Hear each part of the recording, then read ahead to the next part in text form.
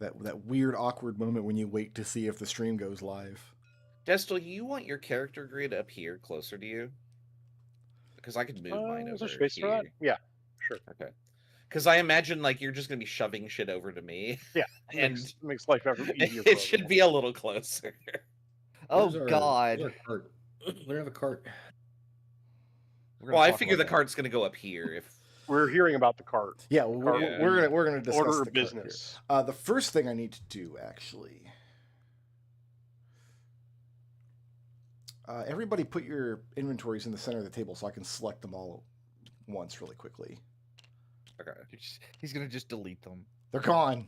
No, what Yeah, I'm gonna sorry, do? you all don't this, get an inventory all this is a anymore. Take your ruse. icons off the board so I don't select those. We'll put them down. So I'm gonna select everything here.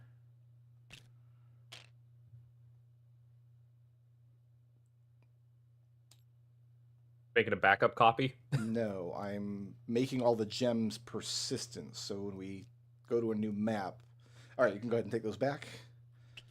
Oh yeah, no, that tracks. And then I need to do that with one of each of these to make sure these stay persistent. The little bags I made stayed persistent, I think. Don't cover up your name. I'll move mine up a little Oh, bit. they're not. Okay, I need to deal with all of this. What? No, I don't care about covering Well, your name. our names are up in the top right. Oh, I guess that banner is covering that. They don't need to know our Steam names. Persistent. Haha, I'm Azanir. I bet you can't guess the first letter. Gazanier. Yeah. Jazz. Make those persistent, and then put these back. And Rasnir After Dark. Razanir After Dark is rad. Radinir? Well, no, it's just R-A-D. Razanir After Dark. Okay. Here's where I've landed on the cart. What kind of cart? This is a question for Jeffrey, because he's the one who actually has the cart. What drives the cart? Like what pulls it? What animal's normal? I guess like an ox or a horse or a human. A donkey? There's no humans. Somebody didn't read the setting material. Yeah. I just figured the humans had evolved. Like an ox cart? Something that will not have an issue traveling across varied types of wilderness. It's not going to die in the desert. So I'm not going to just I'm not going to punish you for taking a cart. I'm not going to, as a plot point, like just have your ox die or whatever. Your ox is going to have to make rolls with its veg die. It's going to you have to feed this ox. And you won't be able to take the ox cart like down to the dungeons or anything, but it's not my intent to. You're not to babysit this ox like Raz used to have to babysit his familiars. All right. I can just see the first encounter. The goblins shoot the ox. I was going to bring that up. I was going to say, yeah, I think I mentioned the story of the DM who destroyed our horses and our cart every single time we bought one. Yeah. We went through like 7. It would be silly for me to do that. It would be just too punitive. It wouldn't make a lot of sense. I need to just tweet her out that I'm running this game. But yeah, you want an ox cart. Does the ox have a name? Bo. Bo the ox. Got it. Is he blue? He is, actually. We have dyed his fur blue. And the thing is, when you're on the cart, you have to be holding an axe. What? This is a babe, the Paul Bunyan. great blue ox. Yeah. Yeah. I get the reference, but why would you say that? Okay, so here's what we're going to do. I'm not going to actually load in an inventory card for your ox because it would be twice the size of one of your cards on the table all the time. And there's going to be dungeon maps where you're not going to have access to the ox anyway. It just seemed like a not a very smart use of table space. So what you're going to do is you guys have a party loot sheet. Just keep track of what's loaded onto the cart. Here's what we're going to do. Oh, do you have a link to that? I don't have that open. I would also like a link to that party loot sheet if you just want to post it in the chat. Yeah, I will post it. I am going to be adding. It's a template that I made for like 3 D&D sessions ago. Okay. So Please tell me if you can open that. I can open it. I see people Yep. on it. That is the case. Excellent. And I we can. doubt you're going to find many superior healing potions, but you know, you do you. I can view only though.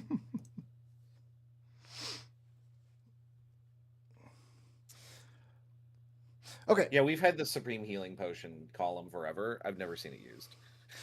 I do not have a good sense for how many inventory slots your ox cart's going to need to have. Here's what I think sounds reasonable. I think we say that your ox cart has 40 slots total. The ox itself has 20, but the ox can't be loaded with inventory while it's pulling the cart. This is an either or situation. You can either have the ox pulling the cart, or you can load up the ox and lead it without the cart. If you're in a situation where this distinction needs to be made, you'll have to make some hard decisions. Items loaded into the ox cart count as being one size smaller. So a force like this, the green gem would level down to either the blue or yellow in some configuration. All you need to do is keep track of spaces. You don't have to worry about having an actual grid for the ox cart.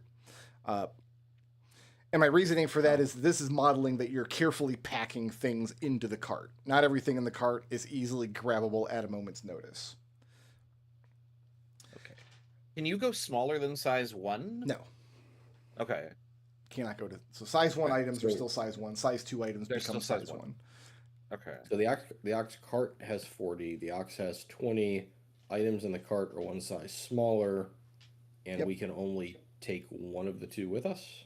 So if the ox is pulling the cart, it doesn't have its own inventory. Okay. If you want to lead, like if you're going through really tricky terrain that the cart won't go through, but you still want to be able to lead the ox, you would just like park the cart somewhere, maybe camouflage it somehow, take what you need, pack it onto the ox, and then it has 20 spaces. Okay. Final distinction: anything on the ox is or is not one size smaller. My gut says no, I think that makes sense. for the same reason that the stuff like in your backpack isn't. Yeah. Just wanted to check because the reasoning sound for in the cart, but yeah, since we have cart and ox inventories that are slightly different, I wanted that on record. So, and then the ox cart also, if need be, has space where like one of you could ride up there in it. Well, if you're a small creature, you could probably ride in there even if it's completely packed. But like if you have to carry an injured person or something, I'm not going to count a creature as inventory. I have my limits. I'm not a monster. So the ox in the cart can only carry one person and one body. So what we're going to do as far as what's packed in the ox cart and how much space you have remaining in it is we're going to use what's called the honor system. Do you guys all know the honor system? Mm-hmm. That's where you do what you want and lie about it. Correct. it. So here's what the honor system works like. I'm not going to babysit this ox cart. Like I'm not going to like audit you guys every session. I'm not going to have something on the table. But if I become suspicious and I look at your party loot sheet and the ox cart is overloaded and you guys, then we're going to lose the ox in the cart. That's when I'm going to write a story where like your ox falls into a river or something. And then Because we all it's get, overburdened and we've driven it to exhaustion. and then we all die of dysentery. Are we just playing Oregon Trail at Yes. this point? That's Okay. what we're doing. We're doing Oregon Trail plus Diablo. No, I trust you guys to keep track of the ox cart stuff. And if you're on initiative and you need to take something out of an ox cart, there's an ability check associated with it. Just because it's more difficult to like climb in the back of the cart and unpack something than it is to just grab something out of your personal backpack. Fribble, I'll let you figure out how you want to organize your sheet to handle the ox cart. Yeah. Yeah, I'll do that.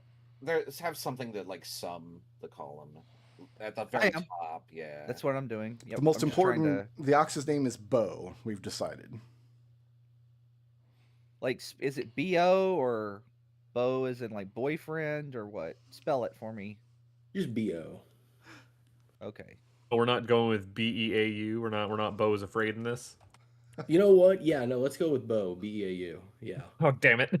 That movie was Listen, you weird. have- Make a dude. stupid suggestion, watch Face, it become real. you have to take. You're at 11. You need to take it down to like a 7 when you're talking to Chris.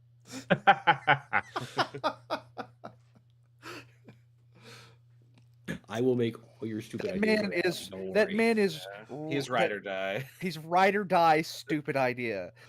I'm ride or die stupid idea, but he's like really ride or die. Yeah. Like he's get on the nuclear bomb and ride it down to total annihilation, ride or die.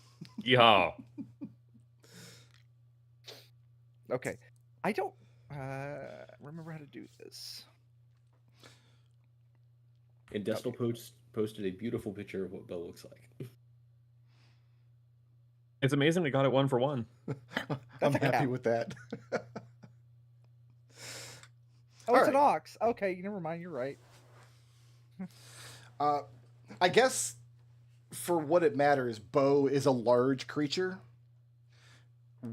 which might come into play if you guys start like run out of food and have to share food with your ox, Or eat the ox. Yeah.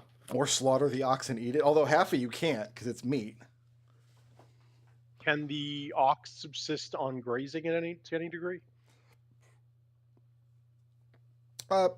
Possible, but I'm just to keep things simple. I'm gonna make you guys roll for it. It's gonna have a veg die that you will roll when it's time to eat. Now, does it have its own veg die? Yes, Okay, so we. and I mean, it's we a could provide large it creature, from so our- one of you could steal one. It's when the rules for sharing food, like you can take the ox's veg die, reduce it by 1, and then increase yours by 2 because it's a large creature and y'all are medium, or by 4 if you're small. All right, so this hex here is the Corvum capital of Blackbray. It is a mountainous city. Each of the species of folk have their own capital city within the bounds of the kingdom. And the Corvum capital of Blackbray is the farthest away. And it's often thought of as being the most disconnected from like the main trade routes and things of the kingdom. You're all the way at the very northern far edge of what most folk would consider to be like the heartlands of their kingdom. Beyond the mountains of Blackbray to the north is a vast wilderness called the Northland Weald. And several years ago, there was an incredibly harsh winter that was felt all throughout every region of the kingdom, and all of the known passes through to the Northland Weald froze over and became impassable, and no expedition was able to go and find their way through safely or make contact. Like everybody had more work they had to do back at home. Nobody had the compunction to go out and open these routes back up. So for the past 3 or 4 years or so, as the sequence of harsh winters continued, the Northland Weald was kind of left to its own devices. But 2 years ago, and then continuing to this year, things became much warmer again. The spring thaw kind of put an end to what people were calling the long winter. And for the first time in many years, the path through this mountain here completely thawed, opened, and became traversable again. When word of that reached His Majesty the King, he put out that a census should be organized, that some of his men should go across the path, establish a base camp on the other side in order to kind of take note of what's going on in this geography that most folk have not entered in many years. The forward command of that census was given to a hedge named Captain James. Last week during session 0, we spoke of Captain James establishing this base camp. Actually, I should give you that hex, shouldn't I, on the other side of the path here. We can give you Before we continue, how do you spell Janes? Janes? That's how I have it spelled. Yeah. Okay. Oh, I thought you were saying James.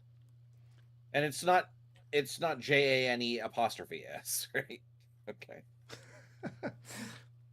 You guys can. This is your map. You can draw on this. You can do whatever you want with this. You can mark it up however you like. This first hex that I've revealed here, this is where Captain Janes would have set his camp.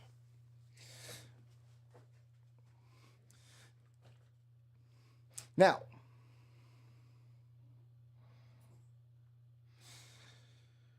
Trouble's character, Captain Canterbury, he had been dispatched along with Captain Janes on this census mission. Is that correct? Yeah. And then you were sent out with a scouting party off into one direction, which met an ill fate. The way I picture it is like, maybe it was like something catastrophic and we all just kind of did like a last stand kind of thing and we stopped it and we saved the day, but everybody died but Canterbury. What was the event? Like, what happened? Like, we were out scouting and a pincer movement was coming around to flank them. And we just happened to stumble onto them, and we basically, like, if that had gotten in, it would have been bad, essentially. We stopped a bad thing from happening, tactically. What was the bad thing, though, is my question. Well, they were sneaking up, but, like, they were coming in to, like, pincer the group. Who was? Like, whoever we were fighting. You said bandits? Captain Jane's camp came under attack from curiously well-provisioned and well-organized brigands. Yeah. So you're saying you and your group were kind of divided from the main camp when that attack came? Right. Like, we had went out, and then, like, another set. So basically, there was actually two groups of brigands, and we ended up stopping the second group. So that, like, basically, because it sounds like it was a hard fight, right? Because they were suspiciously well-equipped. It was hard because the Captain Janes wasn't expecting an attack of that kind, and the camp had not been fully established yet. Like, we weren't fully up and operational at that point. Right. Basically, it went from this is difficult, but we pulled through. It went from this would have been like basically total annihilation to, we only have to fight. Not fighting on both fronts. Like they would have been surrounded.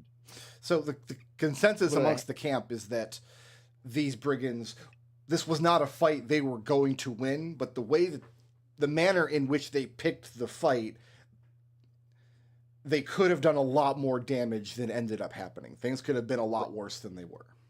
Yeah. So the camp itself was in pretty good spirits, except for Captain Canterbury. So, like, I would say that there's very minimal casualties. Like, probably the only dead on Janes's side would have been the people under Canterbury's command. Does that sound? Yeah, reasonable. We could go with that. Yeah. All right.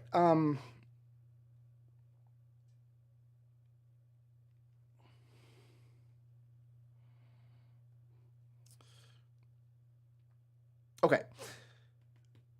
Barleycorn. We had established that you know the lay of the land. Like you live in this area, correct? Correct. I had a little halfway home over here. I had forgotten that you mentioned having a halfway home, exactly what the structure was. So in all of my notes, I just have it down as Barleycorn's Rib Shack. Exactly. Correct. 100% we're good with that. I'm putting that in the notes. It's canon now. So what is the structure exactly? Like, what is this little homestead like? It is just a little shack that any of the messengers passing through or by or around the area could stop in and get a hot meal. That was it. We didn't have cots. We didn't have like holdovers, but yeah, always had a hot meal on hand. Okay. So for the past 5 or 6 years or so, you wouldn't have had any travelers at all coming through. The pass would have been frozen over. So it would have been hard times for you up there. Yes. So do you have like a farm nearby? Like, do you keep animals? have crops? What do you? Is there any kind of like riverway running near here? Yeah, you could. Yeah, there so would be I would fishable nearby. mostly living off of whatever I catch from the fish. Okay. Omnivorous, so mostly been eating meat recently. Okay. I don't have a hand at growing things. So when the king's men came across the pass and came across Barleycorn's rib shack, Cultural shock for sure. this kind of became a natural position for them to put up their. Right now, it's like a tent city. It's a military encampment that's becoming more and more established. Barleycorn's happy to have them. Oh, absolutely. Absolutely. Glad to have new folks in and around the area. Glad to finally being of use again, and definitely haven't gone a little squirrely in the last 5 years. Got it. So here's Also, squirrels are not a race here. There might be squirrel folk out there. They're just not one of the 8 races of folk. There are definitely bird folk in this world. Bird folk are jerks. You don't want to deal with the bird folk. So if they're folk but not folk, does that mean they're like 3/5 of a folk? Oh Nope. no. That's the wrong question to ask, and we're not even going to answer it. Here's a better question from Barleycorn. Is Barleycorn a king's man? The king's a very far way away, Mhm. and he definitely serves a purpose, but it hasn't really been felt out this way. Okay. So there are, Barleycorn, you would know, there is civilization in the Northland world. There are villages, there are pockets of various peoples out here, but this is a land that has it's not been warred over, at least not for centuries. It's not been settled by like Mapok industry the way a lot of the South has. There aren't major roads linking up. And it kind of has a history of the folk who live in the Weld are not necessarily enemies of the crown, but a lot of them kind of just have this kind of flippant, what good is a king to us kind of outlook.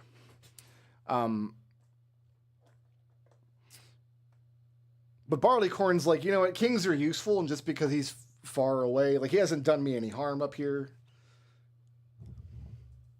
Is that kind of close to the mark? Yeah, exactly. No harm, no foul. No offense. Got it.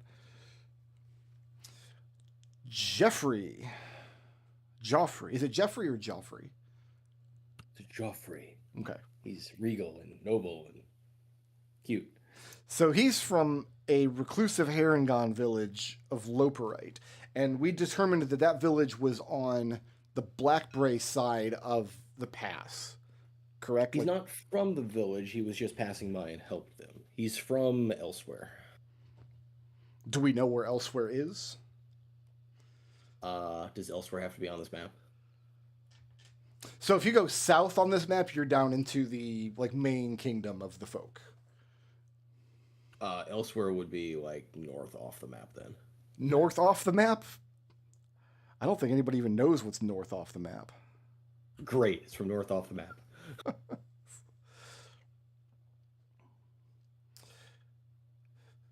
So that would mean then that the mountain pass after last year's spring thaw, that means that Joffrey had traveled south through the pass. Is that correct? Yes. Took up at this village. What is Joffrey's outlook on the realms of the folk and the king? There is injustice that must be dealt with. The king is unjust? I don't know, is he? What do the people say? What do the people think about the king? The current royal house is House Romantic. The ruling king is King Romantic is it 9th? I think it's 9th. I have to double check my own notes here. You said King Romantic? King Romantic, yes. King Romantic the 9th. The 9th. Okay. I just want that. House Romantic are hedges, and amongst the folk, King Romantic is very well loved. He's strong ruler. He's called the spine of the folk. He rules from the folk capital of Grand Hartham, which is the largest city in the kingdom.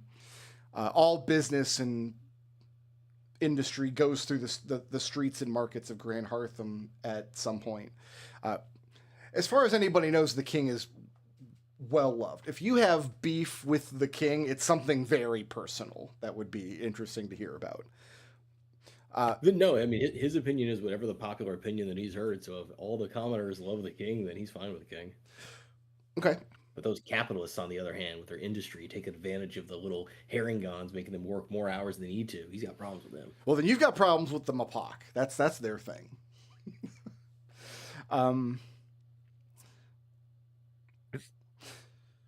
This is quickly degenerating into a game of Root. Yep. I was actually thinking similar. Hopefully So the you gameplay were- is better than Root.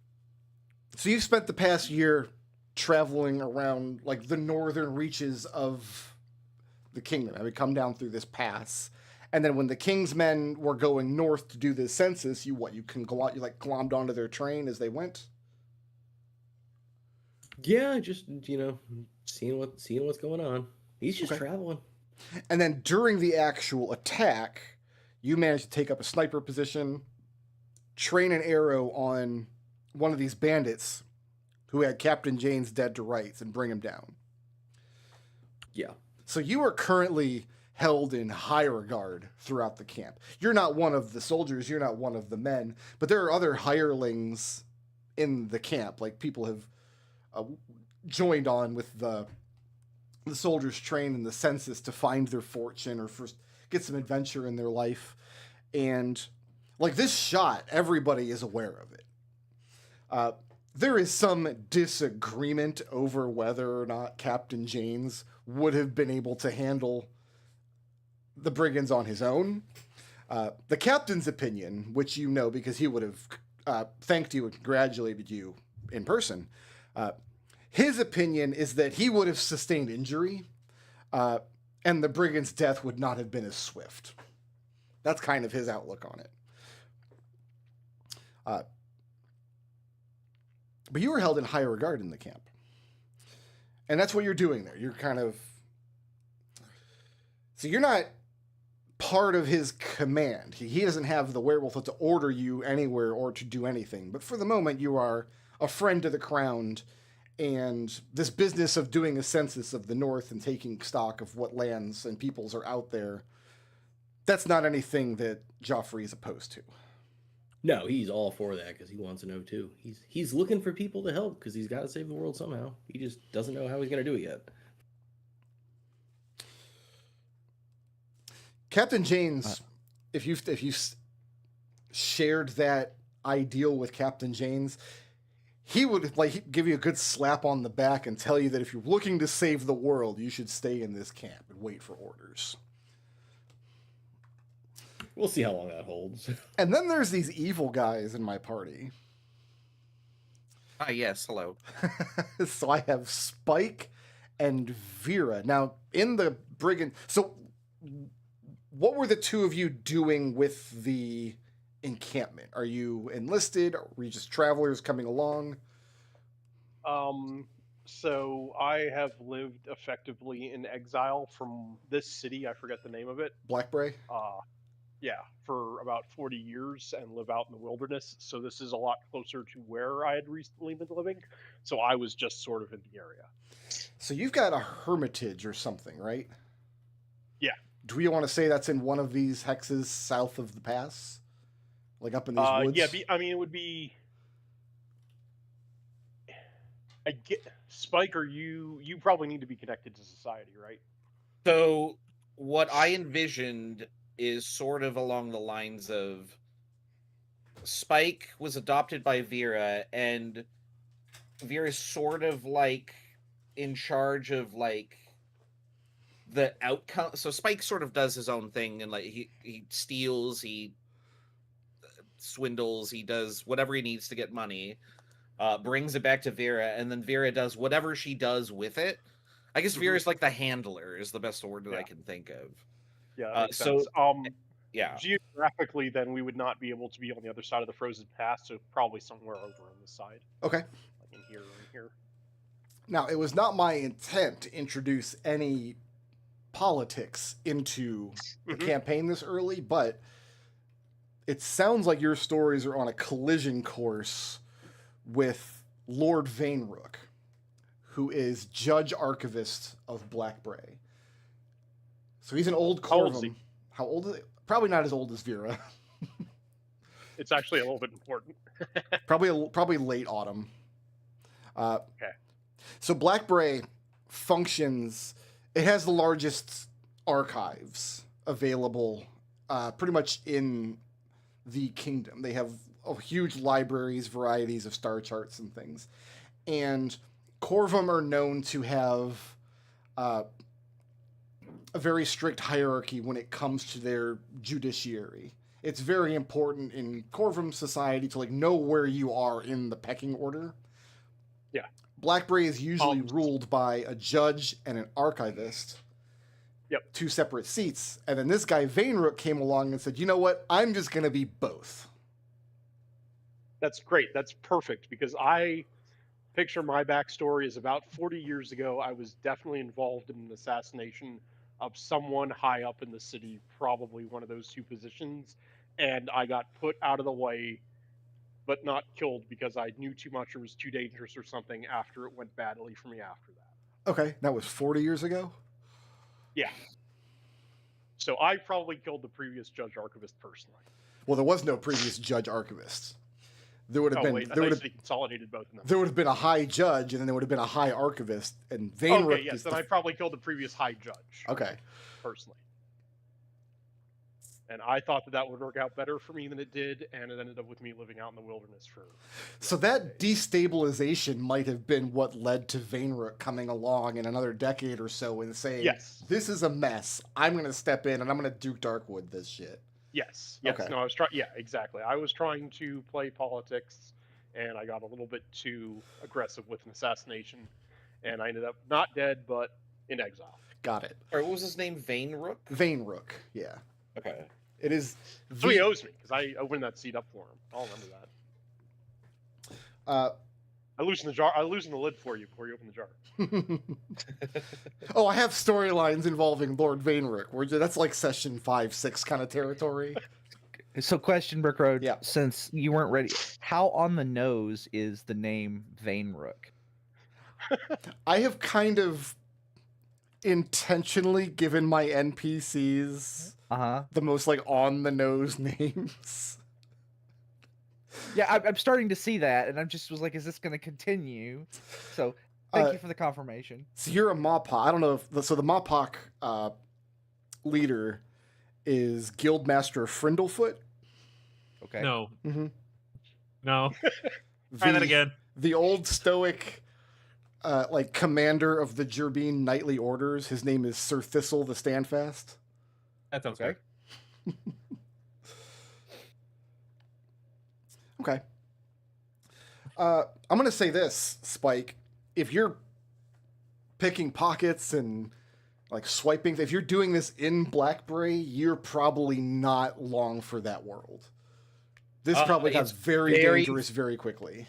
It's very low stakes. We're level 1. How much money could he be making? I had 9 gold on me at the start of the session.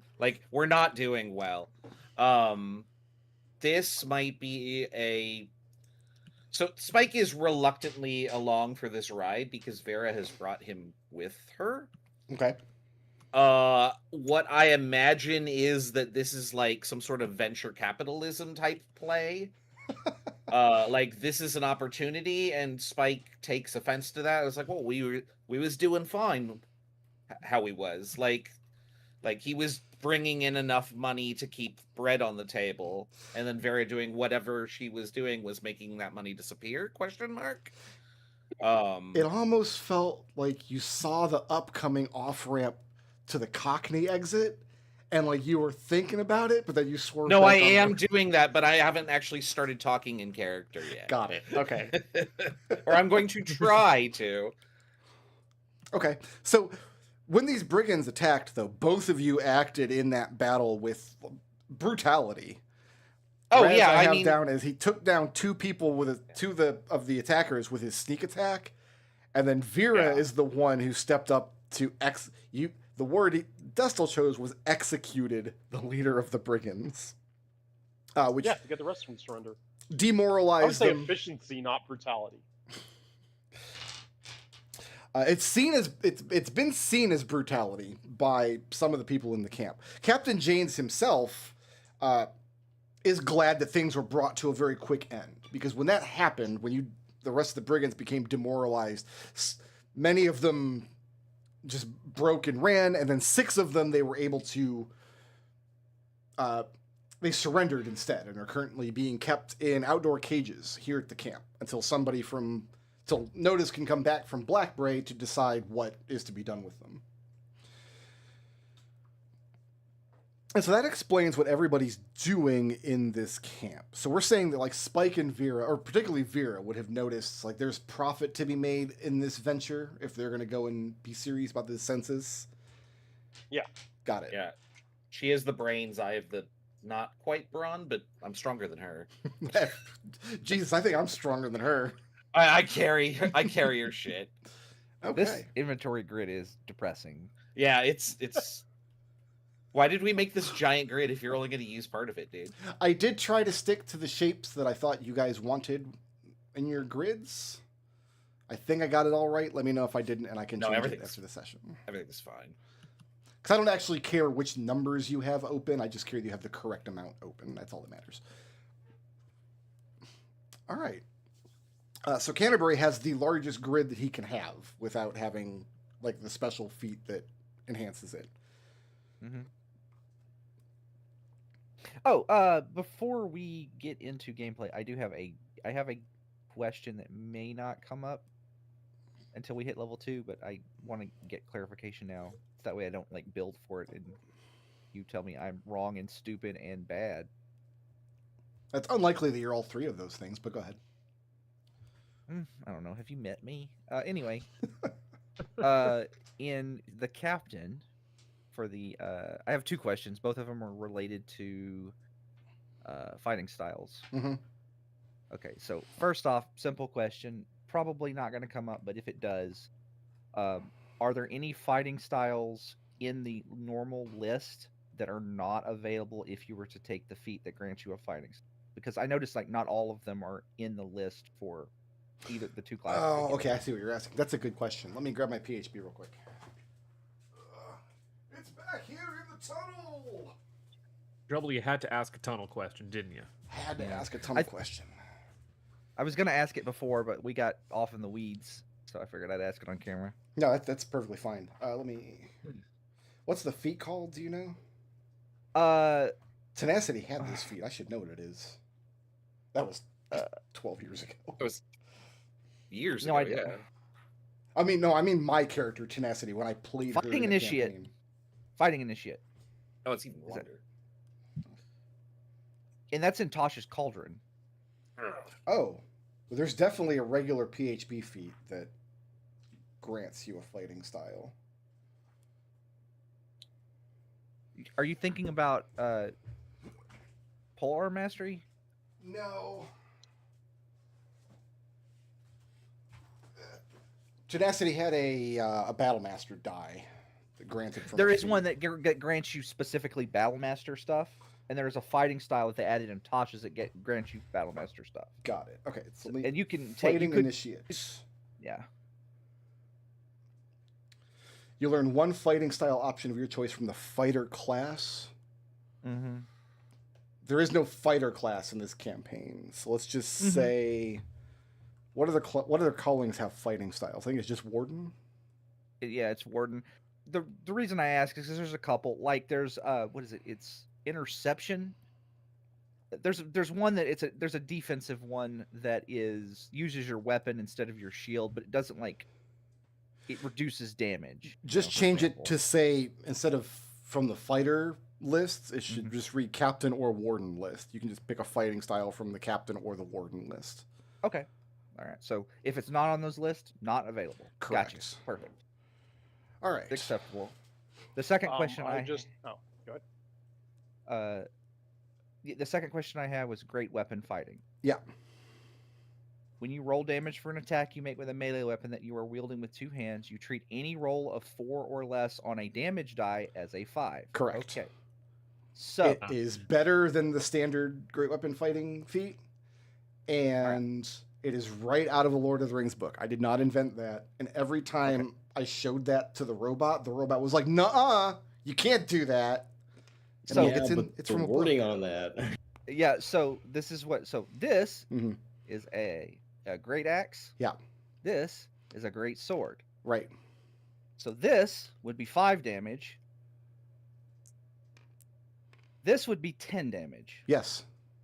Okay, that's what I wanted to know. That's what I thought. And Chris was like, "No, it isn't going to work like that. No, that's You're stupid for thinking that." That's exactly how it works. So remember, this is a Lord of the Rings feat, and this fight specifically is meant to model like Aragorn fighting with. Dessel's gonna be Max. I can't remember the name of Aragorn's sword.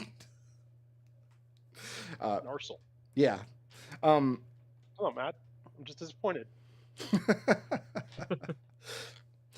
Yeah, this class, the captain class, is supposed to kind of be a paladin, and it doesn't have the same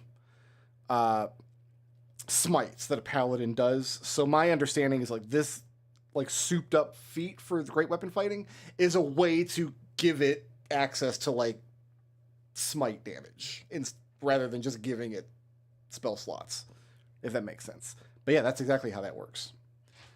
Okay. You can't roll badly if you're fighting with a great weapon, but you can't use a shield if you're fighting with a great weapon either. Yeah, I know. My I know apologies, that. Rebel. You were right. I am often right. At All right. least I just 20% want of the to time. make it established that my weapon craft is a special alchemically crafted recurve shortbow, and she definitely has an Odysseus style trick where no one else even understands how she can string the damn thing. So nobody else can string your bow but you. Despite is the probably fact that gonna I be have fine. like no strength. What ability score do you use to fire your bow? Int. Okay, so we'll just say you need to pass a DC 20 intelligence check to properly string that bow. Without the weapon craft, I would assume, right? Well, you don't need to make that check. Yeah, exactly. Yeah. Yep. That's what you chose for your level 1 craft is weapon craft? Cool. That's where the actual paladin smites went, is to that weapon craft. That's you like spend a craft slot to do like the big burst damage. All right, are we happy with the map in its current state? Yeah, let's Yeah. start turning tiles over. Save this map. Oh no, we're not turning tiles yet. Oh no. Is everybody okay with the cart while he's doing that? Like I've got it set up where I haven't object. looked. So it's cart, object name, object description if we want to put that, and then you put however many tokens. So if you put a 3 here, Where is it? It's on the shared party sheet. I don't have an empty table for this campaign. I'm gonna have to make Bow one. the ox. There we go. Well, you know, I said we're going to the Northland Wells, so I guess we can just use Yeah. this empty table would be fine. Sweet. Yeah, that worked. No. Not this. Anything but this. Oh, what have I done? Shit. Oh, I I didn't make. page up or something. I need to do one more thing on this map before we go forward. I need to make these persistent. You guys are going to need these at some point. Now we'll save this map. Now we can go to the blank map, and all your inventory should stay put. That happened? We're gonna fight these bastards. No, we're gonna Wait, delete where's- these where's his bastards. We don't need those. Here, you guys can grab new icons. So the initiative icons should be persistent, but your little icons should not be. We can get rid of those. I hate you. Well, these I hate this so much. these need to not be persistent because if we're doing a dungeon where you're going back and forth between 2 maps, we might need to know your position on both of them. Right. No, I hate you for the map. Why? Yeah, it, like- was, it was good fun. Why? Okay. All right. No, that's fine. Here is Captain long as James that's- Camp. Barleycorn, go ahead and just draw me out where the rib shack is. Let's see if I can't get my skills of an artist up here. I would assume Rib Shack is going to be here. Oop, that's way too big. Now, there's no actual tiles on this map, I don't think. I'm going to do a Rib Shack right here.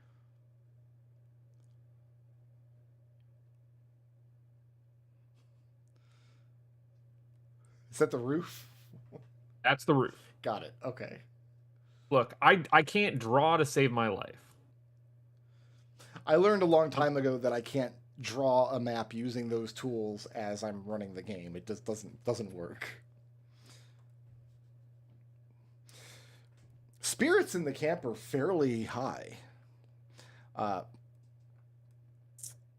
Nobody was expecting an attack like that, but the battle didn't last that long. Casualties were kept to a minimum, unless you ask Captain Canterbury, because he feels everyone every night over and over again. Mm-hmm. And then I guess there's ribs.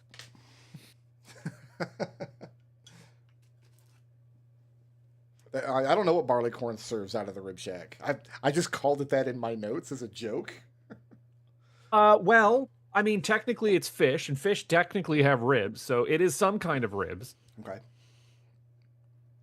There's probably a pot of green slop somewhere in there for those of us who need to, eat their mushy leaves. Mushy leaves. Okay. So I'm gonna send you a picture or something. Butt face. Oh God. Because vegetarian ribs exist. No, they don't. Yeah, they do. Don't put that wickedness on me, everybody. Or vegan ribs. All right.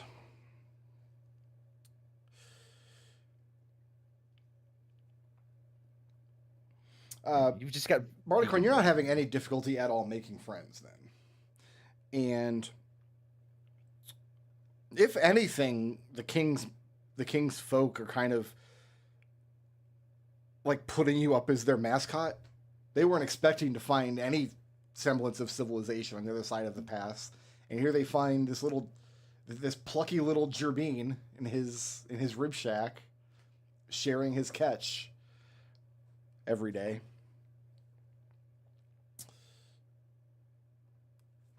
I'm going to draw my own little squares off to the sides down here. These are the prisoner cages. Currently occupied by the 6 remaining brigands. There are very strict laws about like torture and interrogation and stuff, and what people in command are and are not allowed to do with them. For right now, Janes has kind of put the question to them. They've been kind of tight-lipped, and Janes's decision was kind of like, this is not what we're here for. He sent a messenger back to Blackberry to decide what they wanted to do with them. Notably, Spike and Vera, the guards on the cages seem to take great trouble to keep you guys from even approaching the cages.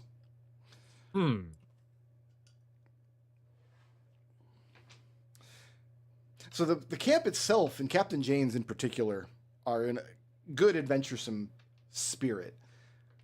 How are y'all spirits holding up?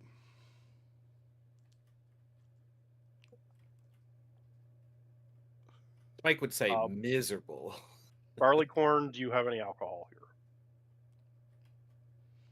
Don't fermented think fish I would oil. have a still that would be publicly available, but I might still have a couple of bottles of moonshine hiding around if someone were to poke. Question. I will just flat out ask you. You got anything stronger than the river water?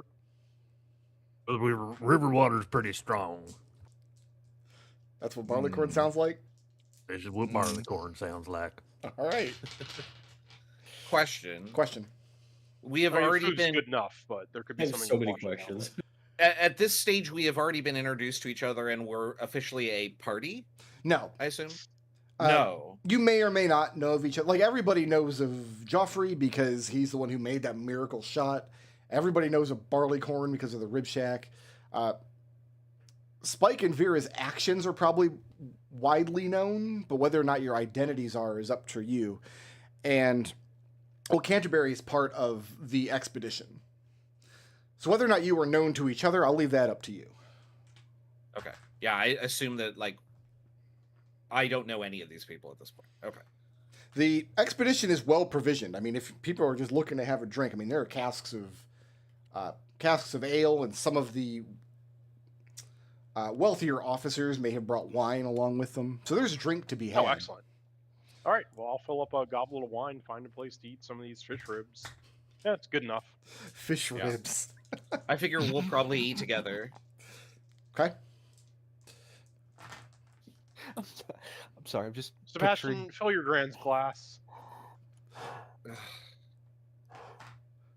He'll sigh and he'll take your glass and to the nearest barrel. He'll top it off. And he'll return and he'll sit down next to you or across from you and say, "Why do we got to do this? I thought we was doing good on our own."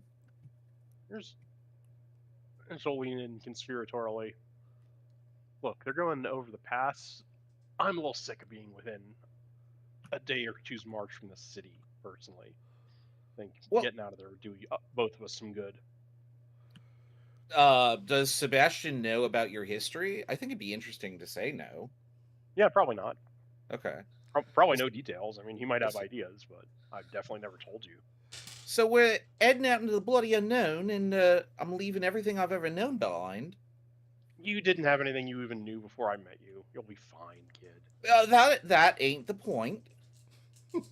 I mean, look, I thought I was doing a good job for you. Doing a great job. Why do you think I'm bringing you along? I'd just throw you out into the streets as an orphan otherwise. No, you wouldn't. Or found you. You wouldn't do it. You wouldn't dream it. No, like I said, you're doing a good job. I'm bringing you along. Well, he puffs up his chest a little bit at that and says, "I guess I'm doing a good job. I don't get it, but I'm doing a good job." And he goes and gets a little more food. Canterbury. There is a camp nurse, a curvin lady named Wedgins, who since your return from the flank, she's been like doting her condolences on you. She seems to be kind of hovering around you, managing your emotions as best she can. Mm-hmm. She seems like she's very sad for you, kind of almost oppressively so. Like her level of concern. Well, you decide how you feel about it. I mean, neutral. Mm-hmm. Like, he likes the attention, but also he's just kind of, I don't know. He's in a spiral. She's always full of motherly advice. Like, if Canterbury isn't drinking, she recommends he has a drink before bed. If he's drinking too much, she's concerned about how much he's drinking. Kind of, you can't manage yourself properly in her eyes. Like, she's being overbearing about it. Okay. I mean, I'll put up with it. I mean, like, what am I going to do? Like, tell the camp nurse no? Okay. I don't think that's something a soldier can do.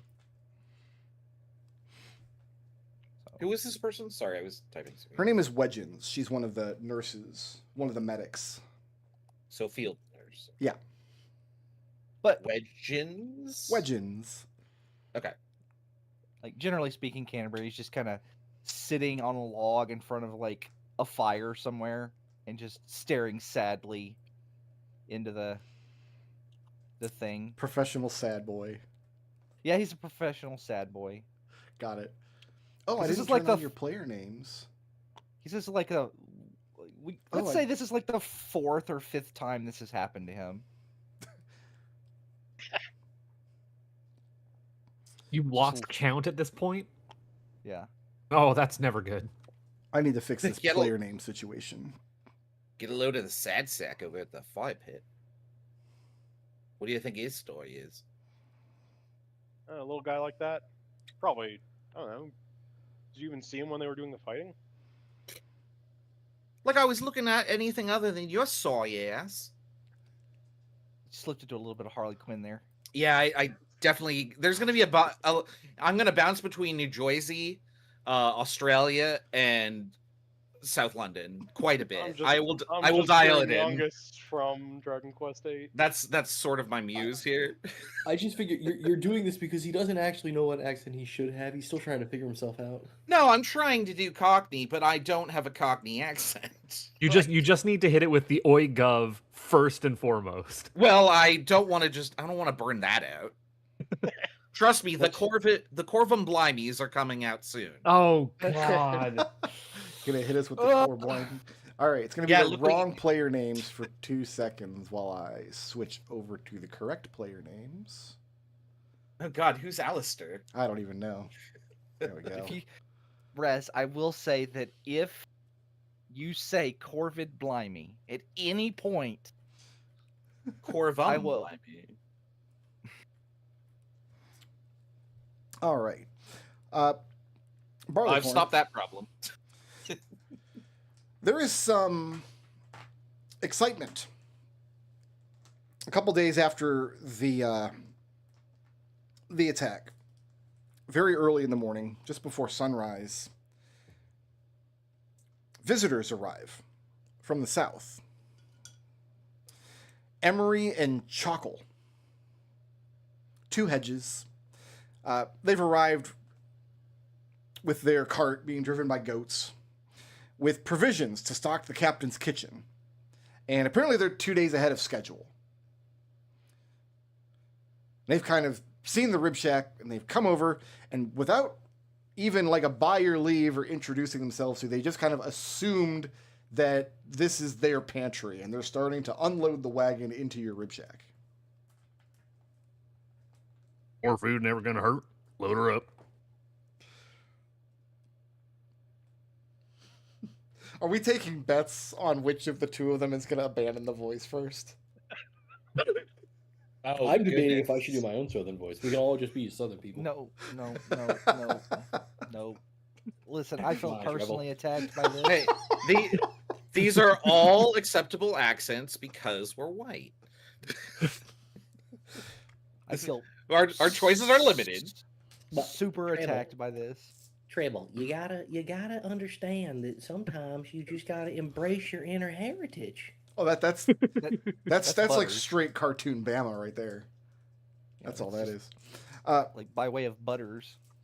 So you don't put up any resistance when these 2 hedges start kind of just taking over your kitchen? Absolutely not. More hands the merrier. Come on in. So this is the captain's like personal pantry. This is for him and his officers, whoever he invites into his tent. This isn't general rations and things. So this is the good stuff. This is the good rashers of bacon and the good old kegs of wine and whatnot. Like there's going to be somebody whose job it is to make sure the rank and file doesn't raid anything out of the captain's pantry. Been a while since I had a pantry guard. Sorry, I have to point this out. I just realized that this isn't a person, that it's a soup pot. I had it zoomed out, and I was like, who is this small orange man? Oh. I like that the soup pot is bigger than the cage that has 3 of the bandits in it. It's bigger than barley corn. Do you see the number of people this is going to have to feed? It's all just Biggest I mean, soup pot I have. It's just a big pot of stew. Barbecue stew. Okay, hold on. That's triggering for me in many ways. I have to recover from that one. Barbecue stew. I don't know. I see it. I mean, no. Barbecue for sort. Barbecue. What? Okay, so I've talked about how I'm a terrible Texan. You guys are just like making me like the Texan part of me very angry all around, and I can't articulate. We can hear why. it. When you get angry, the twang comes out more. Oh, we're gonna have so much fun in this campaign, Trevor. Oh, it's gonna be great. Joffrey. Barbecue stew. There is We're attacking him on all fronts here. there is a young man, a Corvum, who came along one of Captain Jane's retinue, who is kind of glommed onto you after this apparently miracle shot that you made. He introduced himself on the first day after the combat. His name is Biongris. And he wears around his neck at all times on a velvet cord the gold medal that he won at the Grand Hartham Games in archery.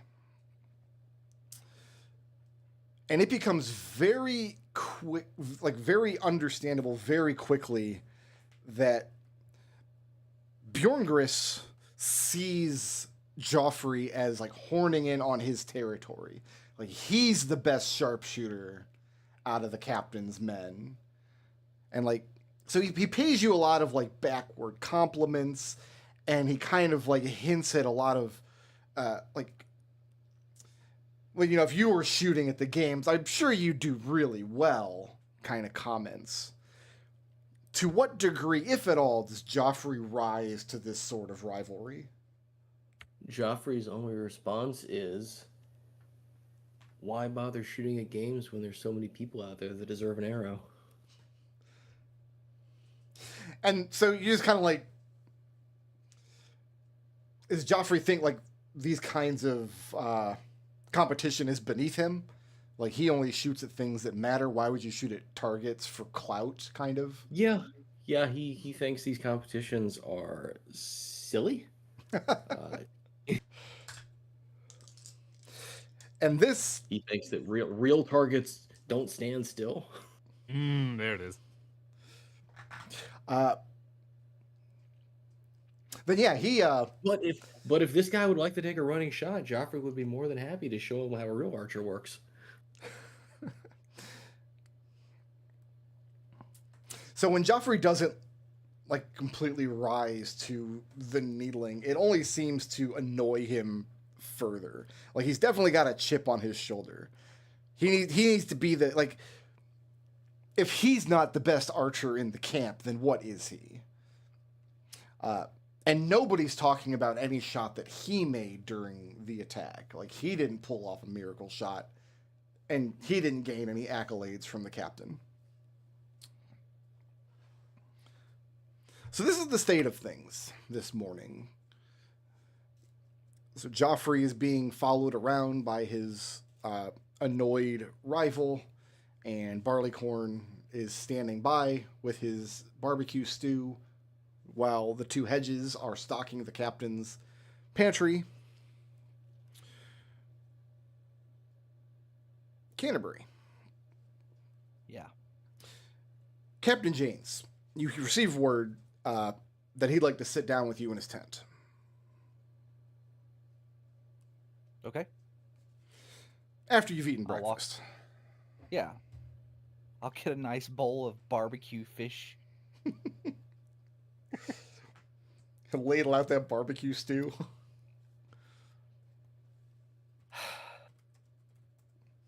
I Googled it. It's a thing. People make it. It is, but Joffrey's not thing te- like that for many reasons. Listen, Texans. There are three things that Texans take extreme offense on. Barbecue is one of them. It is a thing that I have seen people actually get into fistfights over. And I thought I was above it, but you guys Apparently have not. proven Trouble. that it trouble. is genetic. It is a thick trouble. southern classic. A smoky, slow-cooked beef stew made with barbecue sauce. Yeah, I just want you to picture. Think about a nice pot filled to the brim with barbecue sauce and all the right barbecue seasonings, and then inside of it you just drop some slices of, actually some cubes of brisket, some thin slices of chicken, We need to move on from the the rib meat barbecue taken stew. off the bone, and you just sit there and simmer it and boil it. Canterbury, Yes. you head over to Captain Jane's tent. He, sitting there in his tunic. So, I think I mentioned last week, there's not really a standard shape of clothing amongst the folk, because all the folk have very different body types. Hedges typically don't wear anything that cover up the spines on their back. Like, that doesn't make a lot of sense. It hurts. It seems like it would be a way to just wake up with lot of- holes in your nightgown. A lot of aprons. Yeah. I imagine clothing for hedges is like an ordeal. I'm just picturing everybody wearing aprons with pants attached. Like, I would that's just- imagine a that's kilt. just a- Anybody, just overalls. anybody who has a tail wears a kilt. I just designed overalls again, and I Great. Yeah, you just well done. The hedgehog wearing overalls is kind of classic. I think we can go with that. Yeah, you step in, and he offers you a seat, offers you a glass of wine from his decanter. Mhm. He asks if you were acquainted with Lieutenant Brelin on the march north. Barleycorn would reply, just grunt in the affirmative, like yes, sir. I'm aware of the gentleman. I'm assuming he would be aware of an officer. I don't know how big. He's How an big is the officer. expedition? I mean, you got, what do we have, like 100 tents or so? It's a fairly big size. Yeah, that's a lot. The job of this group is just to establish this camp as like a permanent like sortie position for expeditions out into the north. This is just kind of the first phase of it. Brelin is a Nepo baby. Mm. He's a hedge, and he's a young cousin to the king.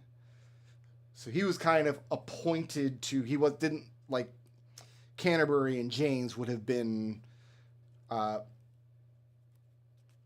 Janes isn't a knight. I guess I don't know if Canterbury is or not. Was Canterbury ever knighted?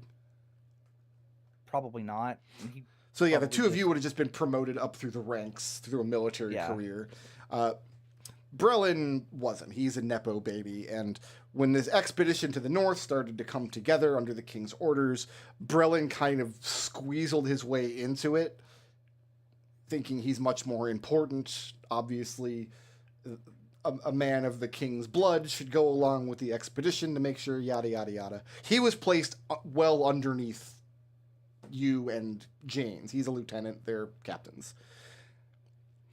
Well, he wasn't here during the brigand attack. He was sent out as a forward scouting party about almost 2 weeks ago, 13 days ago now. 6 folk, led by Lieutenant Brelin, were sent out to the east because there is a valley off to the east, and the captain's thinking was, if we're going to be sending expeditions north and west out into the world, let's make sure there's nothing, like, we don't need shadowhounds behind us. So all Brelin had to do was march out to this eastern valley, get the lay of the land, and then report back. That was 13 days ago. This should have been a 6 or 7 day journey. So now Captain Janes needs to send somebody out, presumably to collect the lieutenant's remains. And he's decided to appoint this command to you. Canterbury nods. He says he's sending 4 folk along with you. People who have distinguished themselves during the brigand attack. You've heard of the sharpshooter, Joffrey, yes? Yeah, I've seen him around camp. People have been challenging him to shooting contests. The lad shows great skill and promise, and I'd like to see how he manages out in the field under a command. The chef, Barleycorn, claims to know the lay of the land. He's shared fishing and hunting spots with us. It's possible he will be of use. Well, you know, the best compass I ever had pointed towards barbecue. And then there are the wild cards. The old Corvum, Vera, and Spike. They were instrumental during the attack. But I'm not sure where their loyalties lie in terms of the crown. Perhaps you can make an assessment for me getting them away from the camp for a few days. I'd rather they not be here when the Blackbrae jailers arrive. I see. They do seem rather untrustworthy.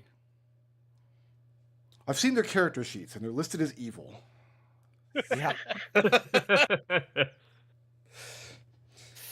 Well, take the day, get your Definitely the affairs into first order. Collect them at your leisure, and you can march out tomorrow morning. All right. With any luck, the king's cousin has simply been waylaid somewhere. Once you know something, report back. Give me an insight check, please. Sure. Uh-oh, first roll of the campaign. First roll of the campaign, of course. You know what this means. Right. May the gods smile in your favor. Yeah, this is gonna tint everything set the from tone. here on out. 9. 9, okay.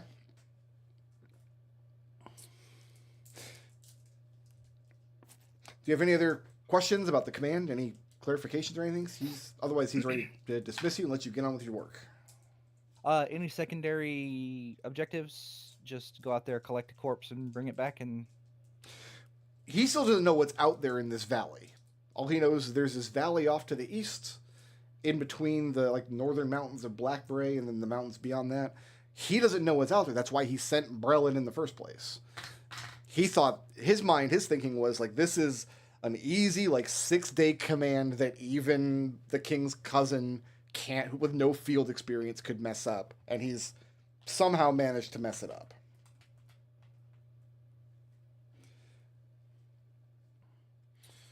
all right. So if you've got nothing else for Captain James, I'll just let Canterbury go around and collect his unit. All right. First thing I'll do, because I'm assuming he'll just wander from the tent and then look around and approach. What are your Barley. choices here? He's gonna approach Barleycorn first because he's probably the most visible. Well, you've got that compass that points towards barbecue. Right? Yeah. The Barba Compass? Where is that on your grid down here? No, I'm just kidding. He doesn't own it anymore. He says, I kind of want one. That sounds like a great. Does Canterbury compass. not have anything in his like pockets? personally? "What? Does Canterbury not have anything in his pockets? Oh, he does. Okay. I just didn't put anything on there." Everybody let else has me- pockets, I- and Canterbury doesn't. Yeah, I feel like I'm will- missing some stuff, but I'll deal with it later. Yeah, he's got stuff in his pockets. I just forgot to put the gems in there. Spike Fair. will lean over the table and look at Vera and say, "Look at these fools wearing their pouches on their pockets. Easy to So, access." I want Don't- everybody. Look, kid, you don't shit where you eat. As long as we're at the camp, they're mostly off. They're mostly off the table. I'm Now, that aware. said, I'm tonight not going to you're do gonna something. Sneak into the baggage train of the captain and get me one of those good snifters of brandy, the 20-year-old stuff. He reaches into his bag and says, "Will the 10-year-old stuff do?" Oh no, did you Put it actually back roll if you for that don't. yet? No, I'm just playing along here. So you've already No, I I stolen don't know if we have from to roll Captain for that. Is James. the main thing. So Spike would explain that he's done a little bit of looking around, but nobody has any money on them. Like they're soldiers. Now, some of them are officers. Some of them would be wealthy. Yeah, but they don't carry their pouches on them or in their belongings here. It's all back home. Sneak into their tents. Oh, I'm just hand waving that Spike has done a little looking around and came up empty. Got it. And he's not going to do something that's going to get Vera put into trouble because it's very clear they're associating.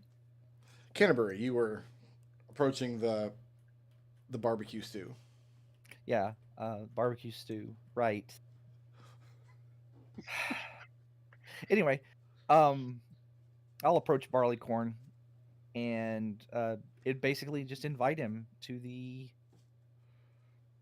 explain the parameters of the mission. And be like, I've been tasked with collecting the corpse of a rich kid who didn't have any business being out on the road. And I've been told that you know the way around.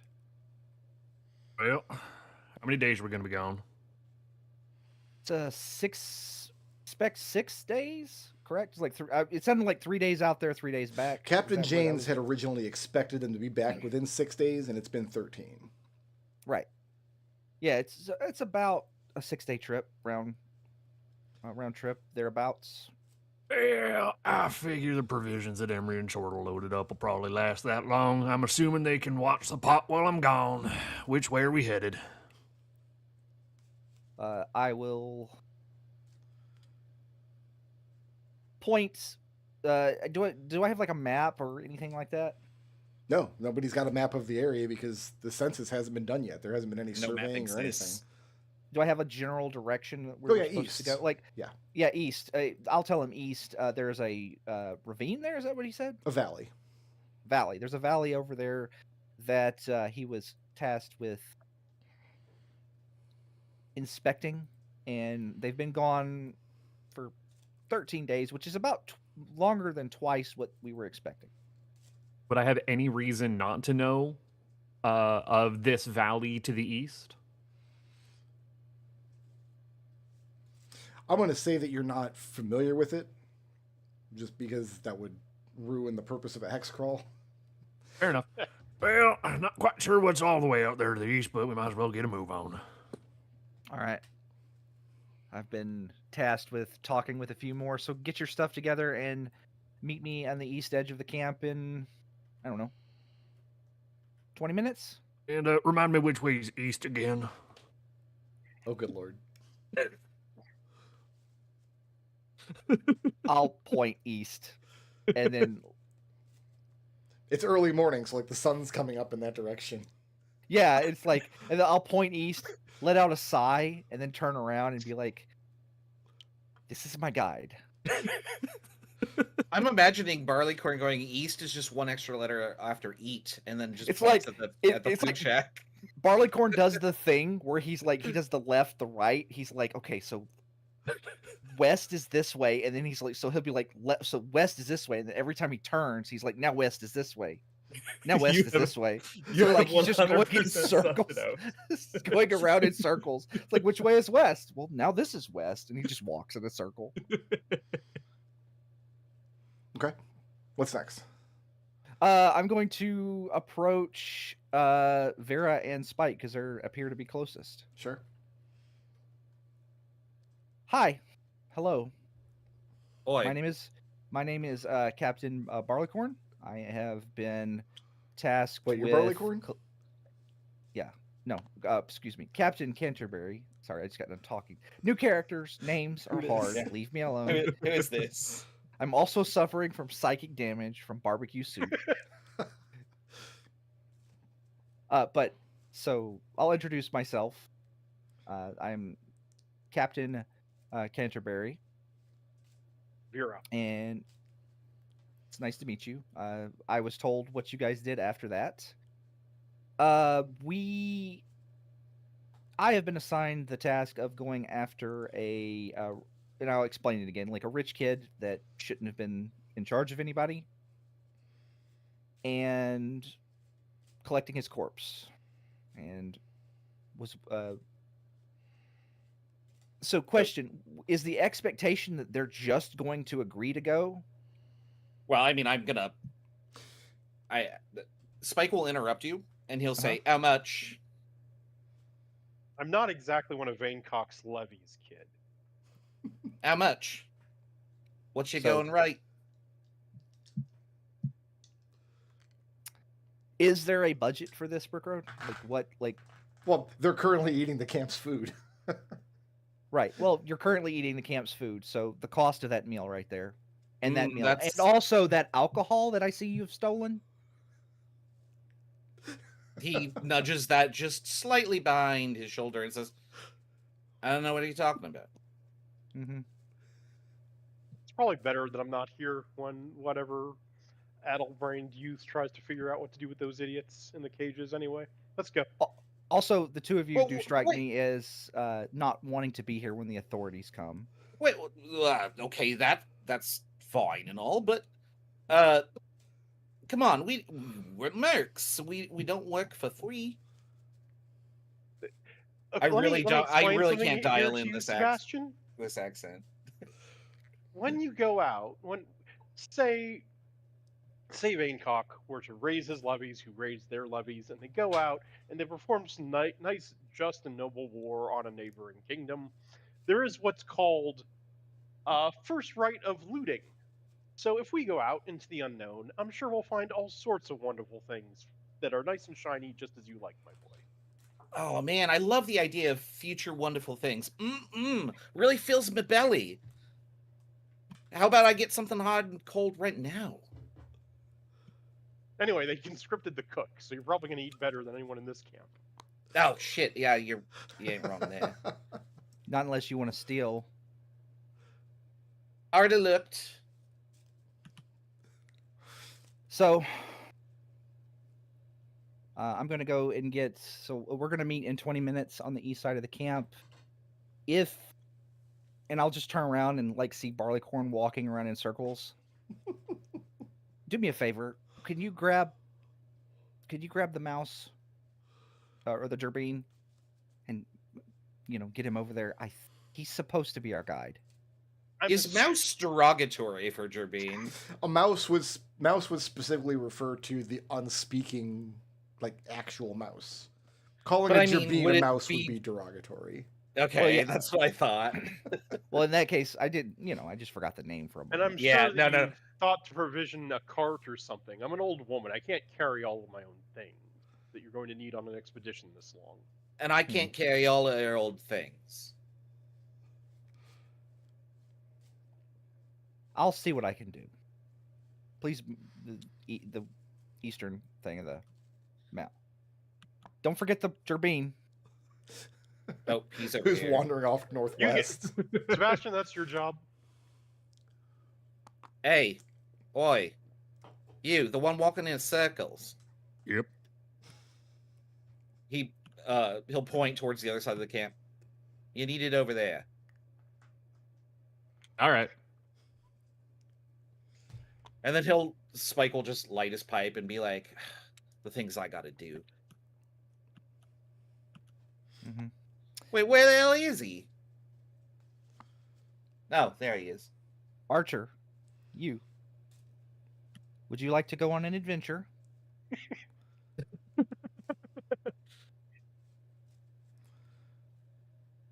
Are you the one that's been eating that barbecue stew down south? That smells awful. Oh no. I'm sorry. I'm done. The trouble has disconnected. The accents aren't going to survive much longer. Just hang in there, bud. Challenge accepted. Yeah, you sure you want to make that challenge? Please don't play chicken with Chris. Psychic Jim. We're okay. I'll explain the. We're going after. We're going to rescue. We're mounting a rescue like I'll talk to Joffrey and be like, we're mounting a rescue operation to go save the king's cousin and his squad. They went to a valley to the west and have been missing for about, was it 7 days longer than we expected them to be gone? Yeah, they were supposed to be back like over a week ago. So, is it a rescue operation or a recovery operation? Well, both. One turns into the other if if they're dead, obviously. So I guess I should bring a cart then. And Joffrey Yes. takes over his ox. If you have that would be wonderful. I am so glad that you have saved me the trouble of requisitioning a cart. Meet us over by on the eastern side of the camp. We're going to leave in about 20 minutes. Always happy to help. Canterbury. Huh? Yep. As you turn to head off in that direction, you just about run into this Corvum archer wearing this flashy metal. And he looks kind of exasperated back and forth between you and Joffrey. You're taking him on the captain's special mission? Who are you? And You look as though you've wounded him, like you've caused offense. I'm Bjorngrist. The king himself put this medal on me after I won the archery contest at the games. I'm gonna look down at the medal, like squint. Oh, it's a real gold medal, and it's hanging on his velvet cord. Like, it's the real deal. Yeah. Whether or not Canterbury watched the games, I couldn't say. I'm gonna squint, and I'll just Cap- we'll leave Captain, it. We'll leave it up to interpretation about whether or not he's like, I don't know who you are, and we're just gonna keep going. Wow. Captain. If you got room for one more, we can bring this green thumb here and see if he's actually worth anything. No, go, and I'll just All right. point. Oh, yeah, you can't bring Bjorngrist with you. He doesn't have a stat block. Yet. Also, we wouldn't have that gold medal for long. Oh, there are there are no NPC helper buddies in this campaign. Yeah. You're not Joffrey was inviting him specifically so he would get killed. Listen, You're not getting an What's Orson or a Kinney. I'm gonna or- put what is has he told me his listen, son? I'm put my hand on his shoulder. Never borrow confidence from a Paragon. Well, you can't They've got put a your hand on different his economy. shoulder because he's a Corvum. He's like much taller than you are. I'm wearing armor. Oh, you're a Mopok. That's right. You're not small. Yeah, I'm a Mopok. Okay. I'm medium. Yeah. Got it. I'm also. And let's remind everybody, I am very wide. That's right. The widest captain. We are wide. I am wide. I am a fridge. Yeah, I have you on my character sheet marked as rideable. Yes. So I'm gonna put my hand on his shoulder and says, "Never borrow confidence from a Harengon. They've got a whole different economy." And I'm gonna just walk away. Okay. Yeah, you couldn't take him with you if you wanted to without convincing Captain Janes to relieve him because he's actually one of the enlisted men. He's actually one of Janes's soldiers. Yeah, Right. Brick, the entire point was to make this guy go ask the captain for permission and then watch him get embarrassed as he was denied. Correct. And while that's happening, I'm going to while they're meeting over there, I'm going to break off and then walk over here to the rib shack Sure. and just grab a couple of the good things. Just a couple of good bottles. Is that going to be the stewed brisket or? No, the cap. I'm gonna like the officer food. I'm taking some of it. Yeah, sure. You're I assume part of it would be your stores as well. Like, Right. Yeah. Just going to. Basically, he's just going like, excuse me, I got to get some supplies for the road. And he just loads up with like 10 bottles of liquor. sure. So where are these bottles of liquor landing on your inventory grid? At the moment, he's just carrying them in a thing. I'm gonna put them in the cart. Okay. So that You would just have a be wheelbarrow full of bottles of liquor. Well, actually, you know what? It's supposed to be a 6-day journey, right? Yep. Okay, I will carry 6 bottles of liquor. That's a lot of liquor. Is it 6 days there and back? Sorry, I wasn't clear on that. 3. It's a 6-day trip there and back. Okay. Well, Thereabouts. breaking the seal on there and back again. Good luck. Mhm. All right. Does anybody else have So- any more business they want to take care of while in camp? Do we need any extra supplies? I got some inventory space. So when you leave, you'll be provisioned as far as your meat, veg, water, and materials dies. Materials caps at 8 or it starts at 8? I have it written as 8 here. I will double check that for you. I have to look up in the Should it be rules that 10? I wrote. don't know. Yeah. I could do that too, but I don't So- know. Did you say 8? did you say a flint box or a fire strike box was 2 spaces? No, a fire strike would be starting very small. Starting provisions, set your materials to a D8. Okay. Yeah, set your water die to a D10, your material die to a D8, and then set your food based on your diet. If you have a balanced diet, your meat and veg will both be D8. If you have a pure diet, your one either meat or veg, depending on what your diet is, gets set to a D10. Oh, So on the stuff in the cart before we continue, Did you guys downsize the things that you have put in the cart by 1 step? Don't forget to do that. Oh No, I didn't downsize them yet. no, I haven't. Brick, Federal is 2, right? I'll let somebody else do that. I'm Yeah, just doing reduce all mine. those by 1. if you want to use rope, do you have to have a rope kit and rope proficiency? If you go to use your rope for something, I'm going to ask for a rope kit check. And if you don't have it, it's going to be either a straight strength or dexterity, depending on what you're trying to do with it. Okay. I'm counting as a tool proficiency check. I'm also assuming that we are assuming we've come off of a long rest, so I have the Yes, when you leave. freight, I guess. Yeah. We're starting the campaign at full health and everything. Yeah. So I have a trait that's a little snack as a treat, in which I can have, a little snack as a treat prepared for folks. Yep. Does that take up inventory spots, or would that just be considered part of my meat, veg, or mats? This is your chef feat. Yes, it is at the end of a long rest. Cook treats equal to my proficiency bonus, and as a bonus action, a creature can eat that snack to gain temporary hit points. I say you can. How many of those can you prepare at once? I got 2 for right now. Again, it just says as much as your proficiency bonus. Got it. So I'll say you can carry your treats in a bundle. So 1 by 1. Either in your grid Damn, or on the man, card. take a bundle of treats.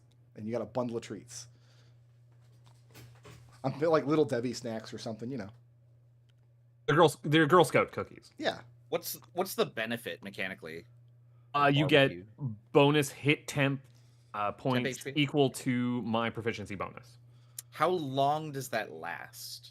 We ruled it that these will last until next long rest. Oh, so we should just eat now.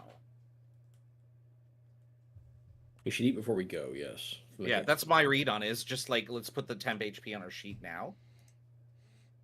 Yeah, but I only have 2 of them to go. I mean, I don't think we can. Oh, you only have X number to divvy out. I see. Yeah. Okay. And we don't know who will need them yet. Yeah, then hold on to them. So you've got 2 treats. Each one is good for 2 temp HP. Is that how it works? That's level? correct. Got it. Okay. Brick, if I want to get more arrows, how does that work? So I have like my Materials? quiver, which has 20 in it, I guess. You can get a second bundle of arrows and as a 1 by 1 item. Okay. Let me grab like 2 of those. You can also make your arrows on the road. I don't get fletching until a higher level. Are you gonna go through 60 arrows? No, you can- 80 arrows. You know what? You never know. I mean, I might need some too, I suppose. It is Buy one of your boxes. journey actions is craft consumables, which is how you'd make arrows. The strength and dex check using either builder's tools or trapper's tools. Listen, Warden get crap for toolkits, so I'm only good at one thing, and that's shooting stuff. Fair enough. Do you need to be proficient with the toolkit? You don't need to be proficient with the toolkit in order to use it, but if you're not proficient in it, you don't get to add your proficiency bonus to the roll. Right, but I mean, it just makes it possible. So, like, Vera has a trapper's kit, Yeah, you could use trapper's so I could tools use to make- hers to make arrows. Yeah. Yeah, okay, that's fine with me. I read a conversation, I think on Reddit, a few weeks ago. There was the eternal D&D debate. Should you make players track ammunition or not? Because most people are just like, it doesn't matter, right? You just have as It much. depends. You just have as much Yeah. ammunition as you need. And then I had this guy posted this story about how like that's what we thought for years and years playing 3E and Pathfinder. And then on a lark, one of our DMs just, hey, let's track ammunition for this campaign. And what we found was we were running out constantly. We were shooting way more arrows than we thought we were. What's the rule for retrieval? It's half of what you fire, right? You don't retrieve anything in this campaign. You got to craft. I only ever ran out of arrows on Son. If your arrow, Yeah, well, the song was firing literally a 5 machine times gun. around. Yeah. If your arrow hits something, it's not usable, and if you miss something, it's lost. Any arrow you It's just fire, gone. Okay. that's why you got to craft more. Okay, so yeah, that's good to know. Maybe the arrow is retrievable, but you still have to do some work on it before you can count it as an arrow again. Yeah. All right. Anyway, it's a, what did I say? It's a DC 10 check strength or dex check using either builder's tools or trapper's tools to make arrows. Oh, builder's tools make arrows. I'm actually proficient. Yeah, builder's tools would have You everything. have a builder's tools kit? No, I chose land vehicles instead. I can make arrows. Okay. And if you want, you can spend gold leaves on arrows. Like you can do that here if you just want to have Yeah. more arrows in the cart. That's perfectly fine too. People don't let Beyond Grease learn about that. Like, oh, some woodsman you are can't even make your own arrows. Ugh. You gotta buy arrows from the stores. From the arrow store. From the arrow store. All right, I'm going to save this map because I think we're going to be coming back here, and I don't want to lose this excellent cook pot. I still think it was a gnome. Can you persist my inventory before you change maps? All the inventory should be persistent. I just added arrows onto it, so. And I also just added treats. Well, They should still be persistent. They should still be persistent. These pieces are all persistent, right? Oh no, they're I guess we'll not. save. Oh my god, why aren't they? We ruined everything.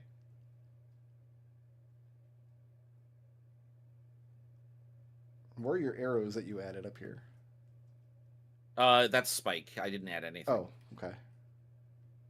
You're thinking of Canterbury. Or no, Jeffrey. Yeah, I put in a Is- fire starter and 3 things of arrows. Is this just going to be the ritual of everybody in, everybody out? Oh, none of these are persistent. Some of these are persistent. So I just pulled one out. Is this persistent? Where'd you put it? The right here. yellow in the center there. No, it's not, and I'm not sure why. Well, because when you made it, I guess when you made it, they were not persistent, and it creates the thing at the time. Well, let's see what happens when I load the map back up here. I mean, I have listen, I have this on my, yeah. Lord. Everything's fine. We are all overburdened. Well, Our inventory is tripled somehow? No, mine's only Alright, doubled. So I make a copy of Oh, no, triple. Excalibur and I throw it at the boss. Yeah. I don't wanna play Item D&D dupe glitch. anymore.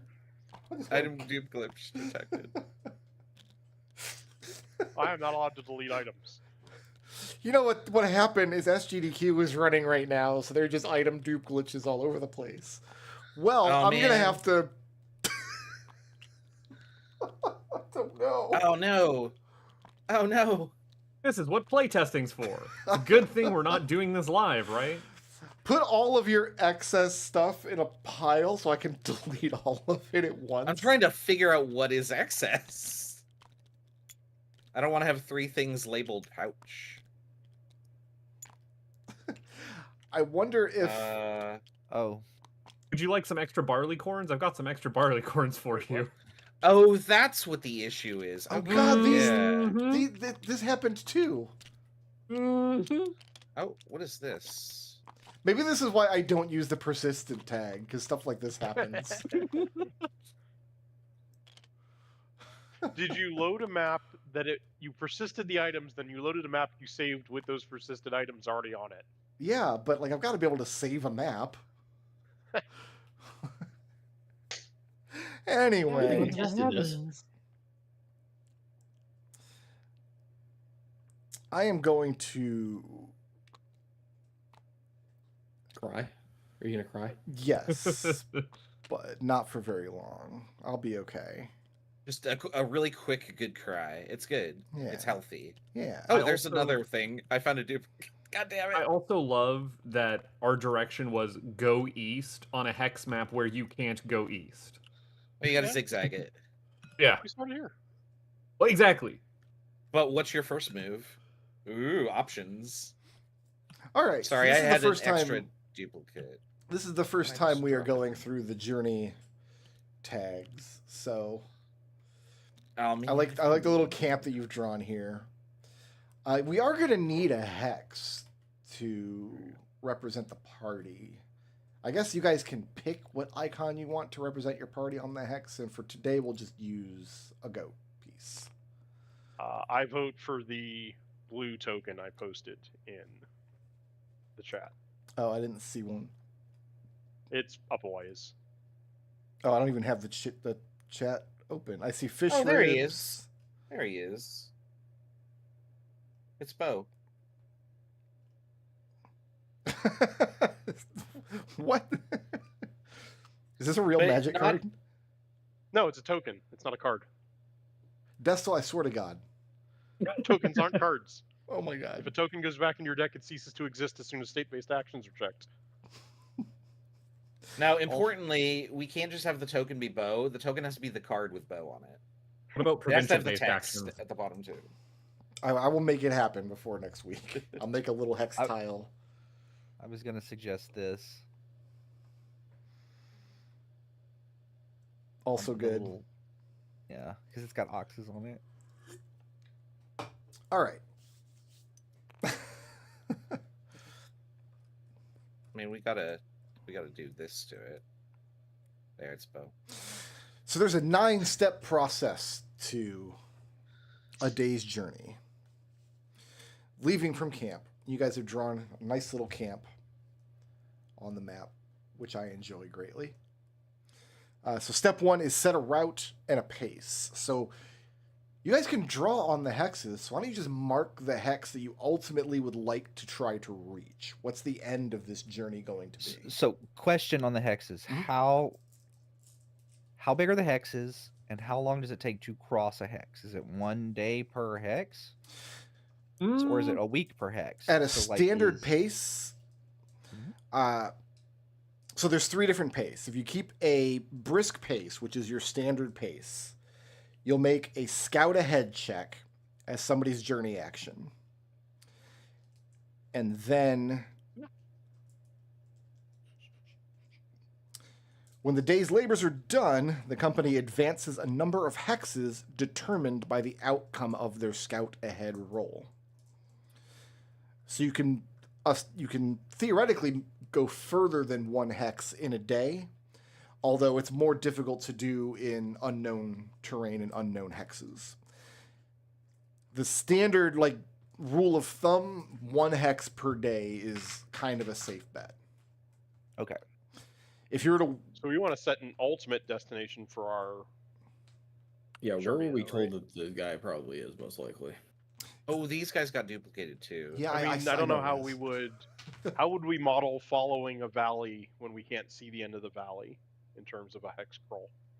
Well, this does. You don't have. You'll set this marker at the beginning of each day. As you learn more and more of the terrain, you might course correct as you go. Okay. It's also great because we can actually draw on the. I didn't know you could draw on those. So, okay. So there's works out 3 great. different paces. For a brisk pace, your DC as you're traveling open plains, because you're on an open plain hex right now, your DC for scout ahead would be 10. And we'll say the weather is pretty comfortable, so your weather DC is +0. So any DCs made to travel today for scout ahead would be 10 at a brisk pace. If you travel at a casual pace, it reduces that DC, but it limits how many hexes you can travel in a day. If you're at a casual pace, you can go a maximum of 1 hex per day, and at the end of the short rest, at the end of the day, everybody will gain 1 hit die, because you kind of went slower, you moved with less urgency. I have a question. When people state X is 3 days away, is the standard pace the middle one? Your standard pace will be a brisk pace. Okay. And it's pretty easy on a scout ahead check to get 1 hex away. Yeah. You have to blow past the DC. I think for every 2 you beat the DC by, you might go an extra hex. And I might have to change that if it turns out you guys are going 5-6 hexes in a day, which is not supposed to be. I mean, if the DC is 10 and you roll a natural 20, that's 6 additional hexes. That might break. Let me see here. It's 3 steps that you beat the DC. Gets you 1 extra hex at a brisk pace, but at a grueling pace, it's only 2 steps you beat the DC. Okay. Yeah, and at a grueling pace, that increases your DCs by a little bit. Yeah. And then at the start of the short rest, everybody's got to make a Constitution saving throw against exhaustion. That's when, Aragorn and the boys Yeah. are pursuing orcs for days on end with no rest. So What's the PC check to do the scout? we're not That's that far fair. yet. Right now, we're just setting a pace. Those are your three options: brisk, casual, or grueling. I That mean, sounds like this guy might be in I would say- trouble. So. Well, I'd say Word. normal. Yeah, we're in ideal conditions. We can probably do a brisk pace. Okay. Yeah. Yeah. So each member of the company, step 2, each member of the company decides what their role is for the day. You're going to determine what journey action you want to take during the day's march, and then later you'll have another opportunity to decide a camp action. What's the role for scout ahead? Travel. Oh, I had this Or, written wait, down. no. Travel check. Yeah, okay. Yeah, we're gonna need to make a table for this later on. Oh, Yeah, I need to make a table in my notes here, and I can just keep track of it. I have the list of all these actions. Oh no, those are the journey actions. Yeah, we need to look up table for the journey actions. We'll have to make it offline. Hold on. Well, you let me could see here. add a page to your party loot sheet, and I'll have it all in one Yeah. place. Yeah. Okay. Well, Yeah, I it's can just probably keep track of better than the item crafting or Yeah, greater healing potions. So the way I would like to do it is, because each of you are going to pick one journey action each day. And the easiest way for me to keep notes is just to go in the order you're on screen. So I've got treble up top. So is Canterbury comfortable stating his journey action first each time? so what does? Let me see. Yeah, I'm okay with that. Let's see. Do you want to go through Sorry, the done the journey action recommended. list real quick so you know what the options are? Yeah. Let's see. We got scout ahead, keep watch, find water, forage, hunt, fish, collect materials, set markers. And there's Let me also see, take it what- easy and zoom in. If you take it easy, you don't take any actions, but then you can gain a hit die back at the end of the day's march.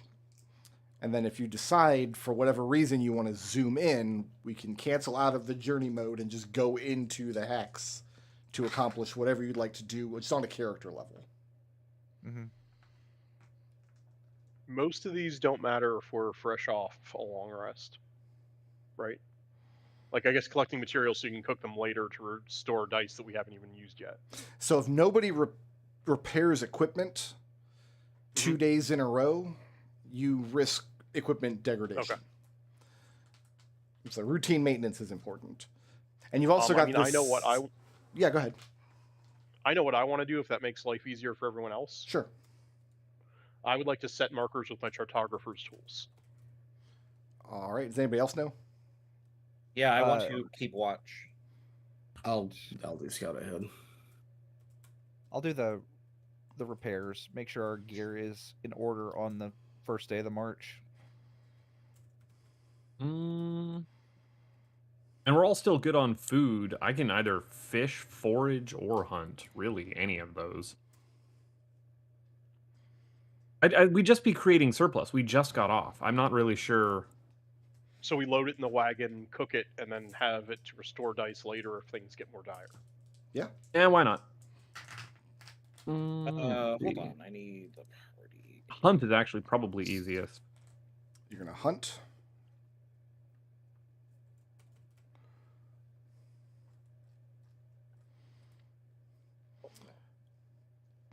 Okay.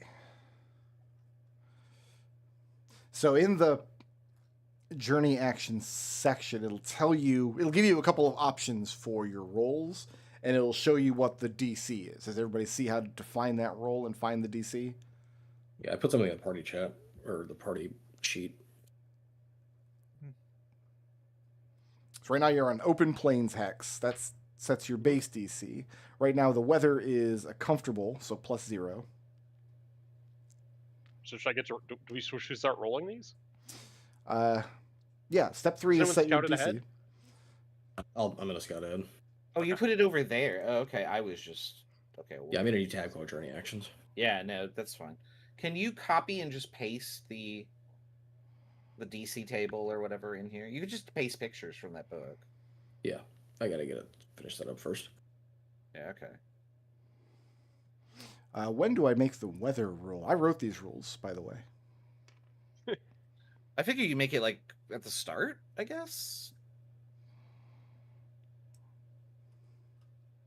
I'll do the weather roll. At the end of the day, I guess. I don't want to complicate things right now. Okay. Yeah, let's start with that scout ahead check.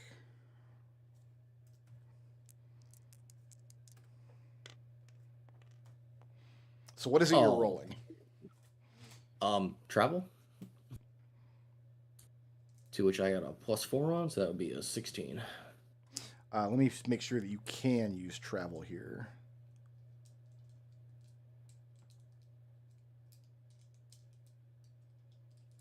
You can't use travel because there's no road and you've never crossed this hex before.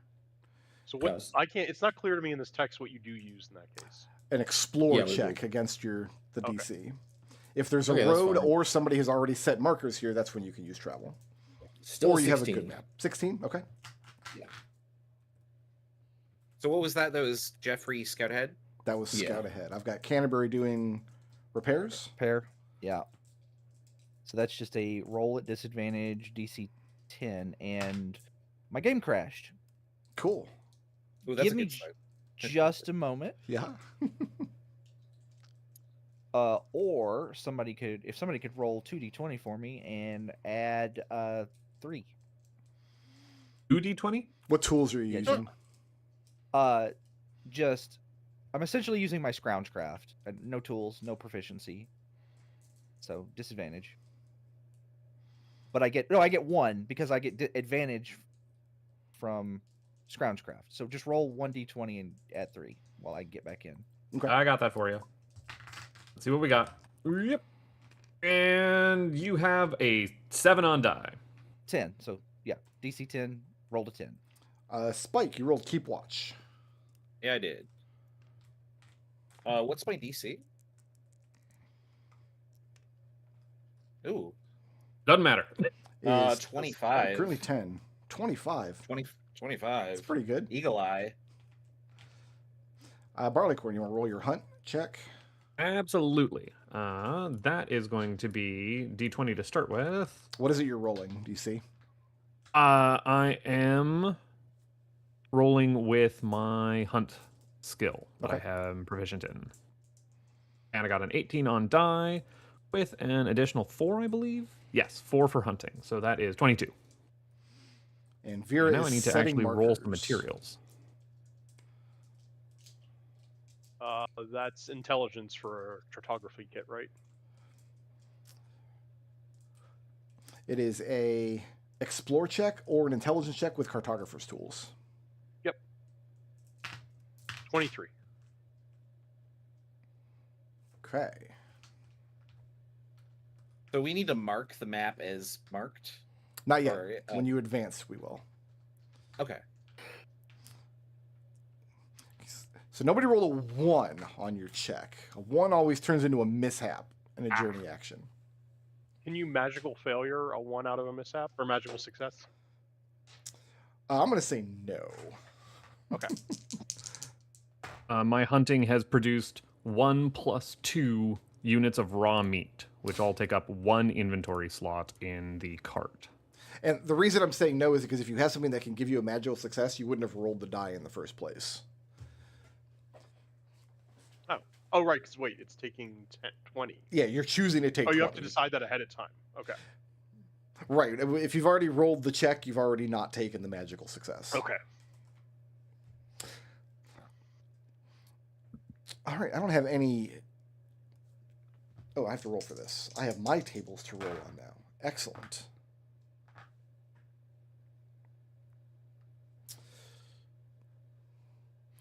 Dumb question for Brick while you're rolling. Yeah. 3 units of raw meat in the cart would be 1 unit minus 1, which would still end up being 1 times 3, or would that pack down to 2 units? It's a bundle. There are rules for bundles. No. Well, he's saying a unit of raw food is always a 1 times 1. I'll let you pack all the food together in the cart. So determine the total units, then you can cut it and reduce it by 1. Okay, got it. Done. Okay. I'm just reading up on some of these rules that I wrote here.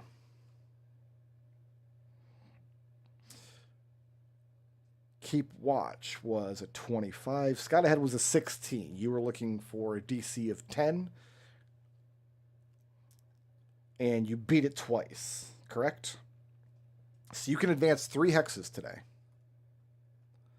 Oh, so we just 1, 2, 3. Oh, what have I done? There we go. I thought it was for every 3 you That's- beat it by. Well, yeah, so 13 would give him an extra 1, and 16 gives him an extra 2. So you're looking to make the whole journey like that? That's fine.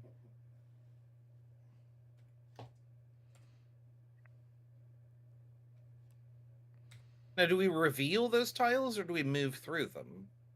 You reveal them because you've traveled through them. Okay, but where do we position our crew here? You're going to be at the end of the journey.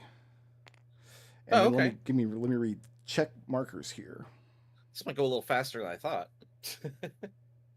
The idea is that if you're well provisioned and you're going over easy terrain, you can clear several hexes in a day. Because there's Okay. a lot of hexes on this map. Well, I imagine that by the end of the campaign, we won't have uncovered everything, but it will be pretty close, I guess. So Vera is setting markers, so I guess this is going to come down to Destal. Let's come up with a standardized way to determine which hexes have markers and which don't. So these 4 that you've traveled today, figure out a way you want to mark them to let us know from now on that these are marked. These are. I would say just draw like a line like that or Well, something. we're gonna ultimately Never want to mind. erase stuff or maybe not on this map is my problem with any of the tools with the pen. But what if we agree to never erase my color and I might not be the only person setting markers. Do you want to just drop beads on the map? That would No, be untenable, Yeah, there would just be too many beads. having done this before. What I Uh, prefer to do is outline the edges of the hexes, but I can't do that in a good way. That would be a cool way to do it, but Can we in the future can we get a little flag icon? And then Like- merge all the outlines where they Where they oh, you're touch. I see what you're saying. You're talking. See, this is some Carcassonne or whatever. This is your board game showing Destal. yeah, it is. Yeah. This is like Civilization, like your influence is expanded. the problem is when you go to effectively have markers in the first hex. yes, Now, the problem we're going to run into is that as you delete these tiles, some of the ink's going to go with it. Eh. It's going to look pretty messy. I can We'll clean sort that. it out. well, yeah. If you I click feel like on- if we start this process, you're going to be drawing a lot. Also, because you've done that as one solid line. If I Yeah, just so run when you an erase eraser- just part of this, you're going to have to like. you're you going to won't have be to able draw ever each erase line this. segment Oh, you're right. separately. use Yeah. the line segment tool. That'll make life easier for you. All right, I mean, I'm if you working want on to it. do each, okay, yeah, that'll work. I was just going to say, like, put a little check mark in each box. That's not a check mark. I like Destal's idea. I like the idea of having the outline. Oh, Yeah, I like outline too. I just don't feel like we can sustain it. Like, I think it looks. What else visually do I really have to good. do while everyone's talking? I'm not going to tell Destal what he can and can't do. Yeah, that's a. I'm just glad I'm not volunteering for this one. Yeah, he's So this is something volunteered. that I was thinking about modeling, but I wasn't sure I was going to know how to do it until we sat down and actually did some of the rolls. Because what's happened here is you've traveled through a mountain tile. Let me get my table on screen here. Which should slow us down, I would assume, right? Yeah, and I was thinking what's a good way to model that, because your DC to go through that mountain tile is 18, and Jeffrey's Scout Ahead didn't beat 18. So what I think I might do then is Yeah, the scouting revealed the mountain, and then we decided to go a different way. Yeah, I like the idea of separating reveal from that's not a bad idea. where we physically go. So you can let's do it this way. You can travel into the mountains because you DC did get you that far. If you do though, that's as far as you're traveling today. You don't have any way to go past that. He didn't beat a DC for scouting the mountains. However, if I reveal the mountain, you can just choose a different path if you get extra tiles. I like that idea. Do we want to go north instead of try and find Yeah, I mountain was gonna say crossings? north. So how about you do the same way? You're doing traveling. You apply that to the scout ahead rules. So you get X number of tiles revealed. And that Scout way, ahead is travel. I see what you're saying. so like we revealed 3 tiles. So boop boop boop, and then now we've got to decide: do we go this way or do we go up to this? Well, we wouldn't have. I'll give you this tile here as you come up through here because you managed to travel through 3 tiles because this DC would be 10 and then this DC would be 10. Oh, this DC would be 12. We still beat that. Yeah, he's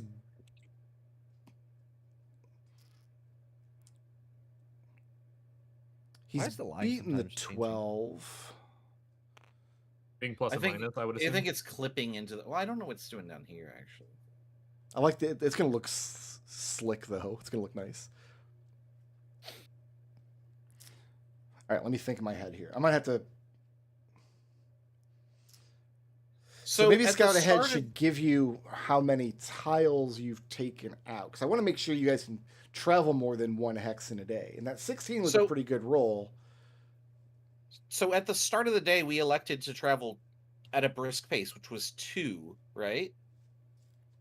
It's So we should move 2, but we could scout however many we roll, maybe? Because we're electing a speed before we roll things, Right. right? Yeah. But we won't necessarily always travel 2 if we roll terribly on our scout. yeah, his 16 allows you. The 16 on his Scout Ahead is what allows you to travel 3 hexes because he beat the 10. He beat it by Okay. 3, which gives him an extra hex. Then he beat it by 3 again, which gave him an extra hex on top of that. So he earned 3 Okay. hexes with the 1 check. Yeah, but we can't move that far because we're not scouting ahead with him. He's scouting ahead. He could say, "Oh, I saw this," but then at some point he has to presumably come back to us. Otherwise, he's not scouting ahead. He's just scouting. So the difference when I would be is done. Like we're not that all going with him as he reveals these are tiles. river tiles, which have a slightly higher DC for Scout Ahead. So I think I like the idea. Like he earned 3 tiles from his Scout Ahead. You saw this mountain and chose not to move there. But he That can't. means we're- The whole company can't move the full 3 tiles. That means we're Correct. here, and we haven't seen this tile yet. We've revealed it, but we haven't marked it. We only revealed it because we didn't think about how the mountain looked. Yeah. So the 3 tiles that I should have deleted were here, here, and here. Yep. Okay. We should. But we're We should. moving there anyway, so who cares? You guys don't know what's here. Whoever's We just don't know what's there. whoever's scouting ahead should mark. I have 3 tiles to unmark or 2 tiles to unmark or whatever, and then Yeah. decides the order that they want them unmarked and can change later ones down the line. So here. Yeah, I think So that's good. Let's That also fixes my problem of how do I follow a valley. Let's formalize it like this: if you pass your Scout Ahead check, that determines how many hexes that you can reveal. When you reveal a hex, you can choose to move the company to the revealed hex, as long as your Scout Ahead check has beaten that DC for that terrain type. Okay. Checks out. So he Yeah, that makes revealed sense. this mountain, but you guys couldn't travel up to it because he would have needed an 18. So then he chose to reveal this river instead, and you guys moved there. And then he chose to, well, he can't choose to reveal this. This is as far as you got. I think that'll work. Let's try to plan for that. So the Scout Ahead determines how many hexes we take off the board. And then you can move to the new tile as long as you beat that terrain DC. As long as we've got it uncovered and have enough movement, we can move there. And then those, Yeah. because set markers is at work, you've got those 3 tiles marked. So future journeys across these hexes will be easier, and you can use travel instead of explore if you're starting out from them.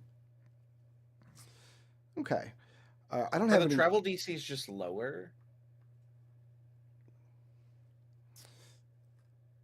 For Scout Ahead.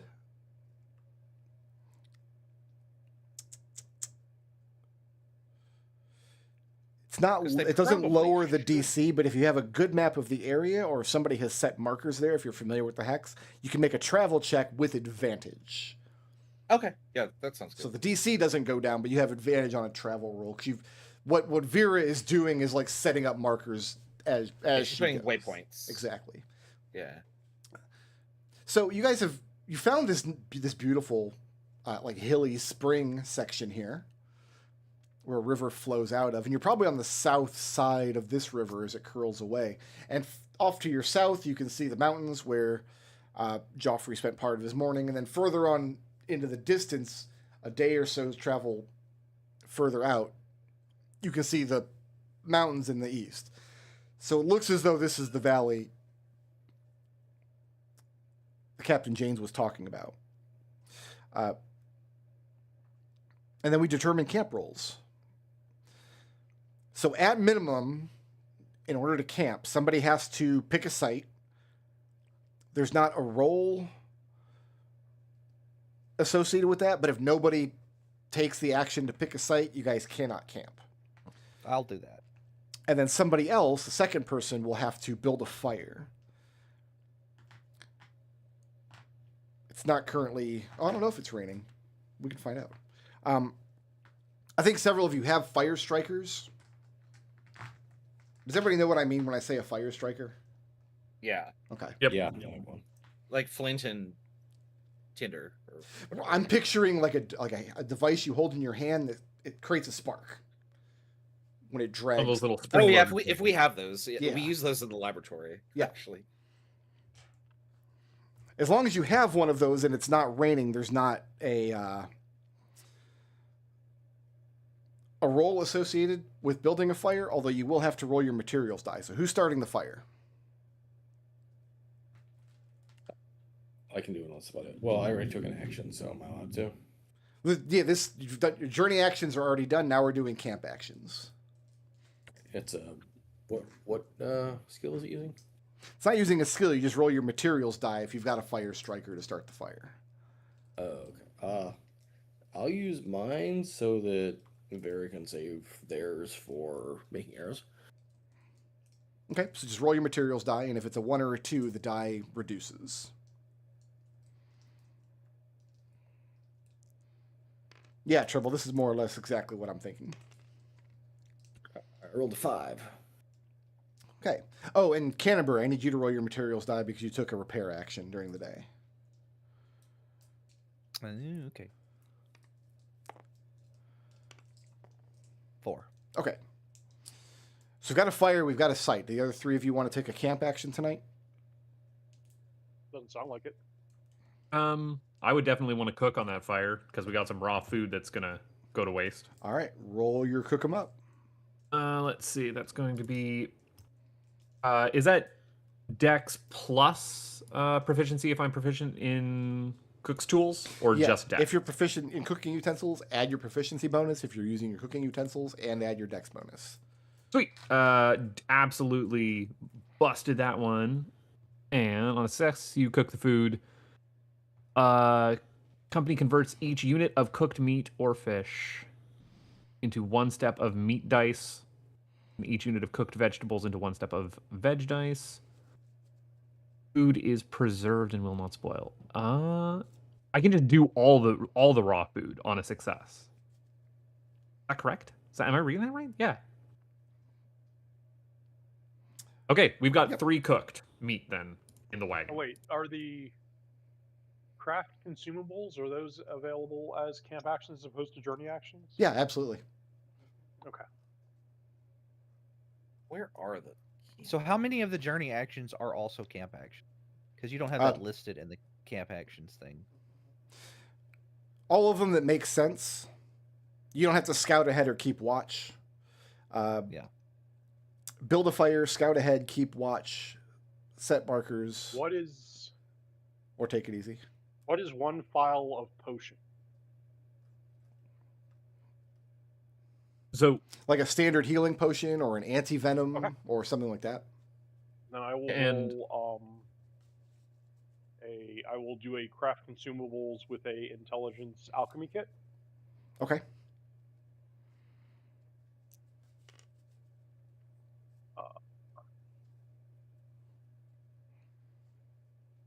It doesn't Somebody have a has DC. to- Somebody has to take the choose site action, right? I did. Canterbury did that. Oh, you did that. Okay, I didn't write it down. There's no roll involved, so You just got to point to a This place. check says to roll it, but it doesn't say that there is a DC. The DC is 10. Oh, well, then I super rate it. And roll your materials die as well, because you're using up Oh. stuff out of your alchemy kit.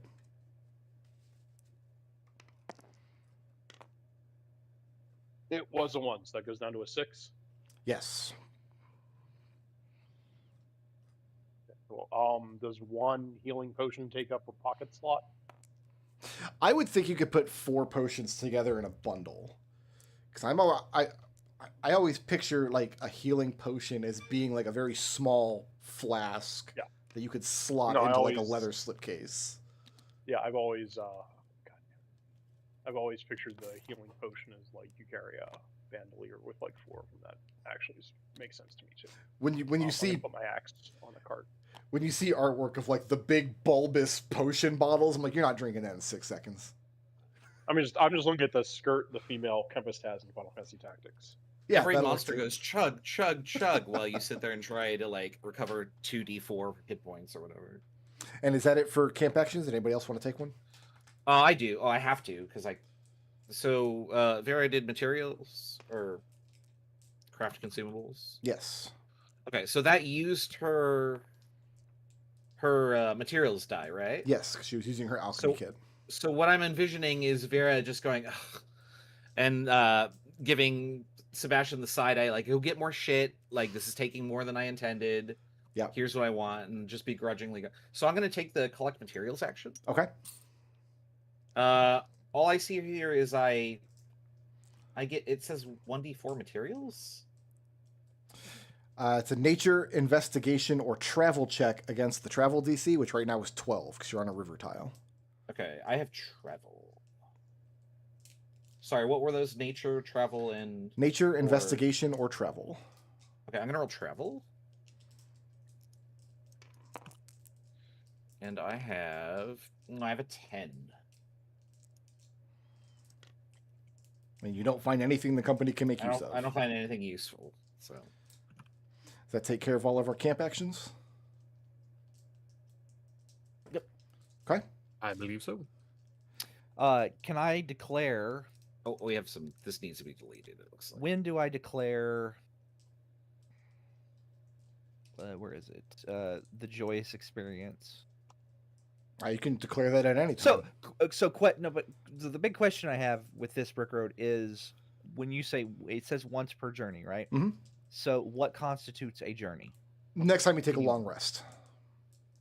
Okay, so for example, you refresh those journey action, yeah. Those journey features when you complete a long rest. So one journey. So I'm assuming this journey will be getting there and then back. That's one journey. Unless at the end of this journey, there's a place where you can take a long rest. If you're going to be there for a week. Okay. Yeah, you can declare that whenever. That goes for anybody. You can just declare your use of your journey feature whenever you want. Yeah, let me get the wording of my journey feature. So I'm not. So I've experienced the depths of true suffering. Let's see. Once per journey, you may declare a mundane event a joyous experience. I'm going to declare dinner, and that we're all here alive to eat it. Cause for celebration. All right. So, first of all, you get the bespoke benefits of the joyous experience. I'm going to say that there are no bespoke benefits to this joyous experience because it's just your meal. Excellent meal though it is. I'm sure he's whipping up some good old barbecue stew. I don't think nobody's miserable, right? I mean, nobody has the miserable condition. I know that Spike is always miserable. He's just dour. Just dour. Yeah, that's like one step above miserable. If anybody is proficient with the letters skill and has writer's supplies, you may make an account of the joyous experience that's worth 2 gold leaves when you get back to civilization. Sure. What's the DC on that? I'm gonna farm up plate mail, 2 gold pieces at a time. That there isn't a DC for that. You just write it down. Is Okay. there a free? Can any number of people do this? This Because is I am proficient in letters. Can I borrow somebody else's kit? I guess. well, you only have one account. You can't all sell the same account of the same experience. Well, certainly not to the same person. Rebel, do you want and to? a joyous experience grants everybody in the company 1 blip, and I will track that on my end. Yes. Oh, that's Okay, right. We gotta print our blips here. Rebel, do you want to flavor this as you asked me for the recipe, and now you're going to sell the barbecue stew recipe? So yeah, I'm going to. Yeah, that's what the account is. It's just the recipe for barbecue. All right. So I've just decided that like every single one of these accounts is just going to be about food now. Oh no! because I'm a Mopoc and I You're Brooker gonna sell allowed a me to. cookbook. At So- the Yeah, end. Brooker allowed me to make it canon that there are 25 different words for food or whatever. So we will get faster at evaluating a day's journey. For now, why don't we take our short rest? Go ahead and get your coffee, get your bagel. Reconvene here. What is it? We'll call it 4:40. Let's reconvene here at 4:55.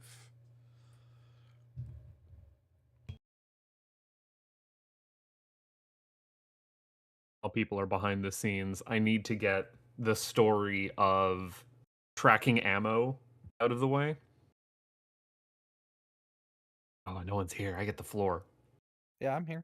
I'm Oh. not going anywhere. So, Blau and I are playing through LA Noire, and because she is a insatiable completionist, roped me into we have to collect all of the police badges because it unlocks an outfit, and you need to dress up your character in all the outfits that you can unlock, right? Mhm. And the outfit it unlocks, I can't remember the name of it, but it does have the tooltip when you unlock it, provides additional ammunition. That game doesn't track ammunition. Like, you just have infinite bullets. What? What? Maybe when you unlock the outfit, it starts tracking ammunition. That's the worst. It definitely didn't. I'm gonna let you know. I watched her shoot up an entire bank. She was fine. But yeah. I love when you can obviously see the corners of cut content peeking through, especially behind you must collect all of the collectibles things to get this rare outfit that not many players will get, and it has no benefit even though it's lying to you. So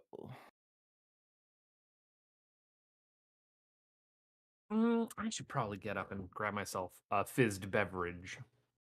Yeah, it is thunderstorming here, so we'll see how that goes.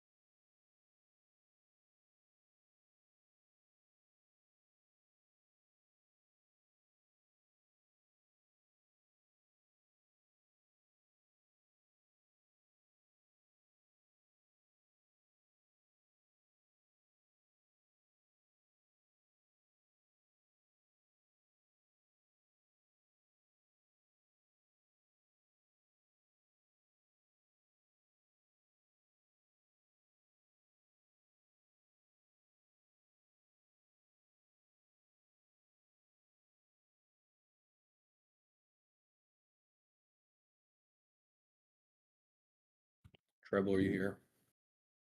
Nah, you're not back yet.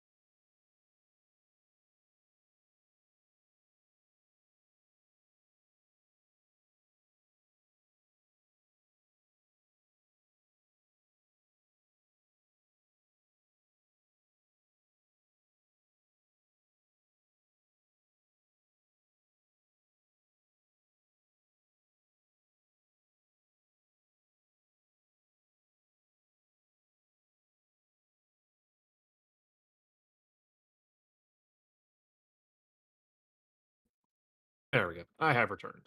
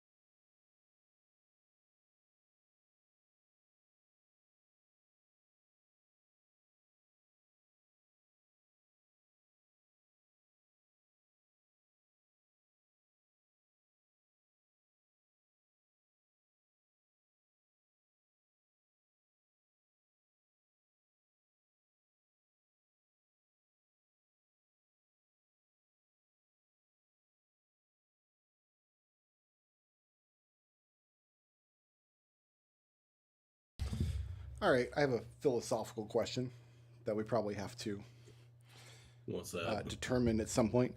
Do folk wear boots? Only when it's muddy?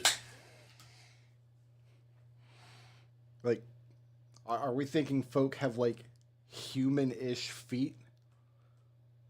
Oh, my rabbit definitely does not have humanish feet. Yeah, that's what I'm thinking. Like, a Herringon has big old rabbit feet. You're not wearing boots, surely. I mean, rabbit boots. Curvin, like, have hooves, I imagine. The Corvum have talons down there. I mean, they definitely have talons. It's in their stat block, I think.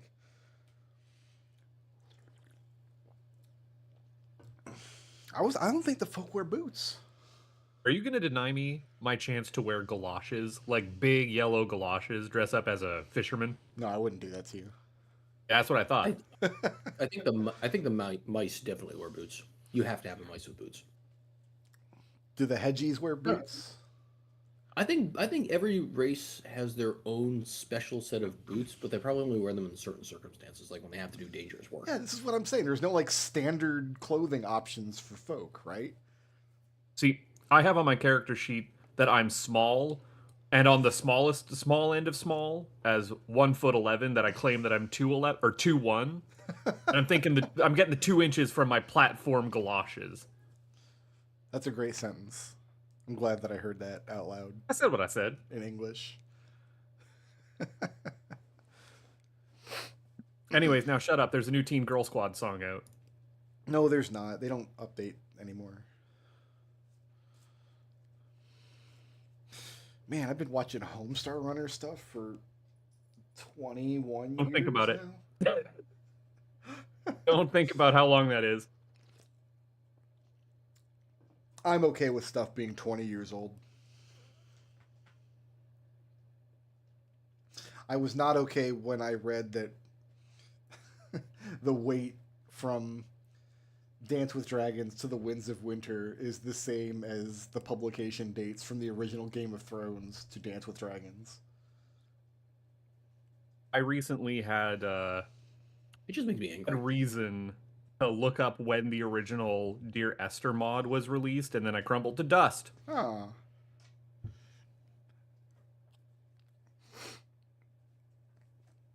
I spent all week playing a video game about a 7-year-old robot girl getting toys and crayons all over my moon base.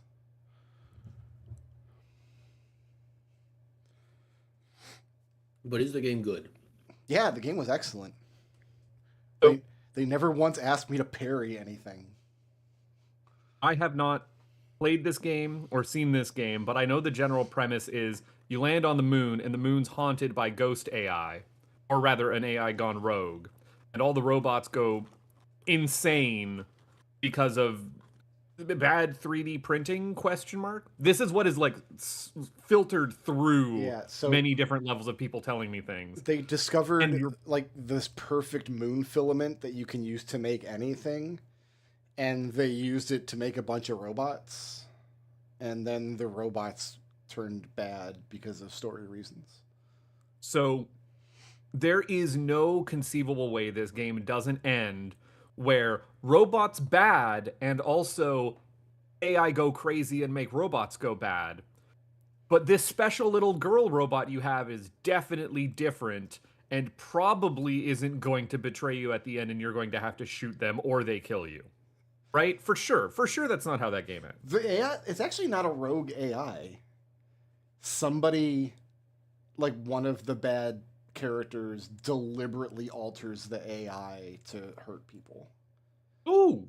Okay, I'm fine with this. There's a mad scientist involved. Like, we were thinking, like, oh, Capcom made another game about a little blue robot child, and I was joking, like, oh, if the villain turns out to be Dr. Wily, I'm gonna be so happy. And then the villain turned out to be fucking Dr. Wily. So, That's No- all I'm no going spoilers. to say.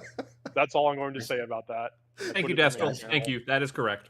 I still have to play Pragmata, so don't spoil the ending. That's all I have to say about the story in general. no, the We game, don't deserve Yoko Taro. It's too brave. the game was super fun. I really, really enjoyed the combat in it. Or, alternately, we deserve anything Yoko Taro can do if you pay him.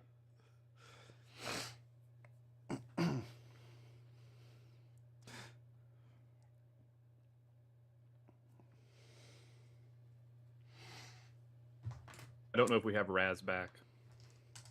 I get. we have I to said. walk back. I said 4:55, and people are always 5 minutes late anyway, at least. So.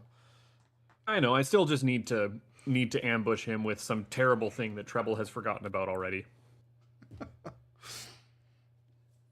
Because Treble and I have started playing through Abiotic Factor, and that is just what if the Half-Life scientists also were running the SCP Foundation, which is great. That Like I does want to sound put great. that out there. I am all for survival crafting games when they are in a bespoke world with defined goals and story. Subnautica was great. This has been fantastic so far. Just the early hours of it. And I, for some reason, put hundreds of hours into Grounded against my will. Dang, video games are cool, y'all. Video games are good. So many of them. There's like at least 5. There's like at least And they 5 keep video making them. games. I mean, if you ever get sick of video games that are being made, you can just randomize the video games you already have. I do that too often as it is. That's some real sicko shit. I do that to the exclusion of playing the new games that I have. Yeah, I know. I'm the same way. I finished KSP. It was 45 hours. I'm sorry that I inflicted that on you, and I'm also so happy that I inflicted that on you. I've still got. I haven't actually checked my pop tracker, but I've got. I haven't looked at mine in a day or two because people weren't doing much. I've got a few hours of crosscode to put in. Maybe I'll do that tonight as I'm watching SGDQ. Tonight, Crosscode I is think so if I good. can pull off one gravity jump into Kraid's lair, I can get about 90% of the stuff on my tracker. you can't gravity jump into Kraid's lair. There's no water. Not Kraid's, Ridley's. Oh yeah, I think I got the high jump boot, so I don't think that's I don't think that's stupidly hard. no, anymore it's with high jump. it's an easy jump. It's just you can't retry it more than like 2 or 3 times before. Right. Yeah. No, I just didn't, and I didn't have high jump until recently. So. Yeah, Did you ever make me do that jump? I feel like I've done that jump. it's not incredibly difficult. It's the kind of thing that like after you do it once, you'll be like, oh, that wasn't hard. I don't know why I ever thought that was hard. I mean, I don't think it's hard with gravity. I think, or with high jump. I've tried it a couple times without high jump, but I've seen it done without high jump. It's a lot That's trickier 2 without spin high jumps jump. Yeah. between whatever. We're talking about the one where you're coming in, going right to left, and then you kind of go dip down into the lava and jump up around that curve. Yep. Okay. I definitely have pain and suffering seared into some synapses somewhere there, so I know I've tried that. I'm not- The non-high jump looks insane, but I think with high jump, it's just make one wall jump maybe. It should just be one Even wall if jump that- off the last block. So I just have to get a good spinning start, and that shouldn't be too hard. I'm just gonna assume that Not a Buttface is not going to finish Crosscode. He's just gonna play it like half of it and then wander away to some shiny new game. I can tell you where I stopped a year and a half ago. Oh Jesus Christ! Yeah, I did like 2 or 3 dungeons, and then there was like, hey everyone, we have to start gearing up for a raid, and I was like, this is the part of MMOs I hate. Nope, bye. Oh my God! You quit before like the best part of the game. You were 100% correct. A new shiny thing came out, and I was like, I don't want to talk to nerds in an MMO about going on a raid and having to get the right gear and having to go and do team comp and having to make sure that nothing like that. I know, but this game is built to kind of poke fun and elude at those sorts of things, and I was immediately just like, ugh. Jumping puzzles were great in the desert. Loved those. 10 out of 10. They get so much better too. I know. I got to go back to it. So I have a great game time. at that, because that's like after the second dungeon. Like you do the you go through the mine, like the ice mines. Those are cool, and then you like go through the second dungeon, and you get the I think you get the ice ability down in there. There's like sand puzzles and stuff, and that area is cool. Excellent But dungeon design. Like some of those sand puzzles were fun. You haven't gotten to like the really cool part of the game yet. Nope. There's. Didn't you hear? There's like 5 other games. It's kind of weird to think because Crosscode is like already a good game up until that point, and then there's a point that just is like light speed amazing, and you quit before you got there. Oh, absolutely. Yeah. What do you take me for? I'm a consummate professional.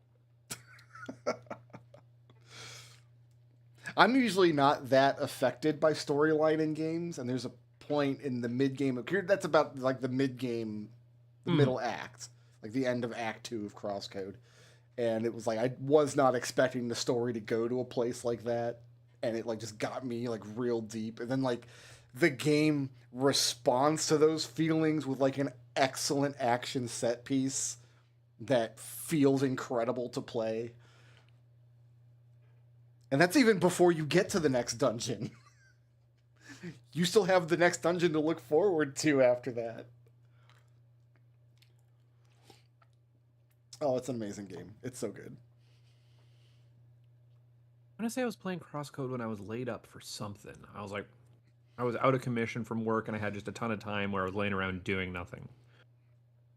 But it can't have been Can't have been when I broke my arm. I know Raz is can't playing remember it when. now. Raz was complaining last night because he didn't want to go to bed because he was up playing Crosscode all night. This is Raz doesn't know how to sleep. I'm here if you're waiting on me. I think we're waiting on Raz. He probably went back He's to out bed. there. He's playing Raz Crosscode. is out there denaturing his materials. Treble cursed me with Cookie Click, and it's eaten up way too much of my time this past You're week. still playing that? Why do you still have It time? plays in the background. I went through a period where all I did for like 3 straight days from the time I woke up to the time I went to bed. So we're talking like 12, 13 hours straight. Is I just binged It's Always Sunny in Philadelphia while playing Cookie Clicker on the second monitor. That was it. That was just life for a few days. This explains a lot about the way that you are and how you have become. That's it. That's informative. That's some key informing things both backwards and forwards. Trouble, do Mopok wear boots? That's a good Big question. red ones. Do any of the folk wear boots? I think we landed on some of the folk do wear boots. Like, probably not Harengon and definitely not Corvum, but like... Not the because the deer people would have hooves, wouldn't they? I would think so. Mm-hmm. Okay, but you say that. So I think the boots depends on what they're doing. Like if you're going to go muck out the staples, you wear some special boots. Not if you're a Curvan, because you've already got hooves. Like, Hey, you don't want poop all over your hooves. that's what hooves are for. Not step in poop. You don't care if you get poop on And your acid, hooves. you know, when you got to go clean out the acid bath. Wait a minute. Who's cleaning out their acid bath? Mopok. People that have tubs of acid.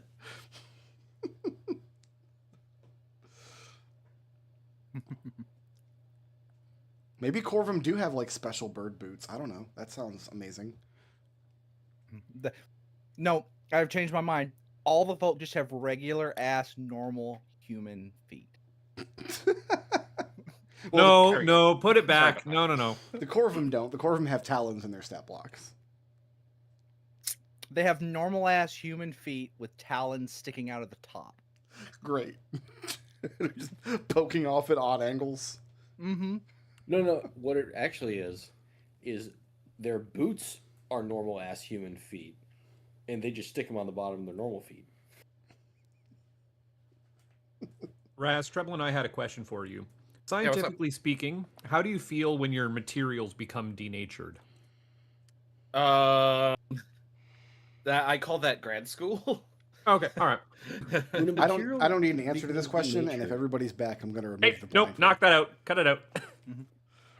Raz, when a material becomes denatured, is it industrialized? My goodness. Trouble, That's why like are you... The I'm chemist. gonna need a spoiler image on that one so I can hide it, please and thank you. That's like the joke about you can tell a chemist from literally any other person by how they pronounce unionized. That's a good joke. That's a good gag. No, my pre we're back banter. I was gonna. Oh my god! I just saw that Kirby. No, God, get that off my screen. No, I made a microwave burrito, but there's directions for like heating in the oven, and I'm just like, who would make a burrito in the oven when you get like an inferior result? You could Like, toast it your takes- oven a burrito. It takes 40 minutes to like oven bake a burrito, but it takes so much from two. the microwave. Yeah, no, I mean like the tortilla gets like super crispy and crunchy, and like that's the last thing I want on a burrito. You never never had wrap it in foil. All I right. don't want a crispy burrito. So, like, the reason you would do that is if you're doing like a smothered burrito. Or like a Because then wet you're- burrito, okay, I Like a guess, enchilada. but Because I just crispy now- then protect. Realized. I didn't notice that I needed this before, but I should probably make a little weather indicator and stick it on the table. Probably. That'd be a good idea. oh, it'll be like Because- Persona. It'll say day 1 or whatever, and then With the modifier to Look that way cloud. we could at a glance you could say Yeah. like we need a bunch of charts on the table. yeah, we need like little cards pinned to the table or Mhm. something. What was that We need, like- horrendous Witchlight Carnival map, like mood indicator? Yeah. We're also going to need a set of constellations so we know where the stars are as we travel. Well, you just look out for that. Yeah, just look up. So Which you way have is that dec- again? Well, you hold up your left and your right hand, and the one that makes an L is west. No, I'm not looking for west. I'm looking for up. Mm-hmm. Yeah, exactly. Well, when you Okay, make got the it. L, it points up. So, waking up the next morning, the weather has improved, which means it's gone from comfortable to perfect. Ooh. So your DC mod for the day is -1. Now you're on a river tile, so your base DC is 12. Did everybody... And our goal is still here. You know what we didn't do? I skipped a step. I told myself I was going to do step by step, and then I got lost, and I skipped a step anyway. Before you take a short rest, at the end of the day, everybody has to roll their resource dice for food and water. Ah, damn it. I knew he missed it, and I wasn't going to bring it up.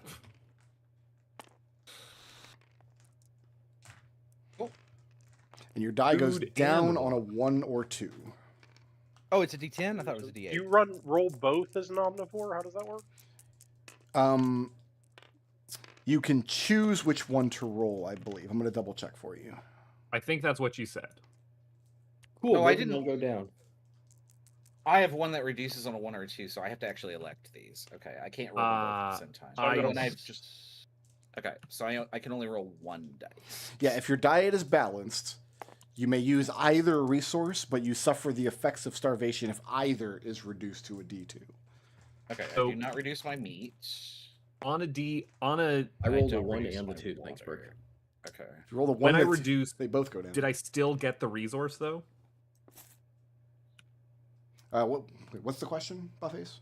So like I rolled fine for my meat, but for my water, I rolled a 2. I'm still fine for my thirst, but now I'm just down to a D8 instead of a D10. Correct. Yes. Yeah. You don't suffer negative effects until you get down to a 1D2. Correct. You don't Yep. suffer any negative effects, so you go all the way down to D2. But if you rolled a 1 or a 2 on your water die, it goes down 1 step. There we go. I'm trying to find the rules for. And it sounds where like is- Joffrey, both of his dice went down 1 step. Unless wardens get a special thing, I forget. I don't think so. No, that's like How did- urchin or something. You could starve one day and it doesn't matter. Or How did neither of us end up with water sitting next to the river? Nobody. well, we didn't go get any. Yeah, nobody took the gather water action. I don't think gather water doesn't do anything until we've used up water, does it? Right. Yeah. Now there's reason to. Like basically, I kind of see like Spike at night. I'm just gonna be doing like, what does the party need? Well, it goes, Begrudgingly, but like it goes just in. I can fill in whatever spot we need, so we're not in trouble. And how much water can you get per trip? So like, could I get multiple people's die up? Let's. Each member of the company may increase their water die by 2 steps. On a success. Oh, Yep. okay. Yeah. No, I mean, yeah. So this is gonna be fine. I mean, for now, it's going to be fine. It could get dire very quickly. I can get water really good too. It's Alright, just- Okay, Yeah. I can use both a meat Oh, or where's- veg die, and it. Yeah. Okay. I'm. Okay. Gotcha. Oh, I really need a Yeah, 'cause table. the Mothbot can eat anything at all. Basically. Yeah. Oh, where? What's the rules for making multiple checks on the same journey? You can let me pull them up here. It's subsequent one is Successive increased by 2. ones. Yeah, go so on. it increases the DC by the first journey action by 2, and then each successive action by a further 2. Okay, and then when you do the things in the camp, they're in order. In particular, like I can't roll my water die for the night and then get water as my camp action if it lowers.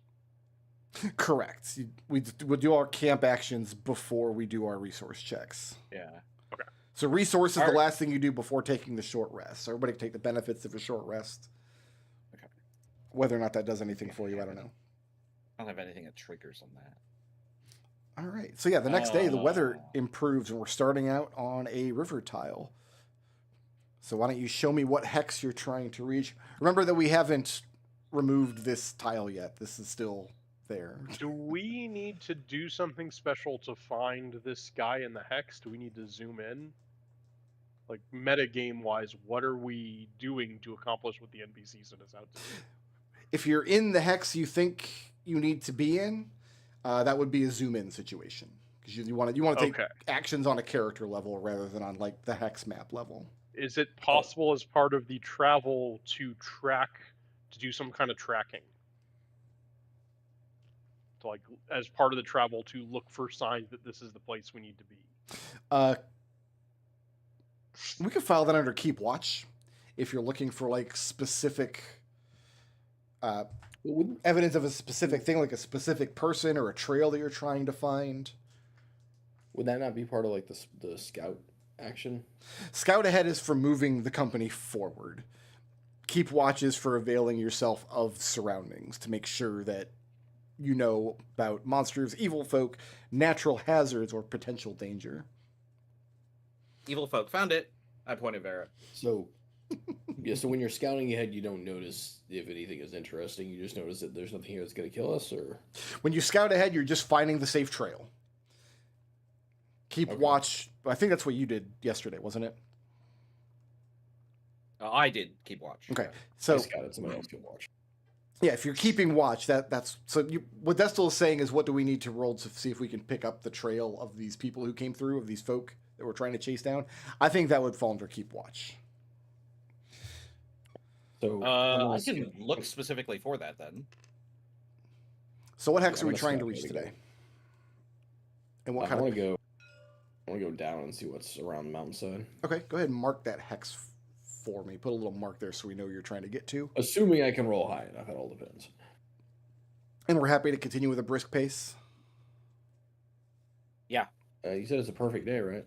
It is it's perfect outside.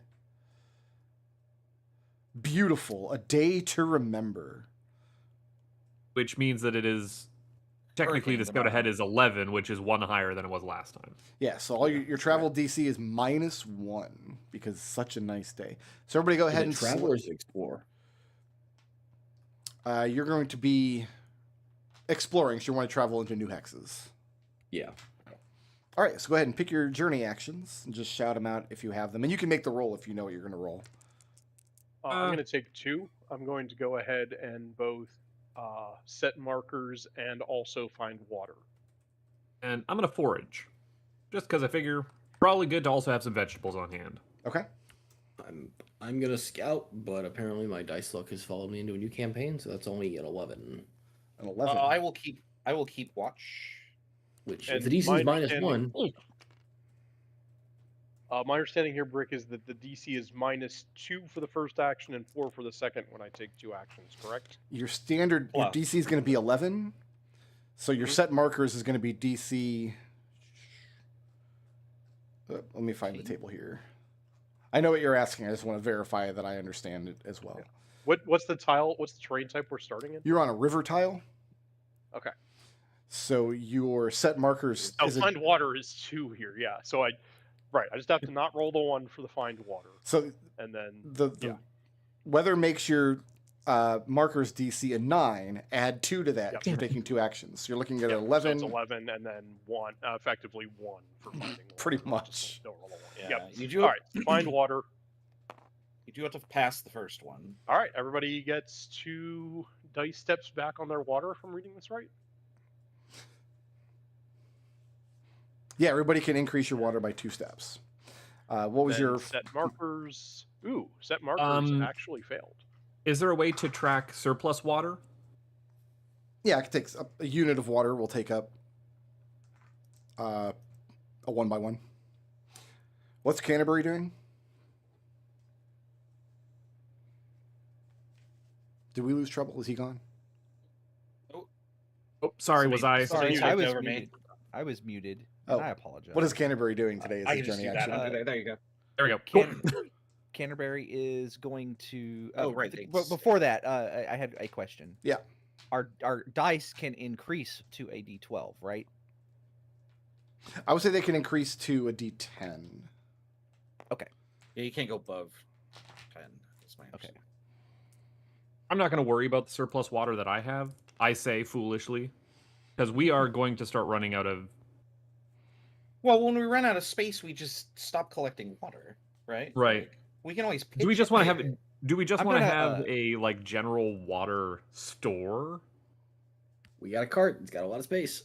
Well, that's what I'm saying. Like, rather than us individually tracking how much surplus water we all have, because most of us would end up being able to have 2 things of additional water. I would only be able to have 1 additional. At the moment, I'm thinking no, but like for longer No, journeys, yeah, because we're in a pretty, we're right by. Yeah, I'm gonna say any surplus food or water, put it on the cart because we're not gonna be taking that stuff into the dungeons anyway. Yeah. So Yeah. what is Canterbury I'm doing going with to his journey keep watch. action? I'm going to keep watch to do the, look for Spike the- has already declared keep watch. You going to help Spike do that, or are you going to keep watch also, as in roll individually from Spike? You're both just doing the same action. Oh, did Spike pass? I haven't rolled yet. Haven't got a roll yet. Yeah. I haven't rolled yet. It's just I think I have the highest perception.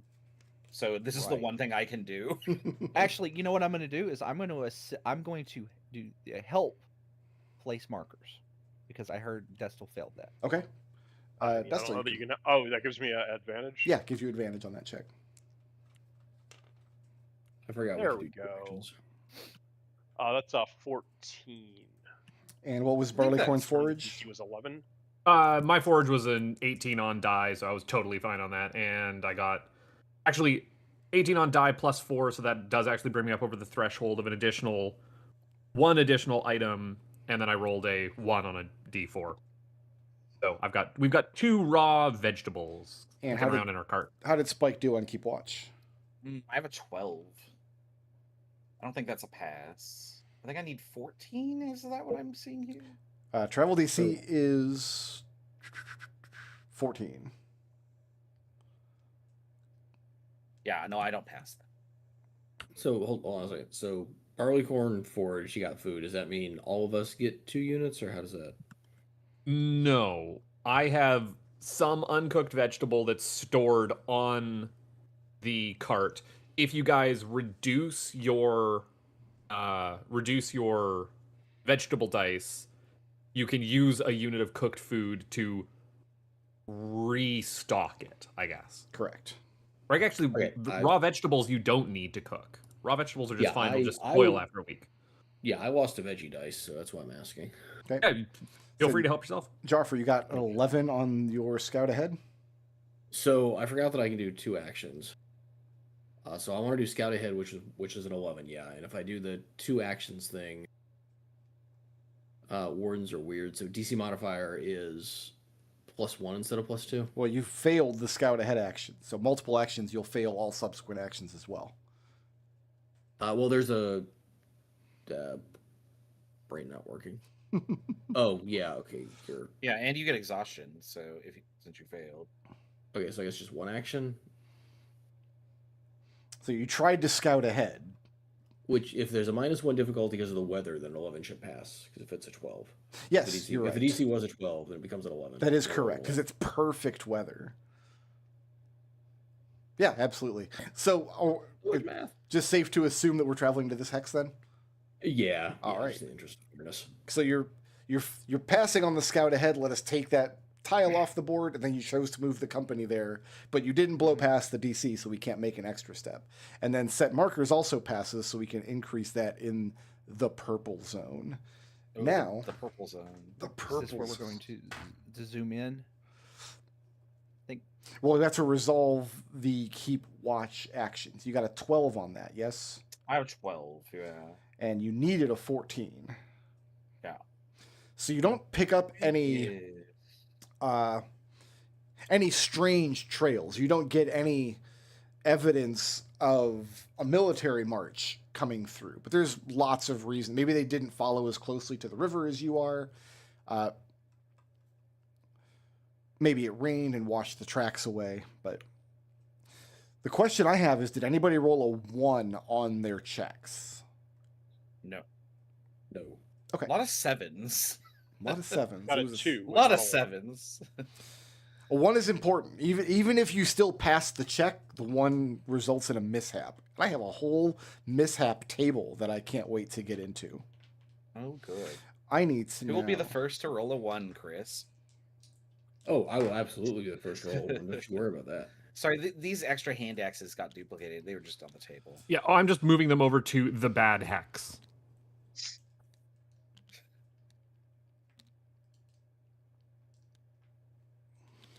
Yeah, you can only make them so small, huh? Okay. There, now he's cool spot.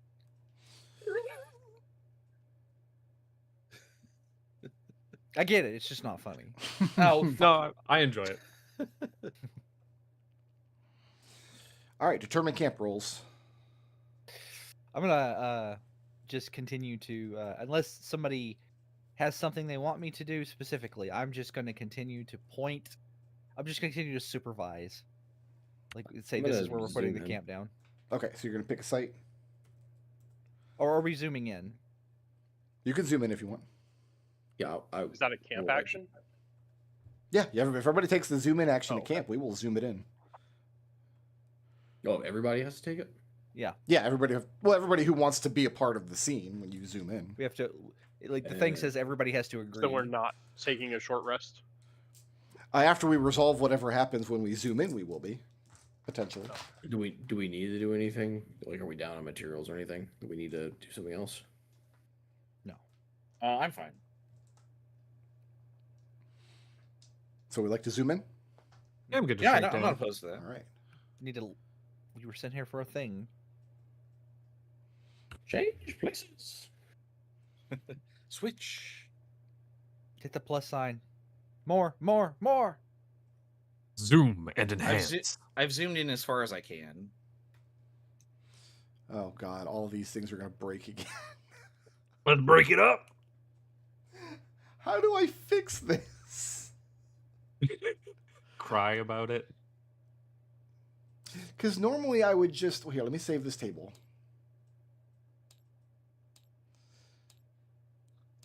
I love that Normally, you put in. Oh, I would just replace the image on the table, but I've got all these tiles. You can't. Yeah.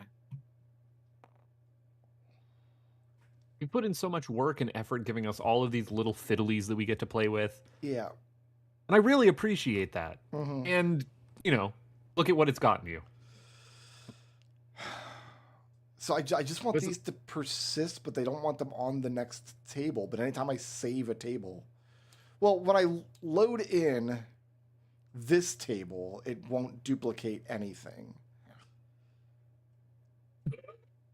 If I do this, everybody's inventory card is vanished. Why did that That's- happen? Oh, But- why did that Also, happen? the purple inventory gems. I don't understand tabletop simulator. Also, only Jeffrey made it. Oh yeah, my character I icons. don't understand. Oh, it's down there. Okay. Okay, hold Wait, this is a Hugo. Oh no. But now if I click this,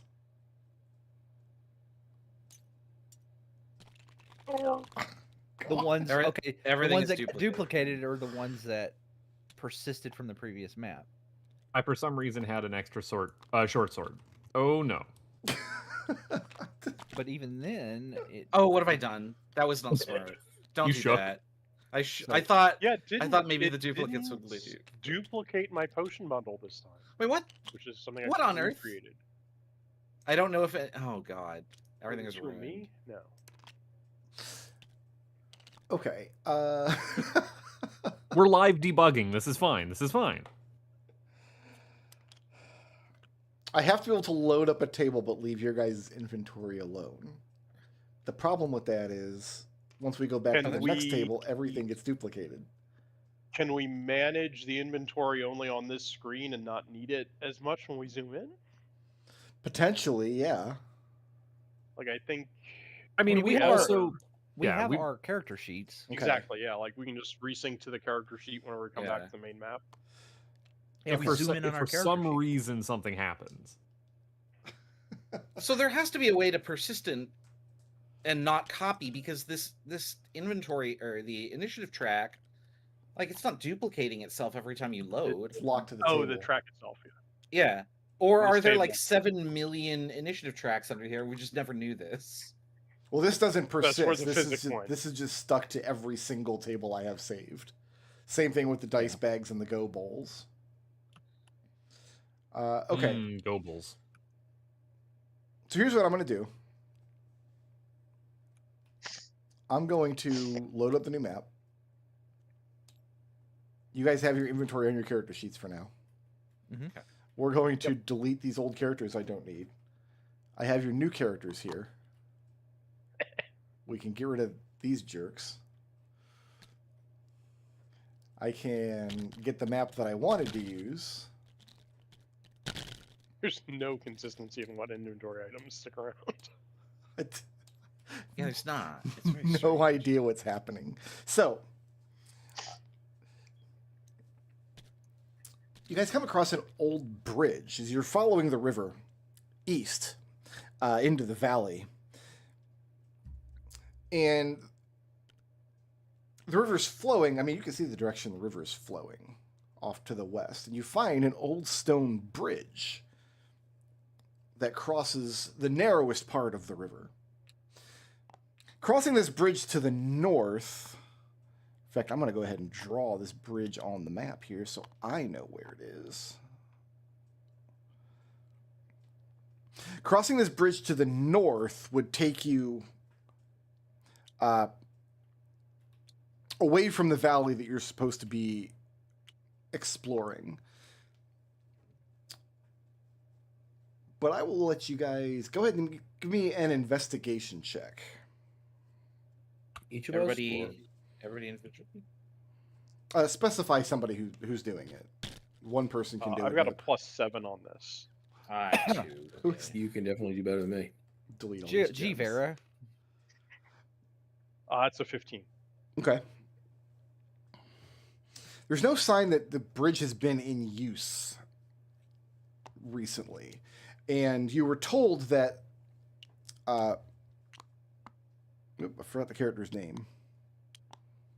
Brelin, who's the Nepo baby lieutenant who came out here with his little squad. If they had crossed this bridge, they would have been essentially in derelict of duty. They're moving out of the valley. So you would have to go south in the opposite direction of the bridge. And if you traveled south long enough, you would eventually come to the mountains on the far side of Blackbray. Mm-hmm. And that is the option that sits before you. But there's no sign that anybody's used this bridge recently, and it's a nice, beautiful place to camp. Weather's absolutely perfect. Who do I think would have built the bridge? How long has it been here? Oh, it's impossible to say. Give me a lore check. Okay. That's a 14. 14. It's entirely possible this bridge dates back to antiquity when the races of men inhabited the area and had to cross the bridge for whatever reason. Is the bridge sized for humans? Well, most of you are human sized. But yeah, you could comfortably drive your ox cart across it. Let's check on the other side for tracks. Mhm. And then Lake Canterbury's going to walk across the bridge. It's fine. We're not going to have a session 1 bridge mimic, right? Like surely not. Oh, we will go ahead Yep. and We're all on the bridge. We've been eaten. shout out Dr. Mapzo made this. Is that what I'm reading? Dr. Mapzo? Yeah. Okay, got it. Yeah. Took me Yeah, a second. tentacles. I like his eldritch map compass. The good doctor has provided for us here. No, the investigation. What was your investigation? 14. 15 on 14 on lore, 15 on investigation. Yeah. So you don't see any sign that anybody's crossed the bridge recently. So you go across it. You don't find any. You don't find any tracks, boot prints, claw prints, anything of that nature. It's just a nice, pristine and excellent condition, but it looks very, very old. For all Vera knows, this was built by men. Joffrey is going to look over the cliffs to see if if there's any wreckage or anything. Might indicate somebody was here and fell. See if anybody fell from the cliffs. Is that what he said? He cut out there, so I wonder if the storm got him. Oh, yeah, it's been storming the Over the past few cliffs or days in something. our area. Yeah. No, you don't see any evidence that anybody took a tumble from the cliffs down below. The river seems to run fairly shallow here, which means it's running very swiftly. You could probably climb down to the water, but it might be dangerous to do so. So this is the river that carved the valley we're exploring? Possibly. Okay. I'm gonna chuck a loose twig or stick or something just over this side of the bridge and see if it flows all the way through underneath. Yeah, and it gets caught in the current and swept away until you can't see it anymore. Are you playing poo sticks? I'm absolutely playing poo sticks. Thank you very much. Okay. Well, this seems like a good place for everybody, for us to, camp for the night. I guess since we don't see anything, we've established that they're not. At least didn't cross the bridge. We didn't see any other bridge crossings along the way, did we? There Not were other obvious, places okay. where you could have safely crossed the river by using a ford. The river most that you've been following has been too wide for a bridge of this nature. This seems a very narrow and very shallow place as you're heading up in elevation. So yeah, this is the first bridge that you've come across. So I think I can safely assume that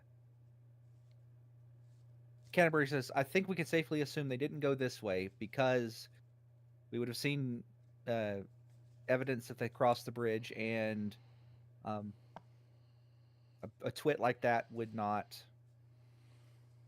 get his boots wet. He would. How many folk in that company? 6. Yeah, there haven't been 6 people pass through here anytime recently. Mm-hmm. We're not seeing any signs that this has been used recently, right? No, you don't see any sign of travel. Okay. So let's strike. I guess we strike camp and then, or not strike. We set camp. Striking camp is when you're done with it. It's the end. Yeah. So, what's for dinner? So Canterbury's picking a site. Who's making a fire? I'll make a fire, I guess. Okay. What do I roll for that? You don't have to roll anything if you got a fire striker, and it's not raining. I do. You have to roll your materials die.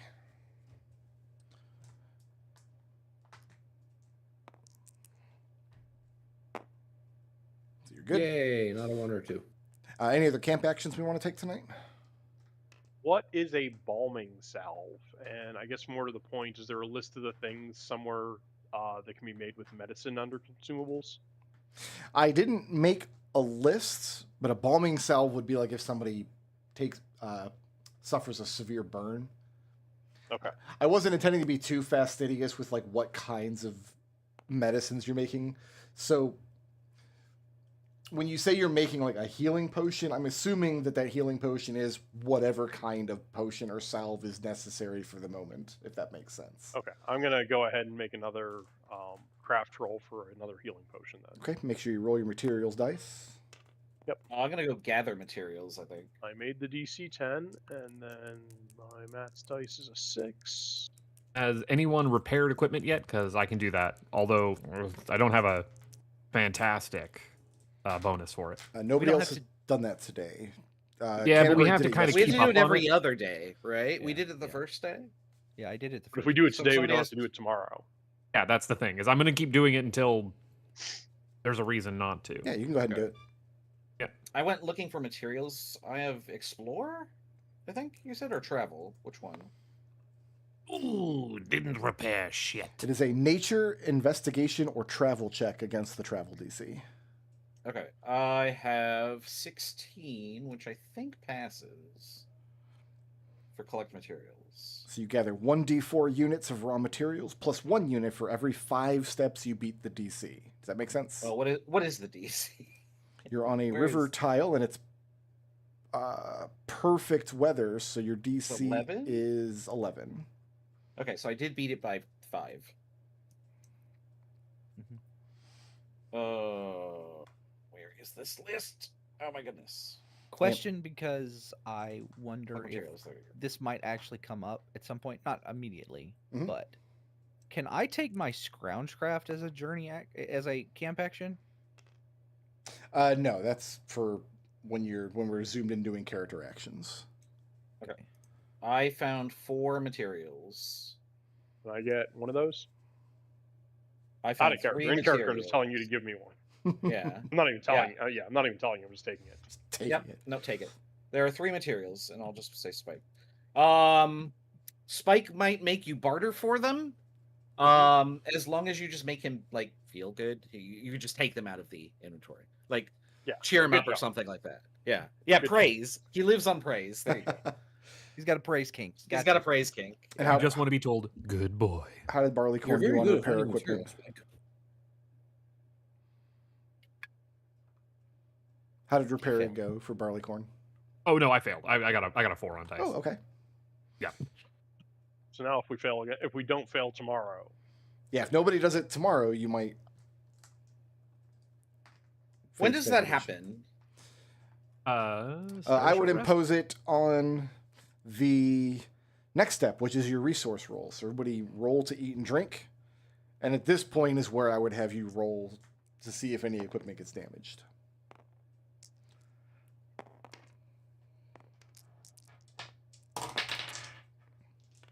I had to do these one at a time. So this is meat. Okay, pass. Ah, damn it. Lost some meat. Pass. Okay, I did not lose anything yet. Yeah. So, What Jeffrey, was I going to ask? I was going to ask Vera, what did you pass the craft consumables? yeah, I made a second healing potion. Actually, since I lost some meat, I'm just going to immediately restock it with whatever's in the units of cooked meat. yeah, where's the veggies that were in the cart? Under barleycorn or scroll down. I just so that I I'm guess I'll not just- overwriting stuff on people's things. Okay, yeah, there we go. No, I'm taking one of the veggies because I failed. All right, I have to That's too. load the main map again. Best of luck. Nothing terrible should happen, right? Right? Of course not. It's a perfect day.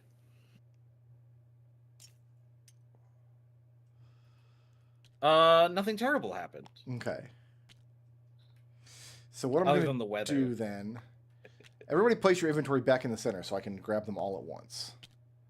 So I'm going to turn hold off on, let me get persistent rid of on all of these these, real and we'll only worry about the inventory grid on this main map.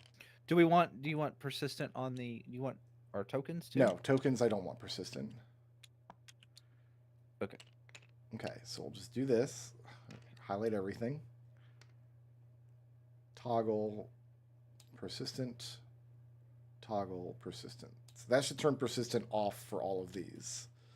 All right, take those back, and hopefully we don't. You took mine. Rick, I have to say, my little sprite thing that you made came out really good. You did a good Yeah, job. it has a really high resolution. I'm actually kind of amazed that you can see that much detail. I'm just happy that I'm a zigzagoon. That's Are you, are wide enough? you are so wide. You're the widest compared to height. okay. Oh, you didn't use the little. I didn't use the what? I didn't use the dead animation one. No, I had. what I did was much funnier. Is What it? did you do? Yes. Is it really? Yes. I don't know about that. In fact, I made Vera's special. Did you? I made sure the smoke was going the right direction. Good. Amazing. So I never noticed, but the crow is actually wearing high heels. What? Oh yeah, it is. That sure is. Why? Nice. You know Why is it smoking? So something I've noticed about this crow, this is like Earthbound lore, I guess. In the American version, obviously the crow isn't smoking, but when you defeat the creature on the screen and it like fades out, the cigarette reappears. Because it uses that image, I guess, when it's like being spawned in or spawned out. Nice. And it just fun Nintendo factoid you have. All I can think of when I see this crow is when I be done seen most everything when I seen an elephant fly. Anyway, dawn of a new There you day. go, Troll. 3 The days weather away. worsens. Isn't that normal? It is now normal. You guys are on a river tile. And so go ahead. Or we're going to keep making for that red X? I suppose. Okay. Let's go ahead and determine your rolls. So should we announce that we're doing announce we're doing 2 actions before we roll? Yes, please, because that changes your DC. Okay. What would you like to be doing? I'm going to scout ahead again. Okay. And can I guess let somebody else keep watch. Or wait, is anyone who's planning on keeping watch normally? Usually I do. Oh, with perception? Yeah. I'm gonna. You can keep watch too, but I'm also gonna keep watch because I have a really good perception. So you want to take What's your 2 perception? actions? Yeah, I'm gonna take 2 actions. What is your perception? It's +4, but I have advantage if it involves hearing. I have 5 for what it's worth. I'll let you apply that advantage to a standard keep watch roll for the journey. That makes sense to me. Have we been rolling food for the ox? Oh no, we haven't been. The ox We just have starved not. to death, guys. We'll do that from now on. Thanks for reminding me. Mhm. In fact, I'll have Joffrey do it because it's his ox. What's everybody else would like to do with their? We'll starve to death. I will What's I will perform maintenance. Okay. What's the weather today? Weather is comfortable, so it's +0, We're on a river. and you're on a river. We're on a tile. river. I'm gonna fish. I'm going to do our routine maintenance. And what's your? I'm going to go ahead and do 2 things again. Okay. I'm going to set markers, and I'm also going to wait. Am I reading this right? Am I able to craft consumables as part of a journey action? Yeah, of course. Great. So I'll do another alchemy kit in addition to the markers. So alchemy kit. Joffrey, yeah, how'd I your guess. scout go? I cannot keep. So it's a 20 on the scout. And how'd your watch go? 22. How did Spike's watch go? I haven't rolled yet. Sorry, hold on. Scout ahead, and then what else did you do? I did scout ahead and watch. Oh, keep watch. I see. Okay. I will keep watch, and I have 24. Canterbury, how'd your repair go? I rolled an 18. I got an 18, and my materials die was a 3. Okay. And Barleycorn, how'd your fishing go? With all my proficiencies, I have an 8 for fishing, but because I have an ability for travel feature, Sedge Pot Supper, I can decrease the DC by 2 on that, and I get 1 extra yield. So technically that puts me over the 5 needed for a pass on that. Yeah, your DC's only you can 5 only 'cause use you're that on a travel thing once per journey though, right? I think that's usually the case, but I think Sedge Pot Supper just always makes it better. Yeah, it doesn't say on mine that it's once per journey. So Right, so I was just wanting to check. This happens every time you fish. Cool. Then I'm gonna roll for material on that, or how much meat I actually ended up getting. I got 2 plus 1 plus 1. That's 4. Vera, how'd your markers go? Marking was a 25, and the craft was a 24. All right, And my material die was fine. excellent. Sebastian, I'm giving you a healing potion. And who's the melee person carrying a big heavy weapon? Me? I give you a healing potion too. Okay. So I'm gonna just rule that you can carry 4 such potions in a bundle. That makes sense to me. I'm picturing like this leather slipcase where you've got like 4 vials in little slots. You can carry in a pocket or a saddlebag or something easy. And Joffrey, how many? So you're looking at a DC. So I have my land thingy, which lowers the DC on multiple attempts. Okay. Yeah, because it would have been 14, but yours is only 13. Because you're a warden and you got a 20. I got 20. Actually, let's do this. So you get 3 hexes. Let's do Alright, this. so we'll take this one. First one in front. Sure. Would you like to move down there? Then the next one, the X that we're going towards. Is a mountain. Oh, what about the one next to it? You found the valley specifically. Found Oh, a so valley, this guys? is the valley right here. No, I think this is the valley. No, Yeah. we're literally in a valley. This is the valley here, in between the I mountains. mean, Oh, you so- rolled high enough to go into a mountain, didn't you? If you want to move up into the mountains, you can. Well, okay, so I was also doing the keep watch with a 22 as I was scouting. I haven't down resolved that yet. We're going to get to that in a Okay. second. I think we both passed that. Like we crushed the. We did. My big yeah. question is like, is it something that I do as I'm scouting if I do 2 actions, or how exactly like the This kind of models what you're doing throughout the day. So this is Okay. you splitting your attention between 2 different actions throughout the day. But if you would have failed your scouting, you would have also failed your keep watch no matter what you rolled on it. Yeah, because it was a multi-action thing. Right. And yeah, you can go ahead and mark this hex as Specific. for your set markers, which you got for 25.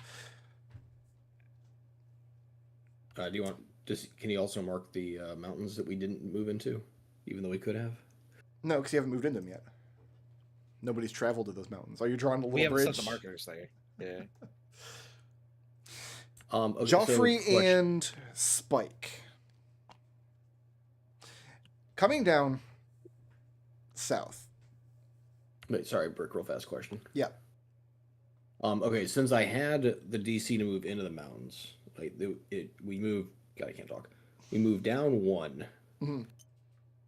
So can we like walk around the mountains and come back, or how does that work? Since I had the DC to move into them, like, can we move in and then move out, or how does that? It wouldn't make how does sense that- to you to move in and then move back out. This isn't just like walking through a house and poking your head into each room.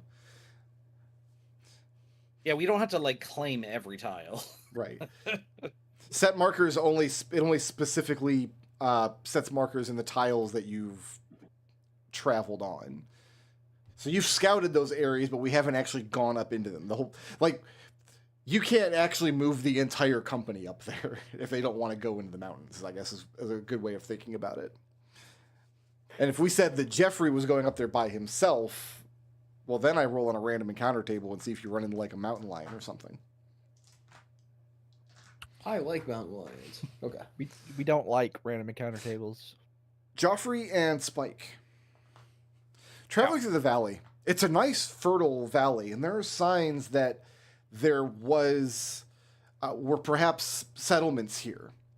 Not recently, but in decades past. Like you find like old fence posts and things poking up here and there. There are terraced areas of the hillside where it looks as though someone was cultivating farmland. And then as you make your way south, and the mountains start appearing to your south in the distance, you cross a very pristine mountain stream with crystal clear water. And you note in the distance, before anybody there who is there might have noticed you, because that's what Keep Watch does, you notice that there are a group of folk at what looks like an old water mill. One or both of you can get close enough to verify that the water mill is turning and operational, and that there seem to be inhabitants.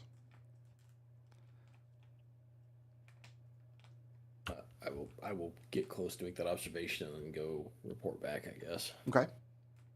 Spike, come on, don't let them know we're here yet. Spike's like, I'm going to burn them. No, sorry, I'm typing. He's already I'm got typing. one. I want to reply, but I had to finish my sentence. He said, "I wasn't the one making noise, you dingbit." But he has his bow drawn. So just so you guys know, when you guys are advancing, I'm rolling on random encounter tables. And if I haven't rolled one yet, but if I do roll one, a successful keep watch, I'll just explain what the encounter is going to be. This models that you guys are keeping watch as you go, you become apprised of the danger, whatever it is, before you have to meet it head on or deal with it. In this case, though, it looks like you found this old watermill, and there are inhabitants. Hey, Captain. Looks like there's Yeah. some people over there. I'm not sure if that's who we're looking for or not, though. Well, let's approach. Sorry, did we say that the watermill was operational right now or not? Yeah, it is. Okay. And we know there's people there. Yeah, I didn't hear that it was turning or not. It's turning, So- and it'll be great for your cooking. So, So I- do we see I can see that there are people. Yes, you and Joffrey got close enough that you could tell that the mill is inhabited. So we know they're inhabited. Like, can I get a visual on anybody? Like, I'm looking for colors of like uniform. That would be a zoom in thing. That would be the next step. That's when you zoom in and you, because then somebody would come on like the character layer. That's somebody rolling stealth to get close enough Yeah. to determine who is there and what they're doing and what they're. Okay, we haven't quite gotten to that point yet. Right. All you guys, you've seen the mill in the distance. You've confirmed that the wheel is turning. So, question about Okay. stealth. So, Lance Strider says that in the wilds you can move stealthily at a normal pace. Mhm. When it says in the wilds, is that like at the hex level or at the zoom in level? Either level, as long as you're in Just- the it just means, wilderness. like, in forest. Okay. So at this hex level, there's not really a sense of moving stealthily. Like that's not really a thing you can do. I guess you could move at a casual pace and would be the similar model. But yeah, if you're in the wilderness, that's when that applies.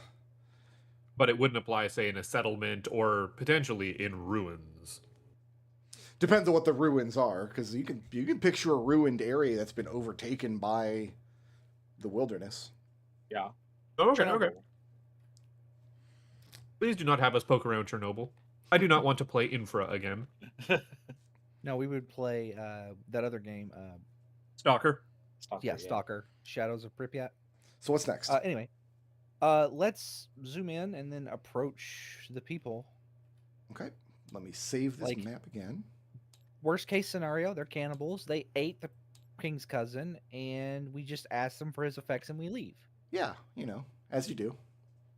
Right. Now Well, the it Second problem is, recipe, right? I prepared about 50 maps for like random encounters and things. But you didn't prepare this one? And now the trick is going to be remembering where I saved them on immigrant.com. You guys know immigrant.com is my favorite website. This- I thought your favorite website was fantasynamegenerator.com. To my eternal shame, I have not used Fantasy Name Generator as much when I can just pop onto ChatGPT and it's the same thing. God, you Sorry. couldn't. I can't imagine that with something like Frindlefoot or Sir Thistle of the Standfast. Oh no, that I didn't use a generator for that. That was just all me. Uh-huh. Yeah. Oh, wait a minute. So- Okay. I need to make an empty table for this campaign. I don't have one yet, so we have to go through this rigmarole again, where I load the great old wood. Why is it always this map? Because it just happens to be the one that I have ready to go. This was like the most recent just empty table map that we used in that campaign. And it did give Treble palpitations when he saw the wood map. Yeah, because you told us you were going to give us a not accurate map, and I'm like, this motherfucker is going to give us this map. So you guys are approaching from the north here. This mill. And I'll say you can come up to like the edges of the map here before you have to decide whether you're going to be stealthy or not. So everybody place yourself up at the road coming up. These are not separate structures. These are the higher levels of the mill. So you can imagine there's just Gotcha. fields and trees and stuff over on this side. This map comes to us from afternoon maps. I feel like we've used afternoon maps. I've definitely heard In the that name past. before. Yeah. Well, Canterbury's not going to be stealthy. Mhm. He can't. He's physically incapable. Okay. Oh, we got 'Cause two. He's You wanna wide. reach out? He's very wide, covered in metal. So when he walks, you just hear a tuba going. Doo-doo, doo-doo, doo-doo, Okay. doo-doo, doo-doo. I guess you don't want me to scout ahead. Okay. That you can do what you want, but Canterbury's walking down the road. like this. What you do is your business. What is the range on a bow? Jeffrey is gonna go into the trees. 80. Okay. So you're Yeah, gonna I'd like to just. Oh, sorry. so Jeffrey's going off into the trees over here. Canterbury, your intention is just to walk down the road towards the mill. Yeah, he's just trundling along. Canterbury, can I ride you? I don't care. You can. I don't think Hell he would yeah. notice. You just Let's scramble go. up. You're sitting on his. So stop there. So his. The first thing is you can see two folks standing outside the door to the mill. One of them is a muscular Vulpin wearing knightly armor that looks like it's in kind of a bad state of repair. He hasn't been scouring his mail properly. And then next to him is a second knight also wearing armor, a Harengon. Yep. There's a third, a Mapok, over here fussing at the wheel. The wheel is turning just fine, but he's tinkering with something on it. And what's the highest passive perception between Barleycorn, Canterbury, or Vera? 12. My passive perception is 10. I'm at I 14. got a 14, I think, but I'm not. Know if I'm Joffrey's close. too far away. I'm too far away. Barleycorn, Oh no. you hear as Canterbury is just trundling along the path down towards the mill. You hear off to the side, psst, psst, Wait, off to which side? just off to the side of the road here. Barleycorn, hold up. What? Huh? Whoa, Barleycorn speed. He didn't. Canterbury didn't realize. you Didn't were on even his- recognize. I have a question. Yeah. Is this an elevation difference that's significant, or are these all like ground level? Because I'm seeing now. Now I'm looking at it. This could be like a tunnel. Or No, not particularly. valley. This is just a path really? Okay. coming through. So, So from here I can see this just fine, and also this just fine. yeah, if you were to get much closer than that, you might draw the attention. But right now, this Mapok is very. Yeah. This is where I want to be then. Okay. Yeah. So yeah, Barley, you just hear off to the side of the path. Psst. Hold up, hold up. Do you hear that? No. Over to the side of the path. I'll turn my helmet and kind of step over into this square and like squat down. Both of you, I go psst back. both of you give me perception checks. Sure. Joffrey, you're attempting to hide up there. Yeah, stealthy and hide. Okay. He's like, I'm gonna start shooting people. Perception. That is a 12. Not too bad for a level 1 character. Okay. And 6 on dice. That's a 10, right? You get +4. Yep. You don't see which who's is- speaking. There's somebody hidden back in this brush over here, but you're not sure exactly where or who they are. But you hear their voice. Are you Kingsmen? I am. By trade. I guess temporarily. My name is Captain Canterbury Chubb. Nice to meet you. Canterbury Chubb? Yeah, you brought up fantasy name generator, and Yeah. I got reminded of Caitlin. Ca- So Chubb. Okay. and also I'm very wide, He is wide, yes. and we have decided that all the names have to be on the nose. How many bees in Chubb? 2. Seven. CHUBB. Just every other letter is a B.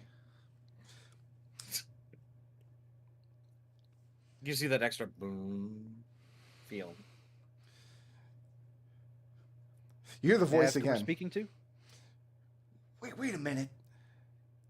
You're Captain Canterbury. Yeah.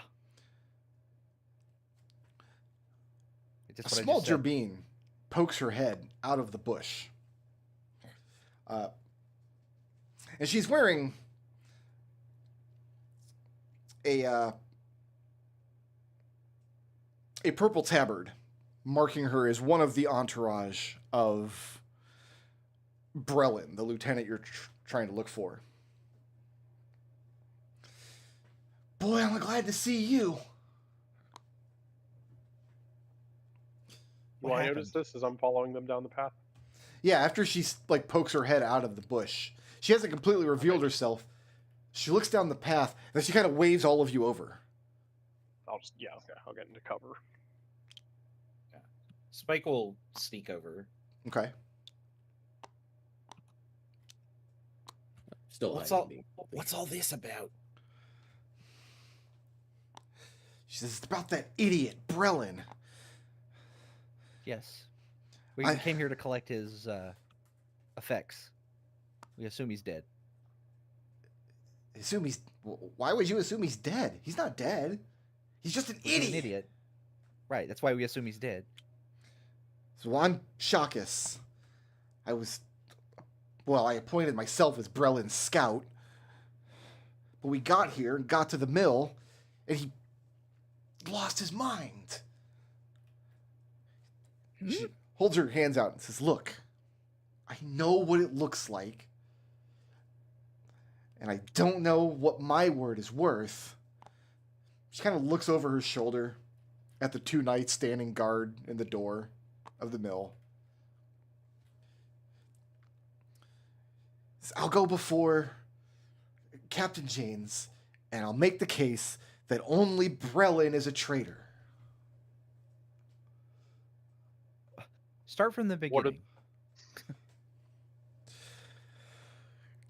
Shakus explains, Captain Janes sent us out here to scout what's in the valley. And Brelin came out here and saw fertile lands and this beautiful, it's unsettled country. And this mill in perfect working, not perfect working condition. It had had to be repaired. Anyway, he gets it into his fat, stupid head. Hey, why don't I just declare myself lord of these lands? It's not like we're in King's territory. So, of course, Captain James is going to send more people out to find out what the hell's going on and get all of us declared traitors. But it's only Brelin. The rest of them aren't traitors. They're just dumb.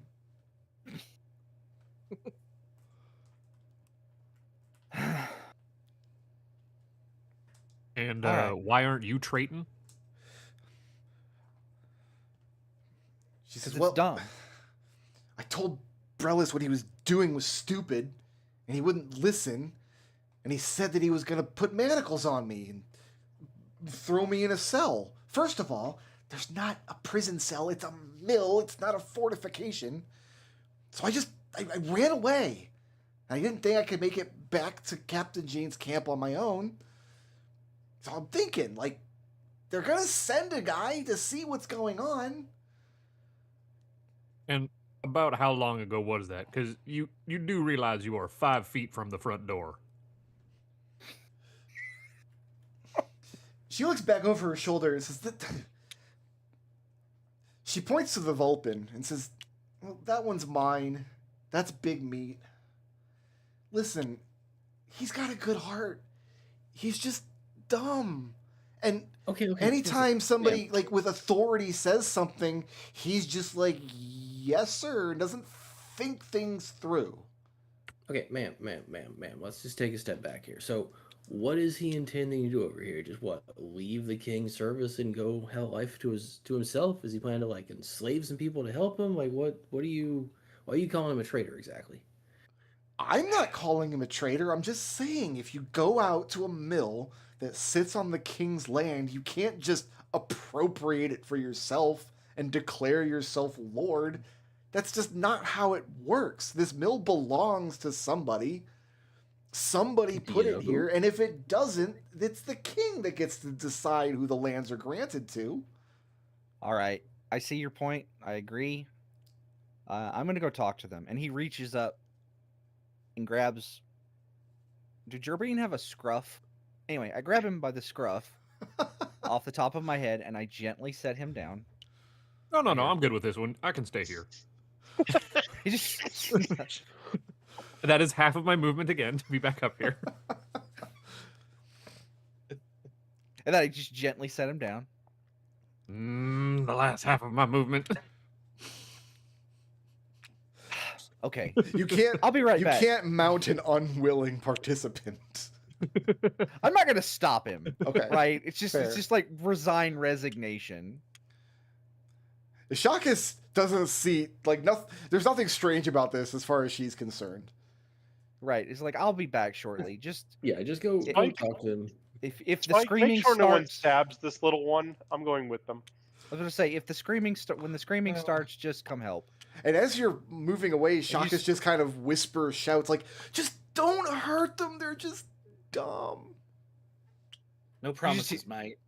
Just trundling along. You guys But, get all the way to this square before the two knights at the door notice you. Like they were kind of slumped down, like cleaning out their fingernails. And as you approach, that's when they kind of clatter to attention. He's got this big muscular Vulpin and this Harengon knight. His visor falls down in front of his face as he gets to his feet. The Vulpin Eddie's- that Shakas pointed out, he's wearing a tabard that has and a shield that has a chicken drumstick on it. What? His tabard and his shield have a chicken drumstick on it. What order of knights is that? This is just one of the weasels from Robin Hood, isn't it? Listen, there may or may not be a story behind Big Meat that I will Oh share. no. Okay. So yeah, they So, snap to attention. You guys got way inside their perimeter. Right. They snap to attention. Oh, the Vulpin looks down. Who Eddie's. goes there? Eddie's, and I'm just gonna keep walking. Well, they try to move to bar the door. And I'll point it like I'm assuming I have insignia on me. Like Yeah, somewhere. are you flashing it? Yeah, I'm just pointing at my insignia. I want an insight check from Barleycorn and Vera, please.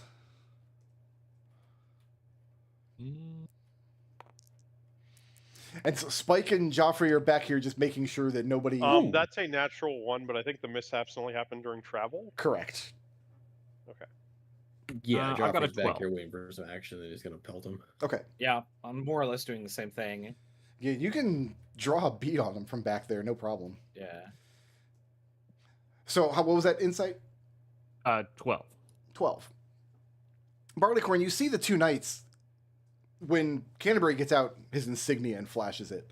The two knights exchange like a worried, like, oh shit kind of glance.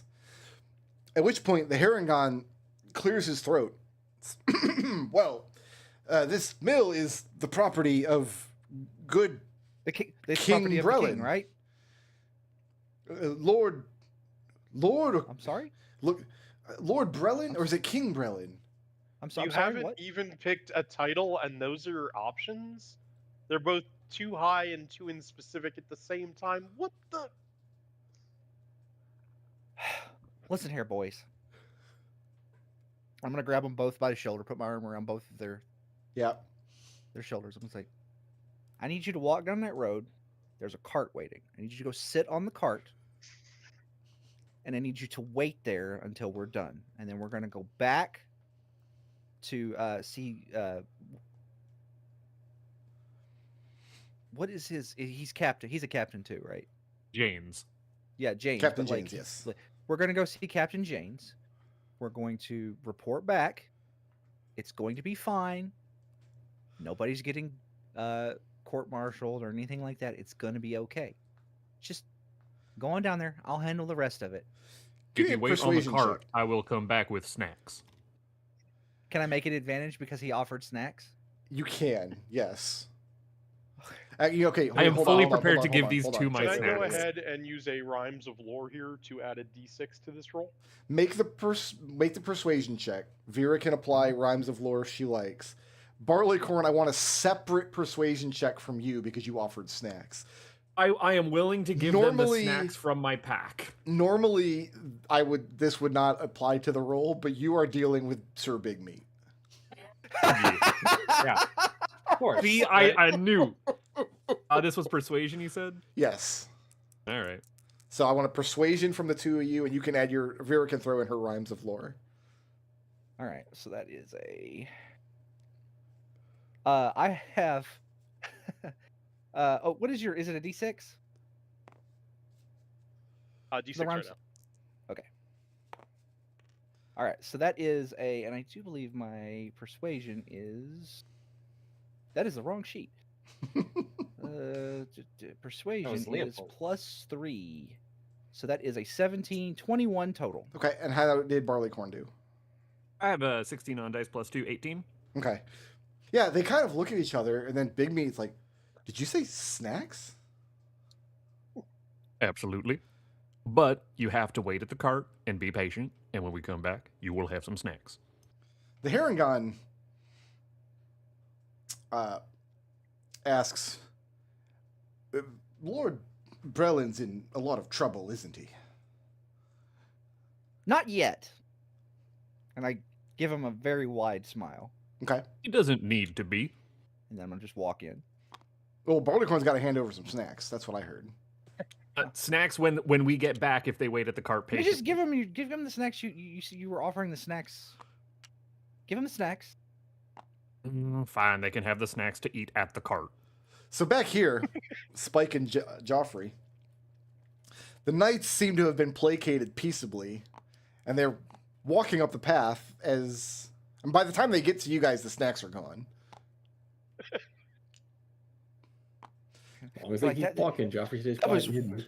That was that was an amazing barbecue fish stew bar.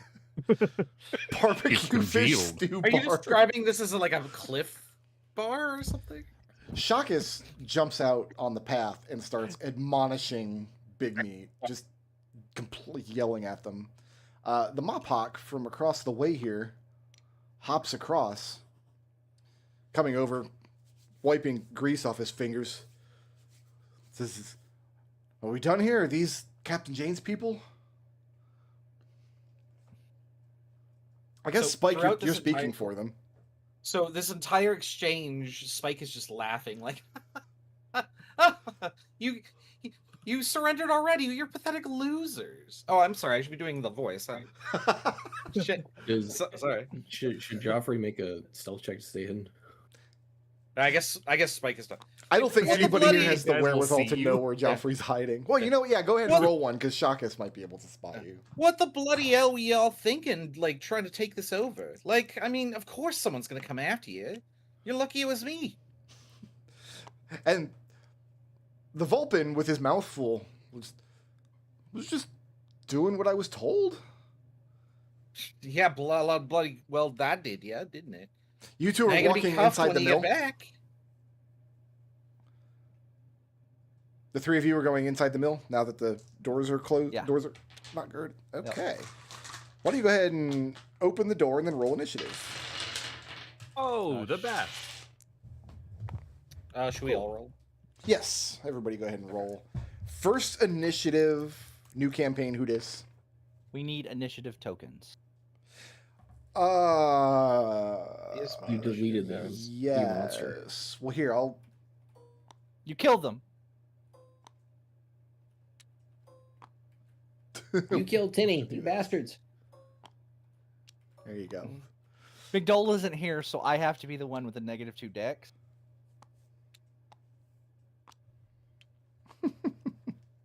You still rolled quite well. Yeah, I rolled a 19. So that means at some point I'm going to be down here in the like where you just the initiative poop hole, I guess.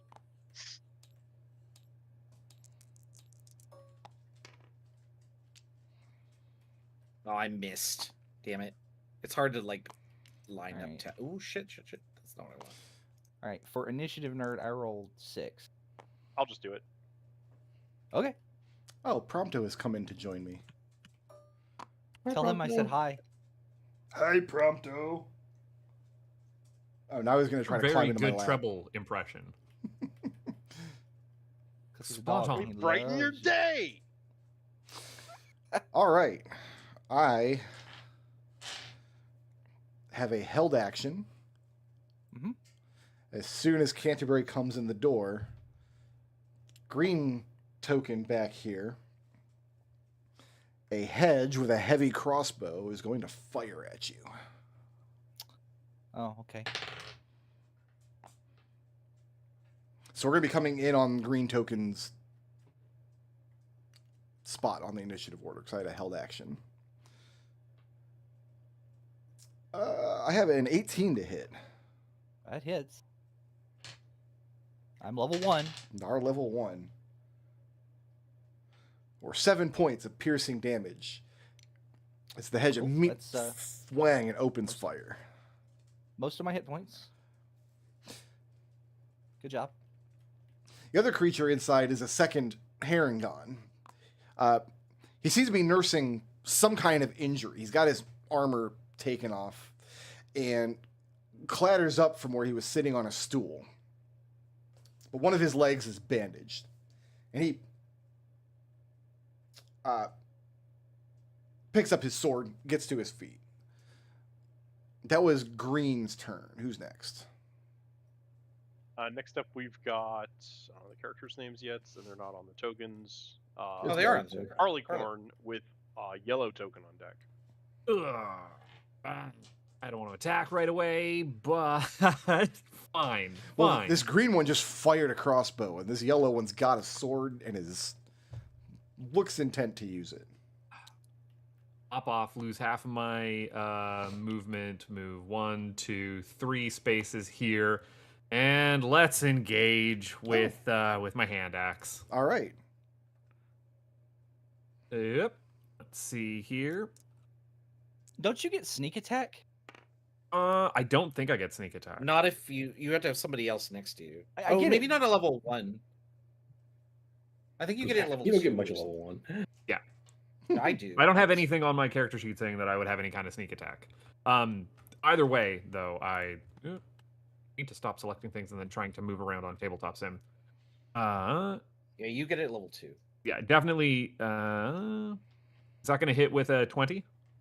Yeah, 20 will hit. All Like I right, said, he's not and- wearing his armor currently. He wasn't expecting a fight today. And we're going to do 4 of slashing damage with a hand axe. And the Herringon is bloodied. I mean, he was already injured, and that hand axe didn't do him any good. Is that where Barleycorn's going to stay put? That's all I can do. Not wanting to disengage. All right, who's next? Next up, we've got yellow token with spike on deck. Okay. The Herringon Ow, ow, cries ow, out ow, ow. in pain as you hit him with a hand axe.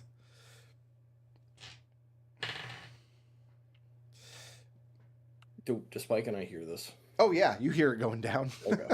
Yeah. I mean, everybody's looking, the 3 knights that are with you are looking over their shoulder. You know, you can absolutely act on your initiative when it comes around. Sorry, wait, what? 3 knights?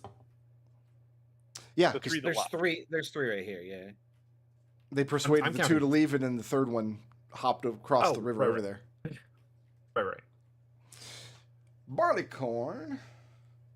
I only have an 8 to hit. Oh, no, I'm totally fine. AC's 13. You're good. All right, he comes down with his sword, slashes wide, but I think I can get away from you without having to disengage. That's rude. I can get 10 feet away Oh, from you. because he's a Herringon. He's a Herringon. Yep. And as he bunny hops away, the hedge peering around the corner with the crossbow and says, "What are you doing? You're my sworn knight. You should stand your ground." The Herringon does not look like he's standing his ground. Who's next? Next up, we've got Spike with Joffrey on deck. Spike, you're still laughing Alright. up here, but it's all going down. Yeah. Like, oh, it's level 2. Okay, I can't do that yet. Okay, It's a so I'm trap. gonna push past these 2. Yeah, it's fine. Okay. As you move, Shakus calls out and saying, "Just don't hurt them. They're just dumb." Spike starts laughing again. What is this actually? Is this a window or a door or neither? I'm not certain. I would assume it's a window. Okay. Yeah, it looks like the Mm, wheels that's less access from outside. appealing. Yeah, because I don't know, You have and I didn't this path see around the over back here. accesses the wheels, so there wouldn't be a door that goes to the wheel. Okay, I'm gonna dash, and that gets me to there. Okay, Is That's that it. Okay, who's next? Next up, we've got Joffrey with Canterbury on deck. All right, very important question. Sure. I don't see any gray tokens on the initiative tracker. No, these guys are not. I'm not rolling initiative for them. They're not hostile. Okay, so they're not going to engage. If they Things were are- hostile, they would have stopped Spike from moving south. Yeah. No, two of them have been placated with food, and one of them looks like he's done playing Fake King over here. All right, then I'm not going to shoot them. It's a good idea. And you said there's no back door into this place; it's just the one door. Yeah, these are windows. There's a window here on the front. There's a window here on the opposite side of the wheel. This could be a door. I don't think we know it's there. It but- is a door that leads up to the second or first Oh, floor. This is oh, floor I zero. see. Okay. Oh, Okay, well, got it. it's Yeah. multi-story. But you Oh, couldn't okay. see it. I didn't mean to do that. All right, what is Joffrey up to?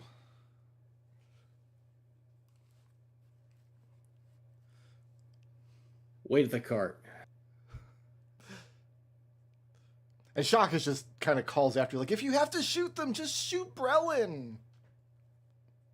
I'm gonna shoot whoever attacks us. So 30 gets me there, so bonus action to dash. Okay.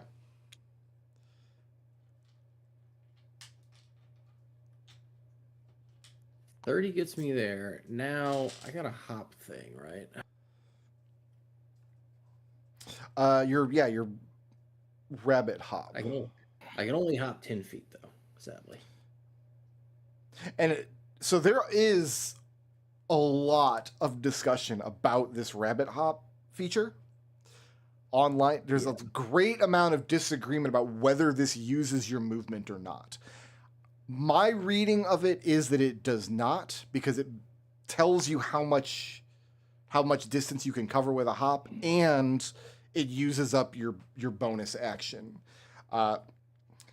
And when I played as a Harengon, I believe that's how it was ruled at the table when Trouble was running. Yep. So I'm okay. That rabbit hop does not count against your movement at all. That just models that you're a rabbit and you can move very, very fast. You can move and then dash and then rabbit hop. So as a monk or like a rogue, you have access to the dash action as a bonus action. That's just kind of the same thing. In right? that case, you wouldn't be able to rabbit hop because you're using up your bonus action. Right, but I mean, like, it's separately. It's like that, so that's a good argument for it using your bonus Well, a action. monk could move and Just then add to your action movement. to dash and then bonus action to dash and then just dash again because they're a monk and why the fuck because they're not? a monk, right? Yeah. No, I mean, like, this all makes sense to me. Like, Joffrey's going to be bouncing around the battlefield like a crazy bastard the whole campaign. And I'm here After that for many it. dashes, it's a handful. Unless you kill actually, him. I forgot rabbit hop. I thought rabbit hop was the reaction for a second. No, so that's where Joffrey is. End of his turn. He's got nothing else. Okay, who's next? Is this line got for something? Canterbury with That was me checking to see if I can get push Vera. right and shoot him. Actually, can I? So this is a window, right? There's a door. There's a door in the way. You can't see into the building from there. Okay. Canterbury's next. Yep. Yep. Canterbury's next. Canterbury's going to use this bonus action to use Defiance, which is it's the feat I got at level 1. Let's take care because these are Stupid, I can't. brand new classes and brand new feats and stuff. When you use a feature, let's name it and then explain what it does for Yes. our own edification. So, Defiance, I can spend 1 hit die. Basically, can spend 1 hit die to gain temporary hit points. 1d10 plus my con mod. So you've only got the 1 hit die for now because you're level 1 characters. Yeah. Okay. Right, yes, but you just shot me for 60% Most health. of I health, did yeah. do that, yes. And I would do Uh, it again. Right, so I'm going to spend the 1 hit die. Mhm. Essentially just pulling the arrow out Yeah. in a very intimidating... I need a d10. and I gain what is that? That's 4 plus 2, so that's 6 temporary hit points. Okay. All right. Was that an action? No, that's my bonus action. That's a bonus action. Got it.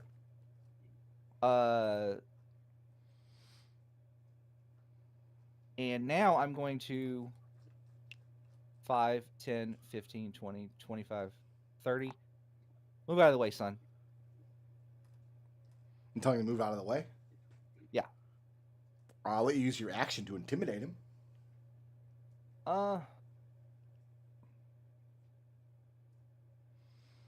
If you just tell him move out of the way, he's not going to. Yeah, okay. I'll do that.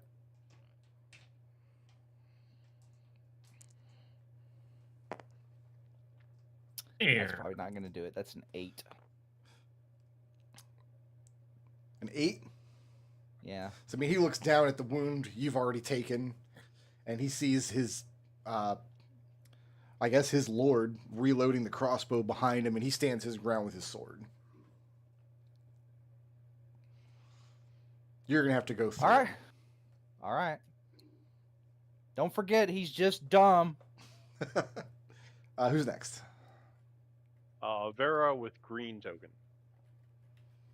Well, he's dead now because Vera's going to kill him. Probably. Yeah. So I'm going to, as a bonus action, use Rhymes of Lore, which is pretty much just Bardic Inspiration. More or Give less. Canterbury a bonus D6 lore die. Okay. I then level my short bow at this injured man and fire it. You could also No, shoot the... that's... wait, hold on. He doesn't have armor. Does not have armor. That's an 11. An 11 is potentially going to hit. Yeah, 11 hits. All right, and I use my craft for the rest to add 2 additional dice to the damage. Oh, That's no. effectively a spell slot in this campaign. Yeah, this is going to hurt. So that'll deal A lot. 18 piercing damage. Oh, is that it? Only 18?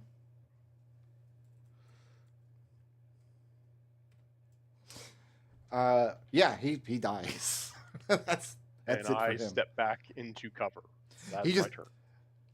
Focused entirely on the knight in front of him and not the corpsman in the doorway.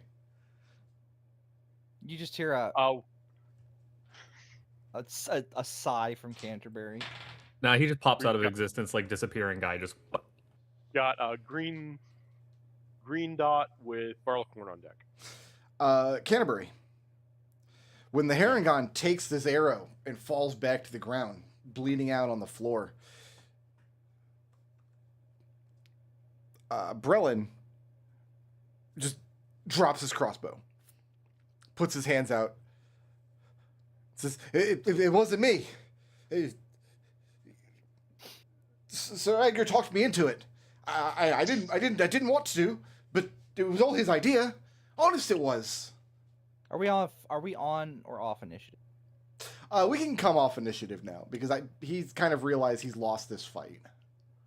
I'm going to... Canterbury's going to look down very sadly at the dead knight. Yep. Hey, you know Check what? his pockets. I Problems whisper need to to be Spike. dealt with. Ooh, I do have treasure rules. If you guys want Yeah, to. I'm gonna come in and immediately like just start searching this guy. Okay. I am going upstairs. We'll resolve the treasure rules in a second here. All right. Let's resolve the scene first. Canterbury is going to look at the this guy. Yeah. And he's going to say, "I understand. Follow me." And he's going to, does he resist me at all when I carry him upstairs? You're carrying him like you pick him up? No, I'm just leading him. I got my arm around his shoulder, and let's discuss this. While you were doing that, I had poked my head upstairs. I don't see anything up here. Well, we'll get to that. Oh boy. Question: When did the green guy? I can't words. When did the green guy chastise the yellow guy for not defending him? Just as a... Like, is it something? Well, It's just when something he was it said. on? Okay, was that something Spike heard, Possibly. Because I was running in from here. Yeah, you could have heard that. Why? You have a pithy comment Okay, about it? well, no, because then Spike would just say coward. Yeah. Yeah. It's barleycorn. And then maybe shoot an arrow, like, just missing him. If you want to waste your arrow, that's fine. That's fine. We'll just make 100 of them. Barleycorn, coming up, poking your head upstairs first. There are a pair of corpses Lovely. up on the second floor. Each one has a linen thrown over them. One of them is bleeding, has bled through the linen. It's stained. Looks like they've probably been here for a while. Call down the stairs. We got fresh meat. That's Just to clarify, the folk do not eat each other. Exactly. Yeah. Mm-hmm. There's still fresh meat up here. They've ceased to be people. And then So I'm not saying I'm going to feed these people to people. This is actually kind of important. Is he following me? oh yeah, well I was thinking you can't really put your armor on his shoulder because he's a hedge. I'm wearing armor. Okay, fair enough. That only Yeah, sort he of doesn't helps, he I doesn't think. resist as you bring him upstairs. Right. And he stammers like- out. He starts stammering out about it. He wasn't. Listen, they were the aggressors, and he can't form a complete sentence. And by the time you get to the top of the stairs, when Barleycorn is sitting there, looking at the two corpses, he just shuts up, and his head droops down. Captain, give me a reason not to shoot him. Unfortunately, you can't shoot him because, and I carry him out. I'm just leading him outside around the back here. Mhm. He is drowned in the river. You're gonna drown him in the river. What? Now, this will be murder. No one's good. The man surrendered. He is blood relative to the king, and there are many witnesses. Are there many I was witnesses? actually, I'm not seeing I any. was I'm not actually coming over seeing here to talk anything. to these people Like, after Well, the okay. exchange. It would All be right, so very I'm not gonna- difficult to drown this hedge in a way where, say, these 4 NPCs would not see you or would not know what Okay, happened. all right, so We they're just- but they're not in the building. Okay, let me rephrase that. Let me actually rephrase that. Yeah. Unfortunately, you can't shoot him because he has fallen down the stairs repeatedly, and I'll push him down the stairs. Repeatedly. Is your intention to And- murder this man? Yes. Well, I mean, at Yeah. that point, if he comes down the stairs, I will shoot him. No, don't shoot him. Like he fell down the stairs and broke his neck trying to get away from us. Yeah, he had an Trying to evade unfortunate justice. So I accident. Here's what He I had an want. I unfortunate closed accident. this Well, door, and by then- the way. And then there's an arrow in his neck because, I thought he was going to hurt me. But So yeah, I the closed Spike this door, by the way, and came over here to talk to these people. Okay, we'll do that in a second. I need to Yeah. model. How many times it takes to fall down the stairs to kill this NPC? No, if you shove him down the stairs, he only has like a few hit He'll points. break his neck. If your intent is to murder Brelin, I wasn't planning on that to happen until last week when everybody rolled up evil characters, and I'm like, oh, Brelin's probably not going to make it. So it's like Merlin's a problem. it was fine until his actions like I was going to take him into custody Mhm. until his actions got this night killed, and B, we found the dead bodies upstairs. I want. So is the Not intention? he shot at me or shot at you. I didn't care about Here's that. my read of the situation.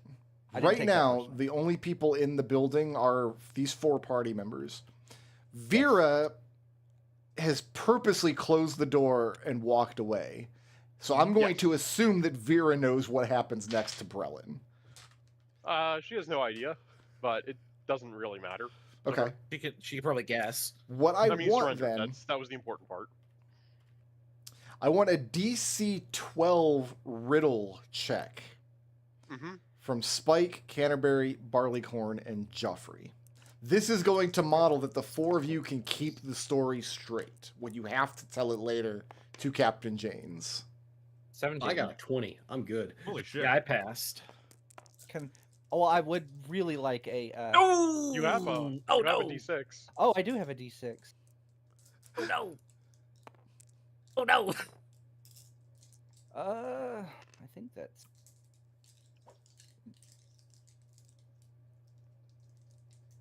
Riddle is just int. It's intelligence, yeah. Okay, so that's just an 8. An 8. I have a 7. So Canterbury. Oh, and Barleycorn got a 7?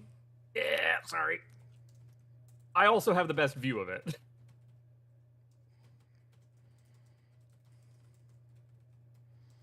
And this is assuming Spike does not put an arrow in him. Because you can't say the man fell down the stairs and hurt himself and broke it and died that way if there's an arrow poking out of him. I'm assuming like he hears Canterbury say, you can't shoot him because he has unfortunately died in a tragic accident falling down the stairs.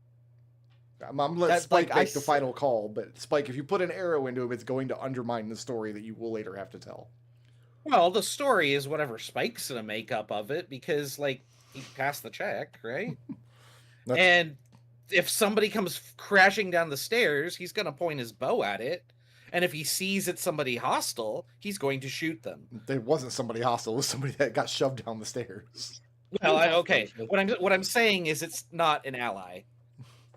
True. So yeah, he shoots him. But you are going to have to explain to Captain Janes why a man tumbling down the stairs head first was seen by you as a threat that you had to shoot him. Because Spike thought he was running down the stairs, not tumbling.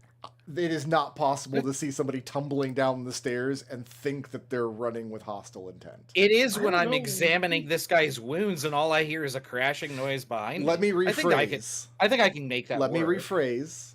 If you shoot him, you are going to make the situation harder to explain. And Spike would know that before he looses the arrow. You may still loose the arrow if you want to play the later scene as having it be harder to explain. All right. Barleycorn, you're going to have to make a stew out of this guy if Spike shoots him with an arrow. I'm not the one you have to convince. You have to convince an NPC next session. That scene is going to have a difficulty level set by these riddle checks you just made and whether or not there's an arrow in him when he reaches the bottom. I could take the arrow out. He'll have an arrow wound. He'll have an arrow. He'll have a wound. Yeah. I'll take the arrow out. So you are going to shoot him. Yeah, I'm going to shoot him. He came down the stairs and I startled, fired my bow at him thinking he might be attacking me. Or trying to get away, or I don't know. There's plenty of reasons to do this. It's okay to say that you're upset you didn't get to fire an arrow. Spike can tell himself there's plenty of reasons to do this, but you're going to be talking to a military captain. That's fine. Okay. So, the two men, or the two I'm proficient in corpses up deception. Yeah, Joffrey is just sighing at this whole thing and checking out the corpses. Under one of the linens is the sixth soldier from Brelin's contingent that was sent up from the scouting party, and has arrows poking out of his body in 4 places. The other one is not dressed like a soldier. A stranger. No idea who they are. But one of his arms has been very badly burned all the way up to his shoulder. It seems like this person, or this folk, died by fire. Does he have any like gear, any sort of identifying marks or trinkets that somebody might be able to look at later? Not that you can tell. We're not really going to have time to do treasure rolls tonight, but I would love to start session 2 next week by using the little treasure system that I have. Yeah. Good Lord knows if that will work at all. So Canterbury, you grab one guy, I'll grab the other. We'll take him back to the cart and then carry him back with us. I'll wrap them up in the sheet. They're covered in a sheet, right? They had linens thrown over them, yes. Well, I'll wrap them up in the linens. So you got Since our cart is so empty right now, can we take both of them back? You got 4 corpses to take back. That's fine. Our cart's pretty empty. Well, 4 corpses and then these 4 idiots. Oh, they're Well, they can walk. They can march. Oh, yeah, okay. I'm also just checking around back here. Nothing else surprising us out behind the shack. So, Vera. Yeah. You're approaching them. Shakus seems, I mean, they all seem fairly worried about what's happening. The Mopok that jumped across the river, he's standing there with his arms crossed, with a very kind of like, yep, I could have known this was going to happen sort of look on his face. So I unstring my bow and put it back in its sling. Yep. And I say very matter-of-factly, the large Harrington with the sword tried to jump one of the king's men. He's dead. Hopefully that's the end of it. The Vulpin standing there looks crestfallen at this. Shakus says, Brelin said he would appoint him as head of his king's guard. God, I knew they were I think you were dumb. correct that he was quite stupid. They ask, what about Brelin?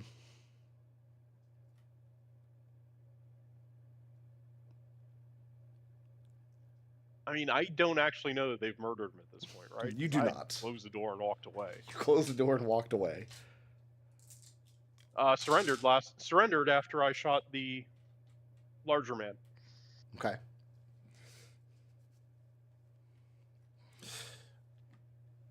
Yeah, you know what? Let's do this. Let's do this looting roll. I kind of want to.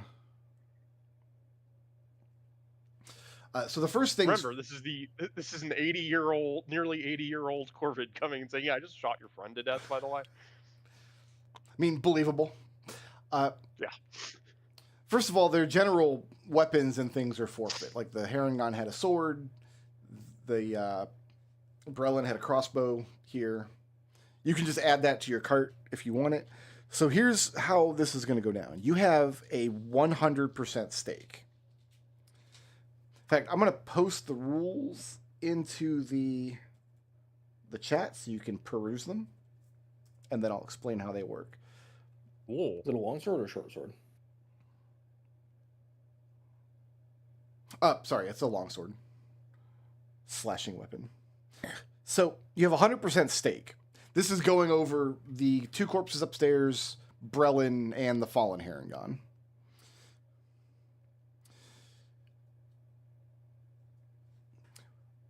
Your first stake has to be 50% or greater. This is where you'll say what kind of loot you're hoping to find on the bodies that they could have reasonably be carrying. You'll state a percentage chance that they have that item, then you'll roll to see if they do have it. Your first stake has to be at least 50%, and none of your stakes can be smaller than 10%. But once per looting session, you can do like a 1 or 2% shoot the moon stake to find something just kind of out of left field that does not seem reasonable that these people would be carrying. I think it's reasonable that this guy. So I could say I think it's 50%. Like there's a 50% chance that this guy's got some jewelry worth some amount of gold leaves. So the way I'm doing like jewelry and gemstones, if you look on your character sheet, I've got gemstones listed under your gold leaves. We're just going to treat them like platinum coins. Instead of having individual gems worth some amount of money, we're just going to treat them as platinum coins. Every gem will be worth, is it 100 10. gold? Is it 10 gold per platinum? Yeah, because platinum is 10 gold. Okay. But yeah, you could say he has jewelry worth that has some reasonable number of gemstones. I have a question. Sure. So my lucky find ability says that when the company finds supplies or treasure, roll to do da da da da da, and then I have an additionally like use an object to do something else. Are those abilities separate? That's as Or do I- part because- of this situation right here when you're looting. Okay, so I also have to create an object. And they're not literally creating the object, you're just finding it here now that you've secured this area. It's a Right. Okay. So I'm going to use lucky find because we're getting a treasure. Yeah, let's do that first. That sounds fun. Okay, so I get 30 gold worth of gold leaves. And then I can create an object that is one space that has a value of at most 30. Like a gym or something. Yeah, that's what I figured. Like, I'm gonna look in this guy's pocket. Yep. For gems. I find 3 gems and I take them before Canterbury comes downstairs. Okay. So do I get this twice? Because it says I find value in gold leaves equal to 30. And then additionally, I create a 1 pocket. So I get something that's worth 30 gold and then 30 gold. Am I reading this right? Oh, okay. I see what you're saying. So only Yeah. the first paragraph applies to when you're finding treasure. When the company finds supplies or treasure, that's when you're doing. The second thing is just a thing you can do whenever.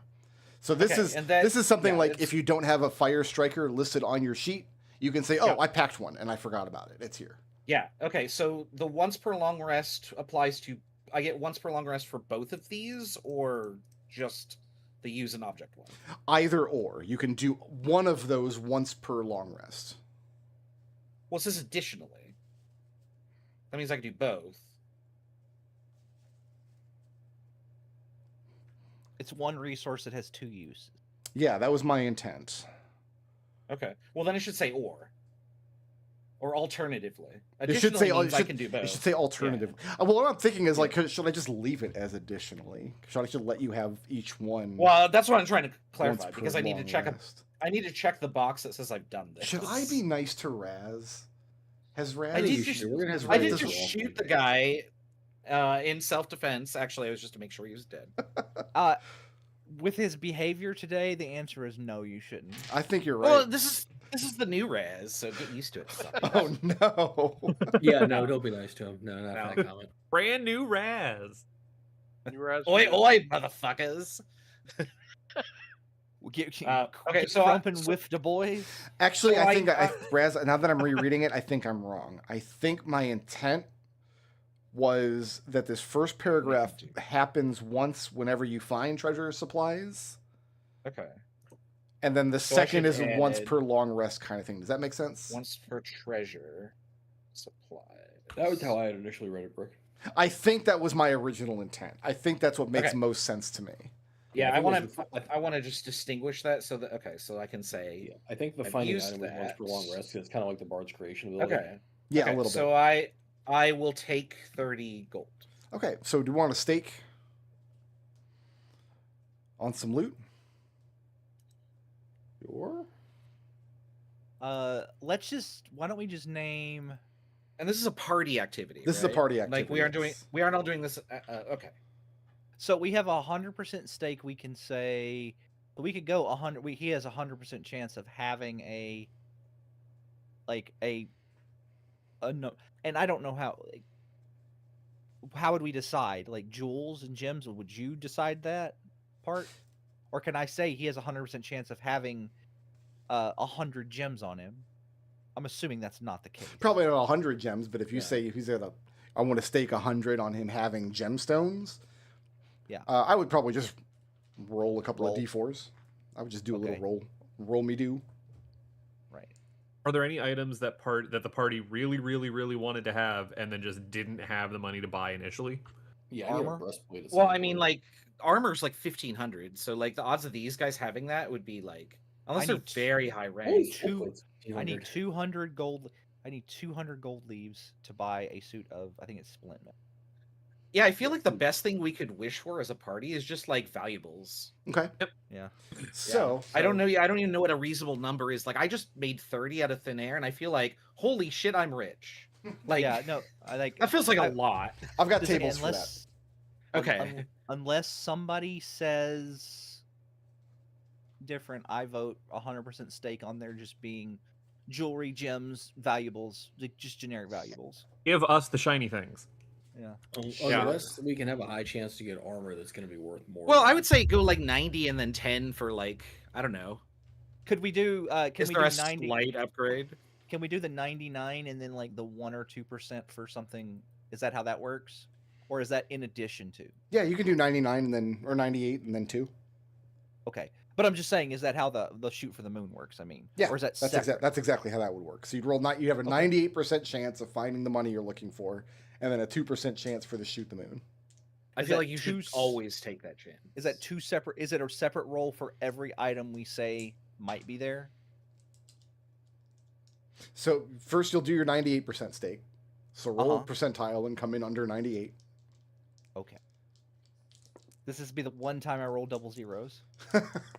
We believe in you. All right, 51. All right, so let me roll you some money. You can break Well, up it's the good that- money however you want. It's good that Actually- you didn't roll for 50. I'll let you guys do the roll. Somebody roll me 3d6. Grab 'em Here's go. 2 more here. Oops, there you go. Go ahead and roll them. That is a 6, a 2, and a 3. So add those For together, total. and that's your finding gold leaves. And then roll me 1d6. Oh, okay. That's terrible. Okay. 3. And 3 gemstones. Cool. And then you can roll. So now the 98's gone. And now you have 2% stake left that you're going to try to shoot the moon with. So you got to roll a 2 All or right. under. So we need to game the system here. Who is the least likely among us to? We need to roll a 98 or higher, right? Or we need to roll. You need to under roll a 2. 1 or a 2. All right, Chris, roll. Yep, It's your go for time it. to shine. I mean, we all knew Well, this was coming. tell me what you're staking first. Tell me what the item is. Oh, you gotta keep those dice in Yeah, the what are air. we rolling? Well, I guess a magic item. Like I know magic items don't exist, but you had those special items. Yeah, they're the special reward items. Where is it? Where Is- are they? Do we have to specify? You How do have to specific do we need to specify. be? Tell me. What Okay, about let like a what is it called? Shit. Hurry up! It's I'm trying to roll. a +1 something. Like a what is it called? I closed the rules document by accident. Oops. I'm just trying to find the I don't see the list. Poor Chris. A Keep- rewarded. Keep shaking, rewards, Chris. yeah. Yeah. Like a keen short sword. How or about a swift weapon? Yeah, there you go. 2% chance for a swift rep. Okay, 1 or a Yeah. 2, Chris. He's gonna do it. No swift Nope. weapon. Ah. So having failed 15. that stake, that 2% is just gone, and that's the whole Yes. 100. All right. So in addition to that, you have a sword and a heavy crossbow. Okay, I'm gonna mark 9 gold leaves. I put it on the group. I put 11 gold. Wait, on where are the you group. getting the What- 9 What from? gems do we find, Brick? We You found found 9 3 gold gemstones. leaves. Each gemstone is essentially worth a platinum piece. Yeah, and the gemstones goes in this. In the Again, how are you platinum spot. getting? Well, why not just write? Oh, there you go. Yeah, you did it. How are you just getting do 9 that. out of a I 6, put a on 2, the- and a 3? Like 1 platinum is 10 gold pieces, right? Yes. Yeah. So on the gems. Sorry. All right. So I'm going to save Triple. this table. We'll just do that. We rolled a 6, a 2, and a 3 for the gold leaves. How are you getting 9 out of that? 6, a 2. Yeah. Oh, I thought There's I rolled 11. 6. There was 11. Yeah, There's Trevor 11, Warden has my yeah. sheet. Sorry, Okay, well, I I- just want to make sure you were right. I did math wrong. That's all. Yeah, That's it's already on the sheet. Destel, do you use the sheet and update it for Which one? like for your golds? Do you? Yeah, usually I track on just on the Okay. sheet. At some point, Spike's gonna walk past Vera and put 2 gemstones in her hand. So I'm giving you 20 of the 30 gold that I found. Well, that would be gemstones then. I'm assuming there's going to Oh need yeah, to you're right. No, I might have to convert these. Sorry. Yeah, no, I should do it this way. Nope. There you go. All right. So when we pick up next week, we will find out what happens in the aftermath and in your journey home. So this would be a situation where you could probably make this place safe enough to take a long rest. But remember, a long rest is a full week. And we'd already been traveling for 2 days, and we were expected back within 6. I think you got out here on the 3rd day, yes. All right.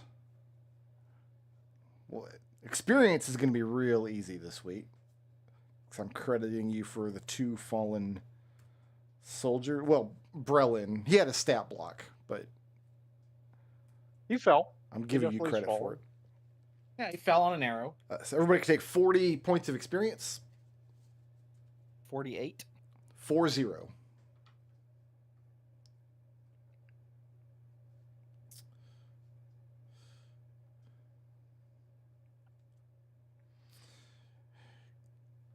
And I am just double checking that I can correctly record your blips.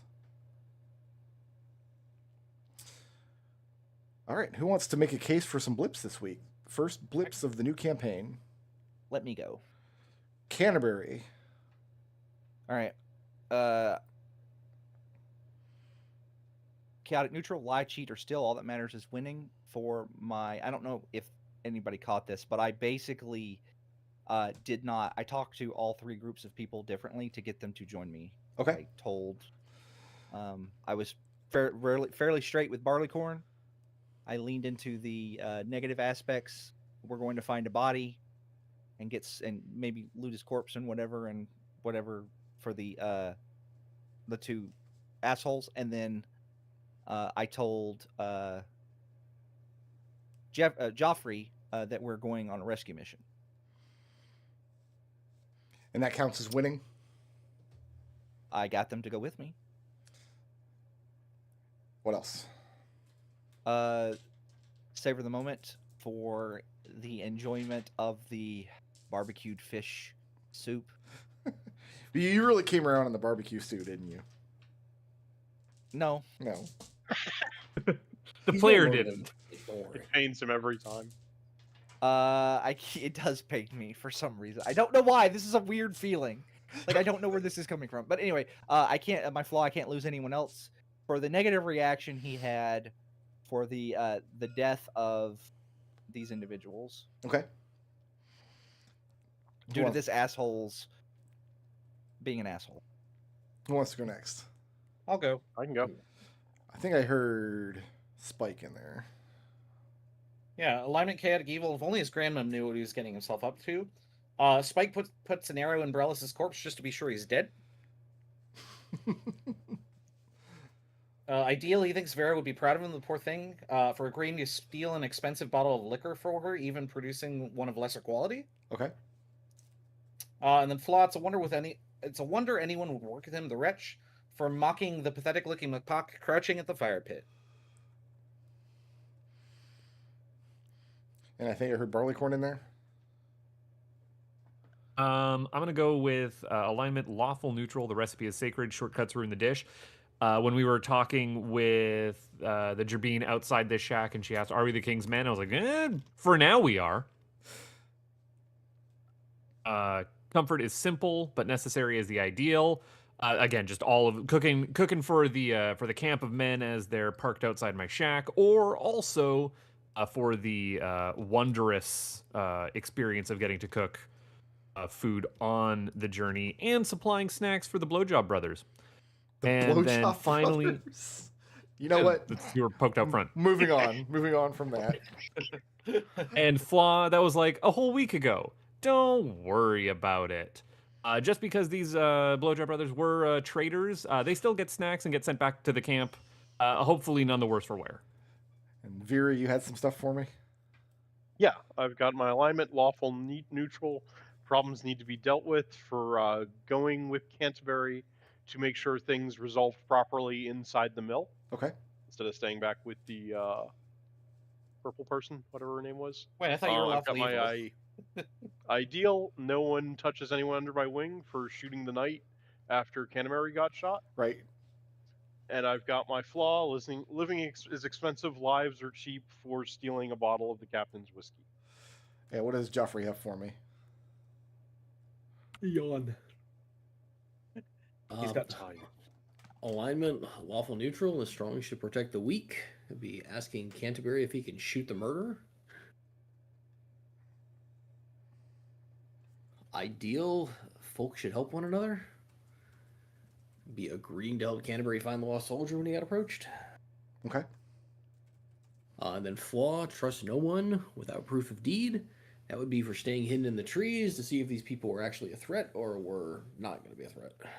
Most of them were just dumb. Yeah, well, dumb kills. Who had the most creative solution to a problem this session? That goes to I would say Barleycorn for offering snacks. For barbecue. Offering snacks. Who did the most to further the party's goals? Was it Sir Big Meat? Was that the name of it? I'm going to go with Canterbury on that one. I will explain Sir Big Meat. We're going with Canterbury for party goals? Yeah. Unless anyone disagrees. Who was the I just need badass? something to type in the box. So For leading the mission, for taking responsibility. okay. Who was the badass? Of Vera. Yeah, I was gonna say Vera for Yeah. just one-shotting. Well, she didn't one-shot him, but he had like probably had like 1 hit point. It was a clean kill. He started out 1 hit point above bloodied because he had already And been injured. Just 18 points of damage at level 1. That's a lot. And who's intangible? Spike's self-control. I was gonna say Raz's That- accent is yeah. intangible. Yeah. So we're gonna give it to Right. Spike. Yeah, I haven't Yeah, dialed it that's- down yet. It will eventually get to creative, I hope. All right. So I have Barleycorn, Vera, Canterbury, and Spike at 5 blips, and I've got Joffrey at 4 blips. That's when you'll come in next session. Now, Oh right, we get the extra. I have to explain Sir Big Meat.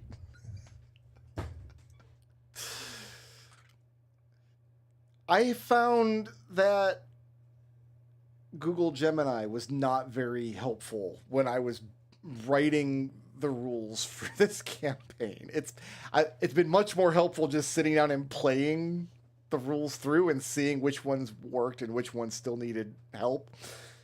But part of the process was like I would write out the rules section and I would feed it into Gemini to get feedback and synthesis. And it was very, very bad at this because it can't keep enough of the previous rules in its memory to assess the new ones, and I didn't get the synthesis I was looking for. And I was doing this with the inventory rules, and it had the weirdest hallucination I've ever seen in my life. It came back explaining something like how this rule doesn't make sense and players aren't going to be able to use it properly at the table. And then it said, like in this Reddit post. And then it fabricated a Reddit post of somebody not getting the rule and like complaining about it on Reddit. And I'm like, okay, Oh, we're way in the weeds here. So I typed you're in